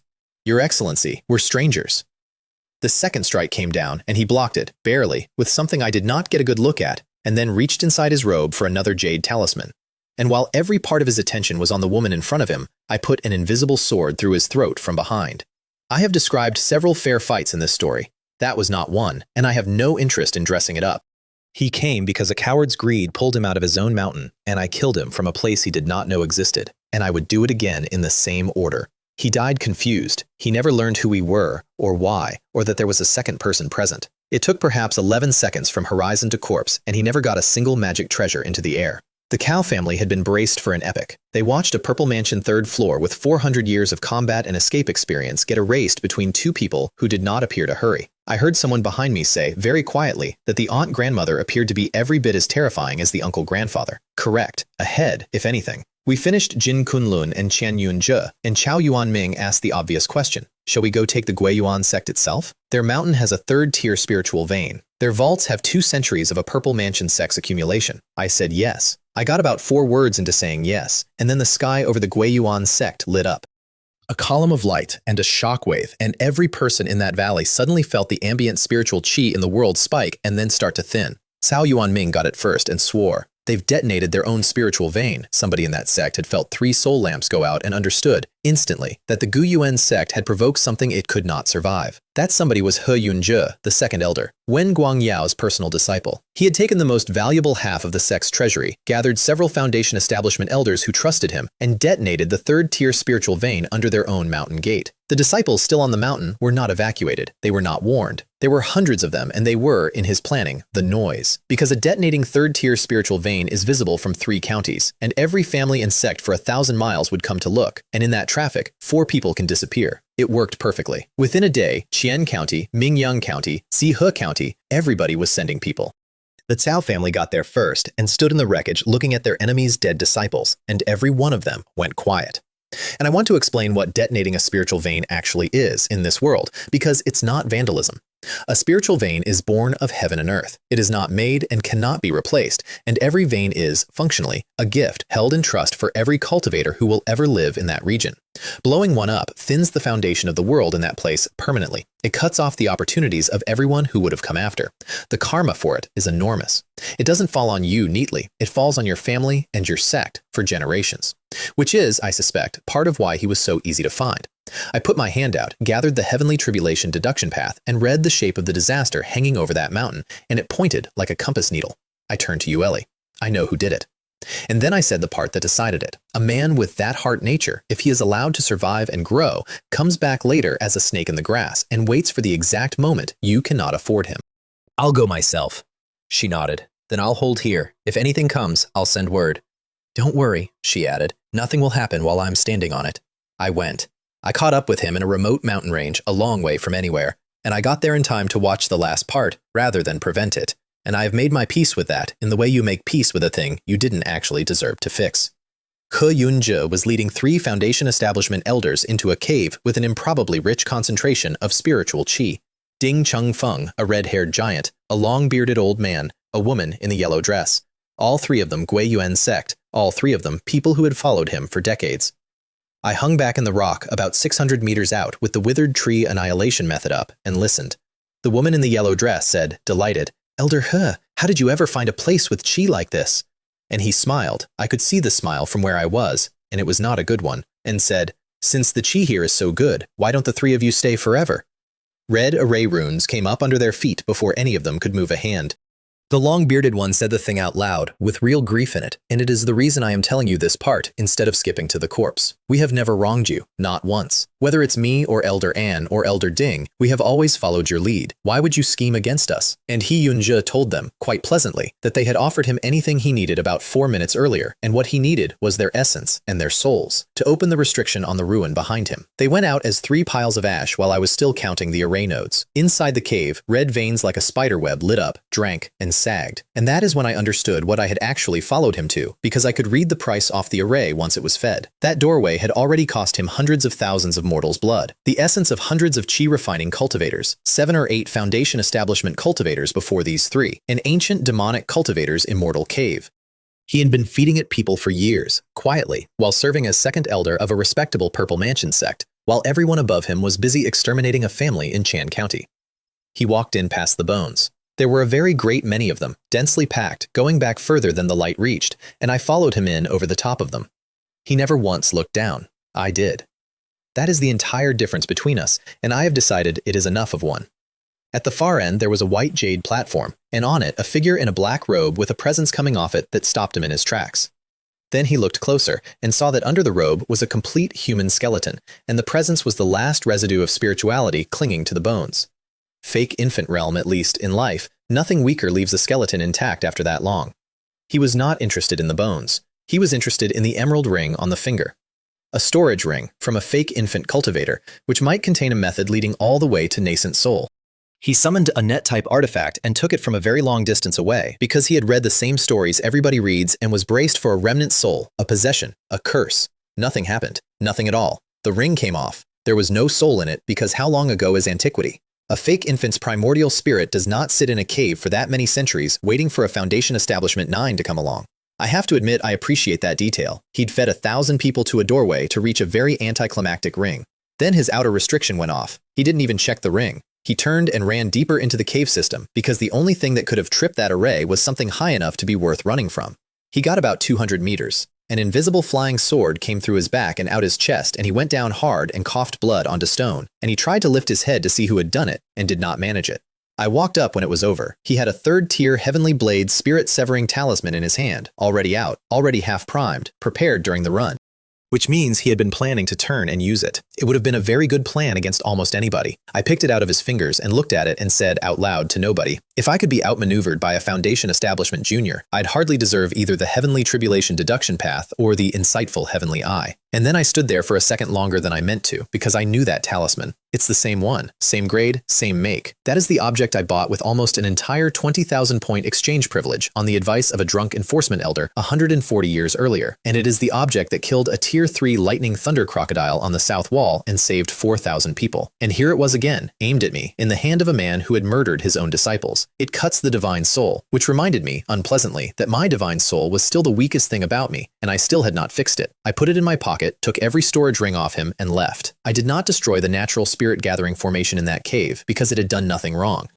I destroyed everything else. One strike from the Genjin Void Sword into the weakest structural point, and the entire ancient demonic immortal cave came down on top of 1,000 years of victims. The haul was obscene. Over 300,000 spirit stones, artifacts, medicinal pills, talismans, spirit plants. The Guiyuan sect's signature technique, the Guiyuan True Skill, plus their 3rd-tier spells, divine abilities, alchemy, talismanry, and refining inheritance. Enough, in raw terms, to found a small Purple Mansion sect from nothing. The only thing missing would be an actual Purple Mansion cultivator. I did the math on the flight back, and it made me uncomfortable. If I had not existed, if the Cao refugees had not happened to come ashore on the one wharf in the world where I was standing, xianxia had better than an 80% chance of reaching Purple Mansion inside a century, on the back of a sect he had personally blown up. The Emerald Ring, in the end, had 3 jade slips in it, and nothing else. The first was a 4th-tier demonic technique called the bone-melting great method. The second was an alchemical method that uses living human beings as ingredients. I read enough of both to know what they were, and then destroyed both slips. Not sealed, destroyed. There is a version of me that keeps them for study, and I have met enough people who started that way. The third was a concealment art, the withered tree annihilation method, for hiding your own aura. That one I kept, because layered on top of the Heavenly Tribulation Deduction Path, which already hides my fate, a technique that hides my presence means that even a golden core true person would have serious trouble finding me. I have an old drunk friend with a failing body who would very much like to know where I am.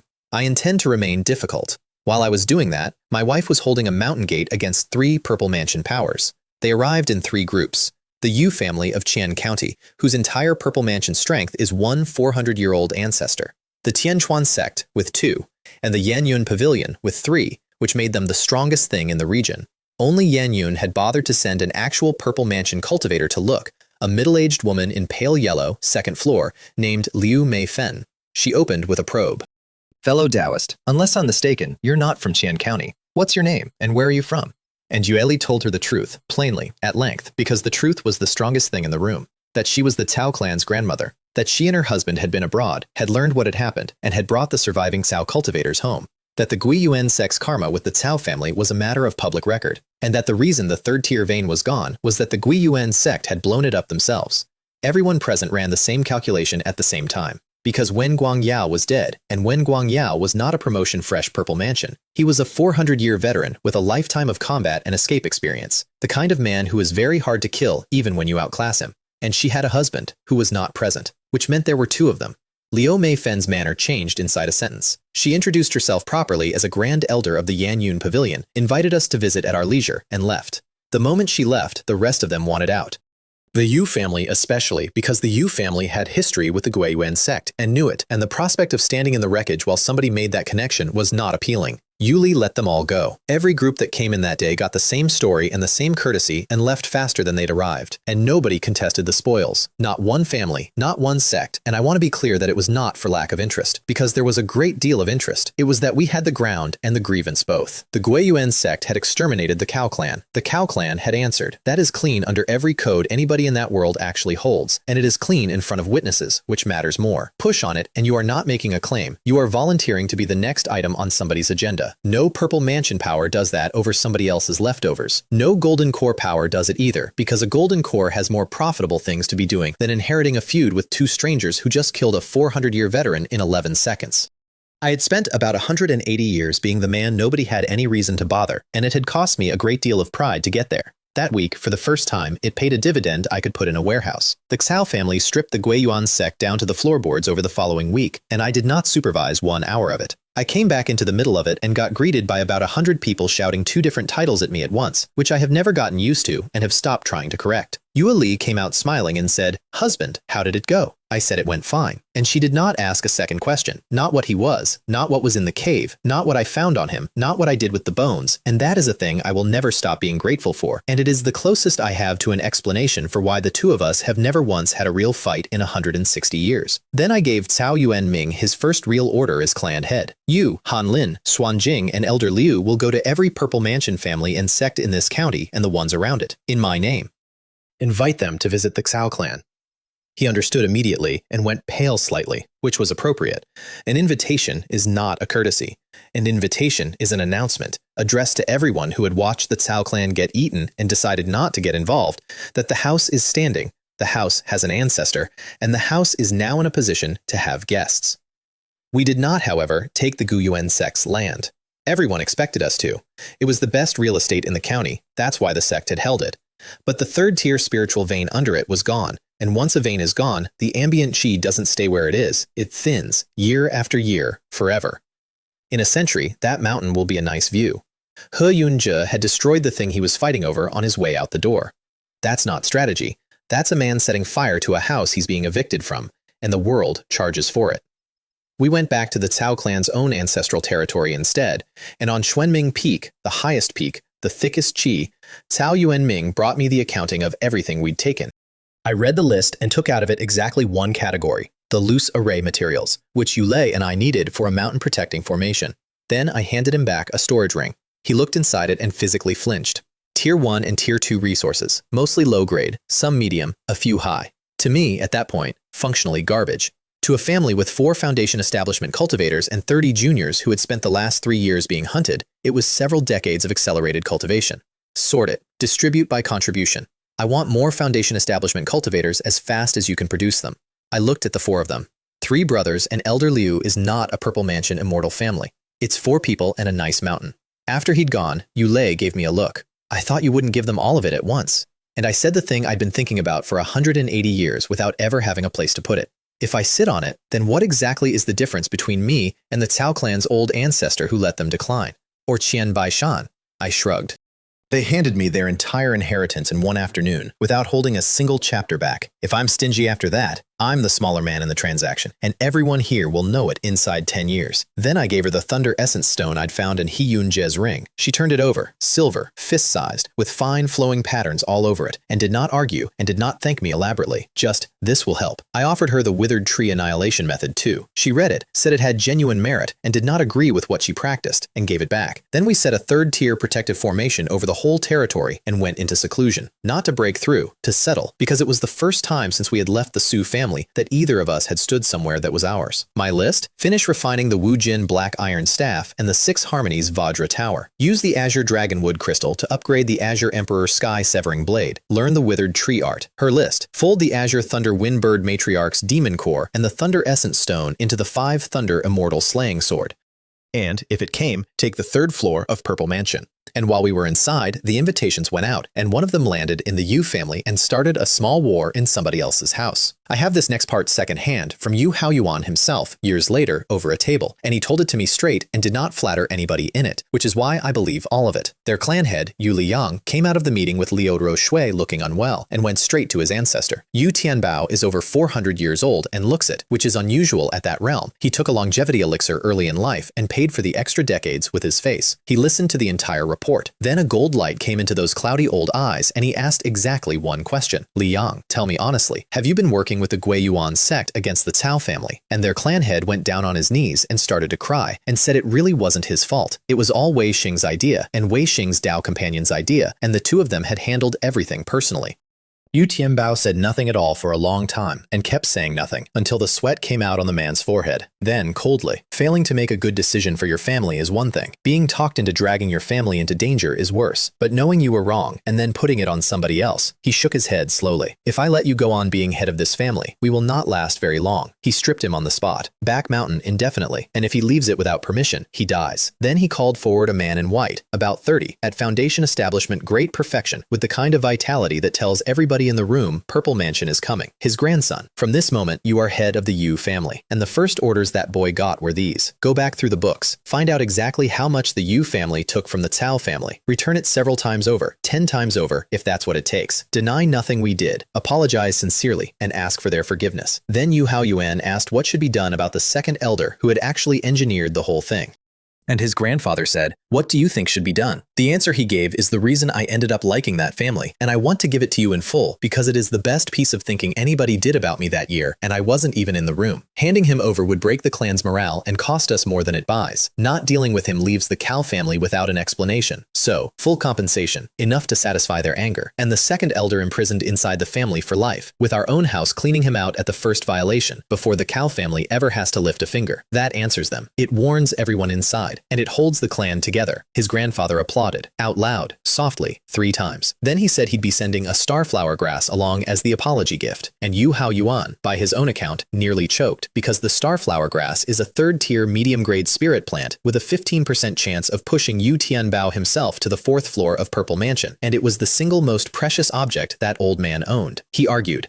And what he got back is the reason I later said yes to something I would ordinarily have refused. External things will always be external things. Cling to them or put them above people, and one day they will eat you. Then, practically. Besides, my lifespan is nearly gone. Even if I ate it, my odds on the 4th floor are under 50%, and the 4th floor would not add me a single year. Better it does something. And then, sometimes enemies do not stay enemies. Sometimes allies do not stay allies. Do you understand? I was sealed in a cave 400 miles away, arguing with a black iron staff while that conversation happened, and I did not hear about any of it for 5 years. I have thought since about how narrowly that family missed being an enemy I would have had to destroy, and the margin was one old man asking one honest question instead of a comfortable one. 5 years went by. I came out of seclusion having refined both treasures and upgraded the Azure Emperor Sky Severing Blade with the wood crystal, and, on the back of that, having gone through to the 3rd floor of Purple Mansion without a single external aid. Magic power up more than 30%.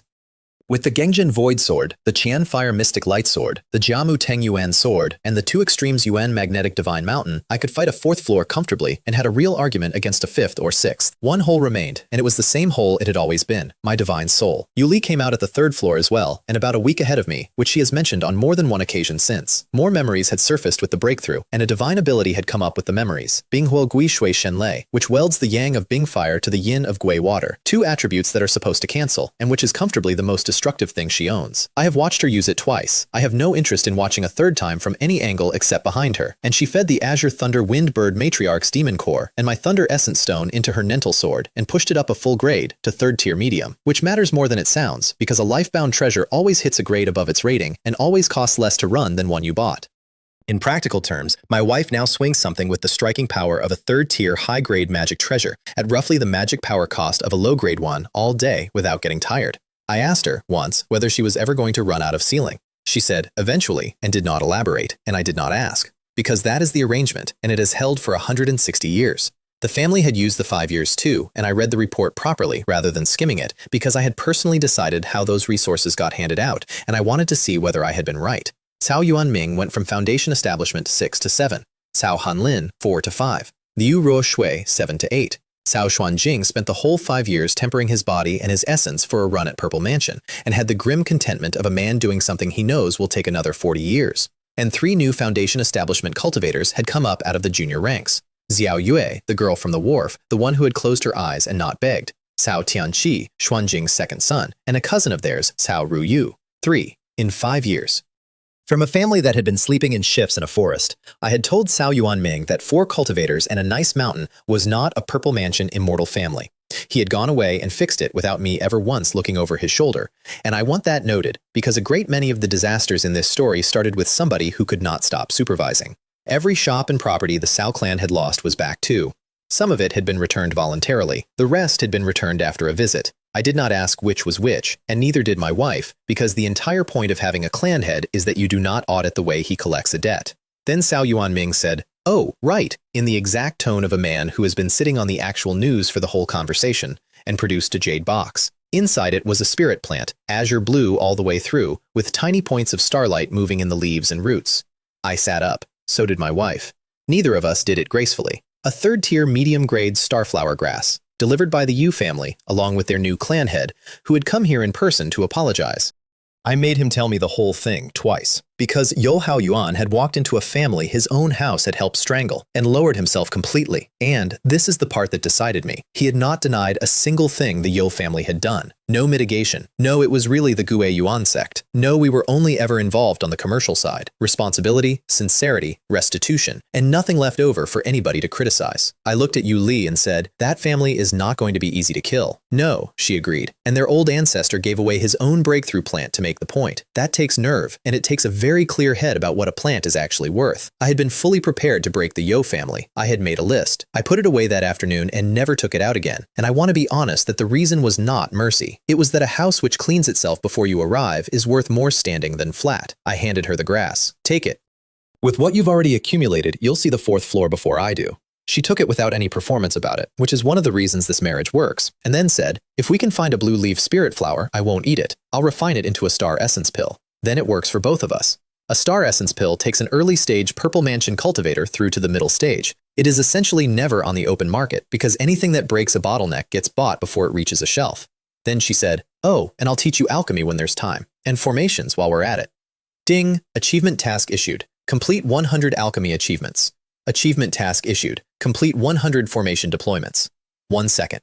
That's how long it took. I had agreed to learn alchemy, and 1 second later the system issued me 2 tasks about it. And I want to state for the record that after 180 years, I still have no idea whether it can hear me, or whether it is simply very good at reading a room. Actually, I said, let's not wait until there's time. Let's start now, before the guests arrive. She looked at me sideways. She has, at this point, seen this face before.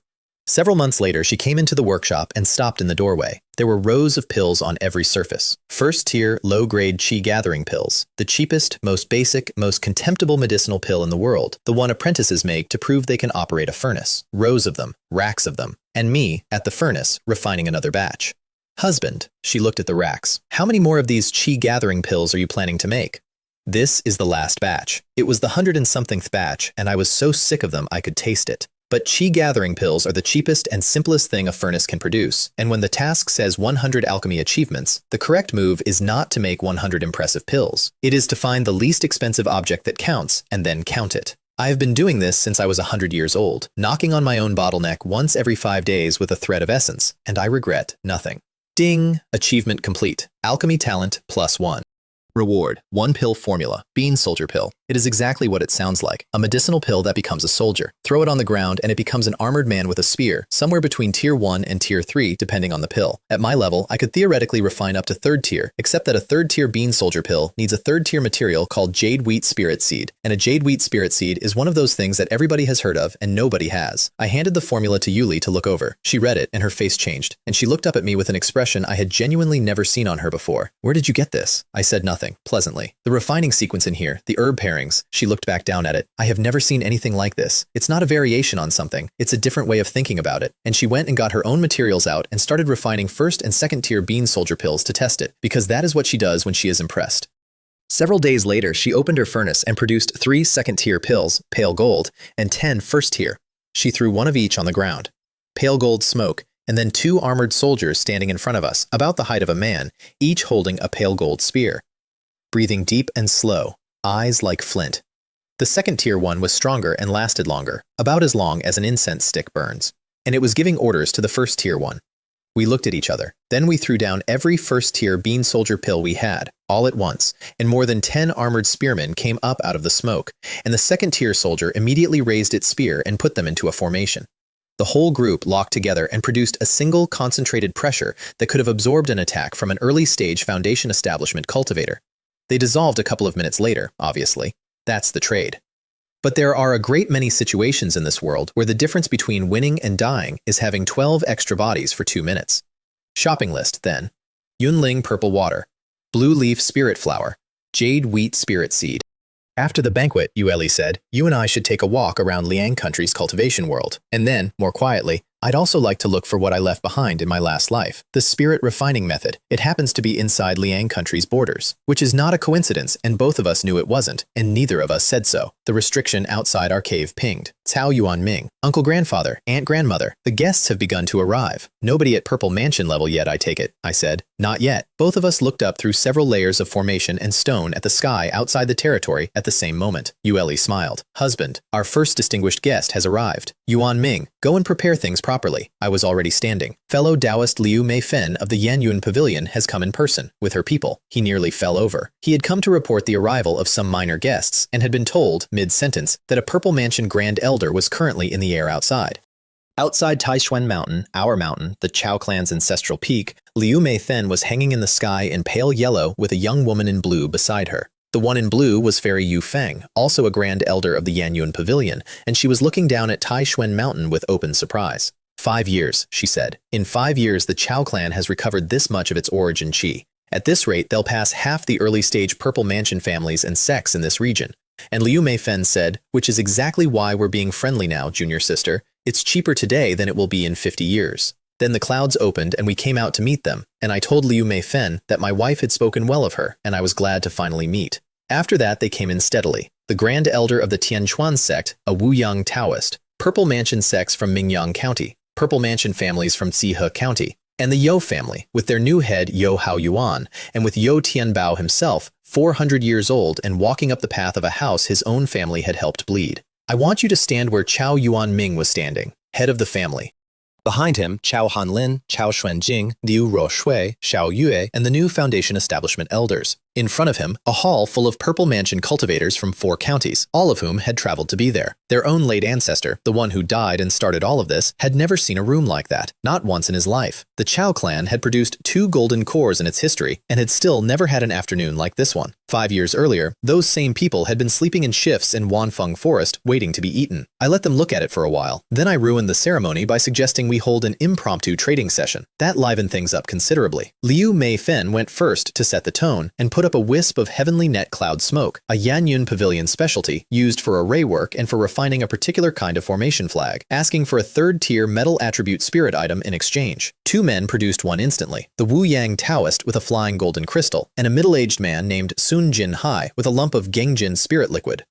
She took the Gengjin liquid and apologized to Wu Yang, who took it well, and then held up his flying golden crystal and asked whether anybody wanted to trade for it. Any third-tier array material would do. I gave him a spiral void stone. Out of He Yunzhe's storage ring, as it happens, one of the extras Yueli and I had folded into the Cao clan's mountain formation. Then it was our turn, and Yueli put up a third-tier magic treasure spear and a bottle of radiant elixir and asked for jade wheat spirit seed, or Yunling purple water, or a blue leaf spirit flower, and offered to buy above market if anyone had 2 of them. Interest all around the room, and nobody had any of the 3. Then Yu Tianbao took out a flower, bright orange entirely, with fine silver veins running through the petals, and every purple mansion cultivator in that hall leaned forward slightly. 2 fellow Taoists, he said.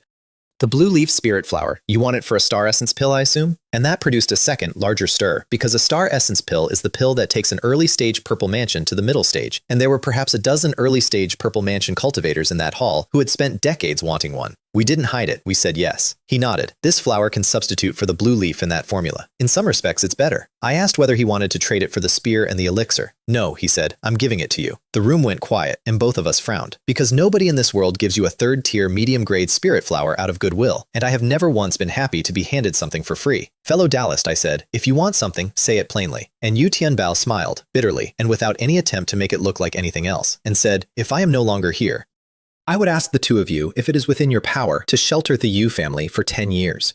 Both of us looked past him at Yo Hao Yuan, standing behind his grandfather's shoulder, and understood the whole thing at once. The boy is going to make Purple Mansion. Everyone in that hall could see it. The only question is when. 5 years if he's lucky, 20 if he isn't. Yu Tianbao has maybe 10 years left. 20 is out of the question. If he dies with his grandson still at Foundation establishment, the Yu family is a Purple Mansion clan with no Purple Mansion in it, in a county that has just watched exactly what happens to a house in that condition. He was not buying a favor. He was buying his grandson the difference between a coin flip and a certainty, and he was paying for it with the single object that might have extended his own life. I took the flower. My wife and I agree. And then, because I have never in my life let a term go unstated, within what we can do, beyond that, we'd have to apologize. That is natural, he said immediately, and he sounded relieved rather than disappointed. If it comes to something beyond that, then my Yu family was fated to that calamity, and the 2 of you should simply stay out of it. Then Liu Meifen, from the side, laughed and said that if we were still after the jade wheat spirit seed and the Yunling purple water, we might consider the Bishui market auction, which is run, quietly, behind 3 layers of intermediaries by the Bishui Sword Pavilion, a golden core sect of Liang country. Small auction every 10 years, medium every 30, large every 100, and at the large ones, she said, the Ningzhen pill has surfaced more than once. That is the pill that takes a 9th floor purple mansion cultivator into the golden core realm, and even when it fails, you live, and you may well come out at false core. Wherever it appears, people die over it. The medium auction, she said, was in about 5 years. Yuli and I did the arithmetic silently, in the way married people do. Between us, we had 600,000 or 700,000 spirit stones, possibly 1 million. We would be going. The guests left over the next several days. And when the last of them was gone, I went back to Xuanming Peak and asked my wife to teach me formations, since arrays and artifacts are inseparable, and I already had the refining half. I picked it up fast. Then the first thing I did with it was refine a spirit-gathering formation flag, the most basic first-tier low-grade flag there is, and then I made 100 more of them. And then I set up 100 first-tier low-grade spirit-gathering arrays, one after another, across Xuanming Peak until the entire mountain was covered in the cultivation equivalent of 100 identical garden sheds. I looked up at one point, and Yuli was standing there with her arms folded, watching, saying absolutely nothing. 100 batches of the cheapest pill in the world, 100 of the cheapest arrays in the world. There is a shape to my career, and she has been watching it develop for 140 years. Ding. Achievement complete. 100 formation deployments. Formation talent +1. Reward. Portable Void Realm Formation Plate. Carries 1 to 3 people through the Void Realm. Range 100,000 to 500,000 kilometers. 3 uses. 3 uses. That's the catch, and it's a real one. But when it activates, a golden core true person cannot follow you. Not would have difficulty, cannot. I have an old drunk acquaintance in the Starlight sect who needs a body. I had just acquired 3 guaranteed exits, and I did not say a word about it to anyone. Chao Yuan Ming came up the peak while I was still turning it over. Uncle grandfather, aunt grandmother. Yuan Ming, perfect timing. These are for you. And I threw him the entire 100 spirit gathering formation flags and the 100 bottles of first-tier chi gathering pills. He caught them. He stood there holding an armful of the least impressive treasures in the world, produced in industrial quantities by a third-floor Purple Mansion ancestor, and his face filled up with question marks he was much too polite to ask. I coughed twice and changed the subject. He'd come up with a list, the tribute gifts sent by every sect and family that had attended, all of it needing to be recorded and allocated. He held it out, and I didn't take it. Yuan Ming, don't bring me things like this anymore. Discuss it with Han Lin, Xuan Jing, and Elder Liu. If there's something you genuinely can't decide or can't handle, then come to your aunt grandmother and me. He blinked at me. You're head of the Chow family, I said. That means you represent the entire Chow family. You have the right to settle these things yourself, and I'm not going to interfere with it. He got out a, yes, Uncle Grandfather, and he was extremely moved and trying not to show it, and he stayed only long enough to tell us about the measures the family would be putting in place over the next few decades. Then he went back down the mountain to run his own house. I stood on Xuanming Peak for a while after that and looked at the view. 200 and some years ago, I was lying in a bed I had bought with money, in a city I had no reason to be in, dying at Chi Relining 8, having failed to keep the only promise I ever made that mattered, to a 6-year-old with 2 braids who wanted to know what happened to the monkey under the mountain. Now I was standing on a mountain I owned, in a family that bore my own name, and a 400-year-old purple mansion ancestor had just asked me, politely, to be the roof over his grandchildren's heads. Cao Hanlin's ownerless third-tier vein turned out to be real incidentally. He handed over the coordinates on that wharf before the blood was dry, exactly as promised, whatever the result, and it feeds this family now. So that's settled. All of it is settled. The Guiyuan sect is a hole in the ground. The family is standing. The ledger is closed, except for one line. Because on the day the Chao clan's blood confirmed me as their direct ancestor, it also said something nobody in that clearing could explain, and I have not stopped hearing it since. By every generation they can count, by their own genealogies, their own records, their own ancestral tablets going back 1,000 years, their line should be the older one. It came out the other way. I am a man who was born in a mortal town in a different country and told his little sisters stories from a world that does not exist here. I have no clan. I have no ancestors. I have a name I woke up wearing. And an entire great house in Liang country, with 2 golden cores in its history, reads me as standing above all of it. I tried to look at it once with an art that cost a woman her hair and most of her life, and something on the other side pushed my hand away. There is more than 3 years to go before the Bishui market auction. Yua Li wants to find what she buried in a previous life, and it's somewhere in Liang country, in a place called the Tianzhu mountain range. We're leaving in the morning, and somewhere behind me, in a genealogy that does not add up, in a bloodline that says I came first, there is an answer I have not been allowed to see yet, sitting quietly in the dark, waiting for me to be strong enough to be told.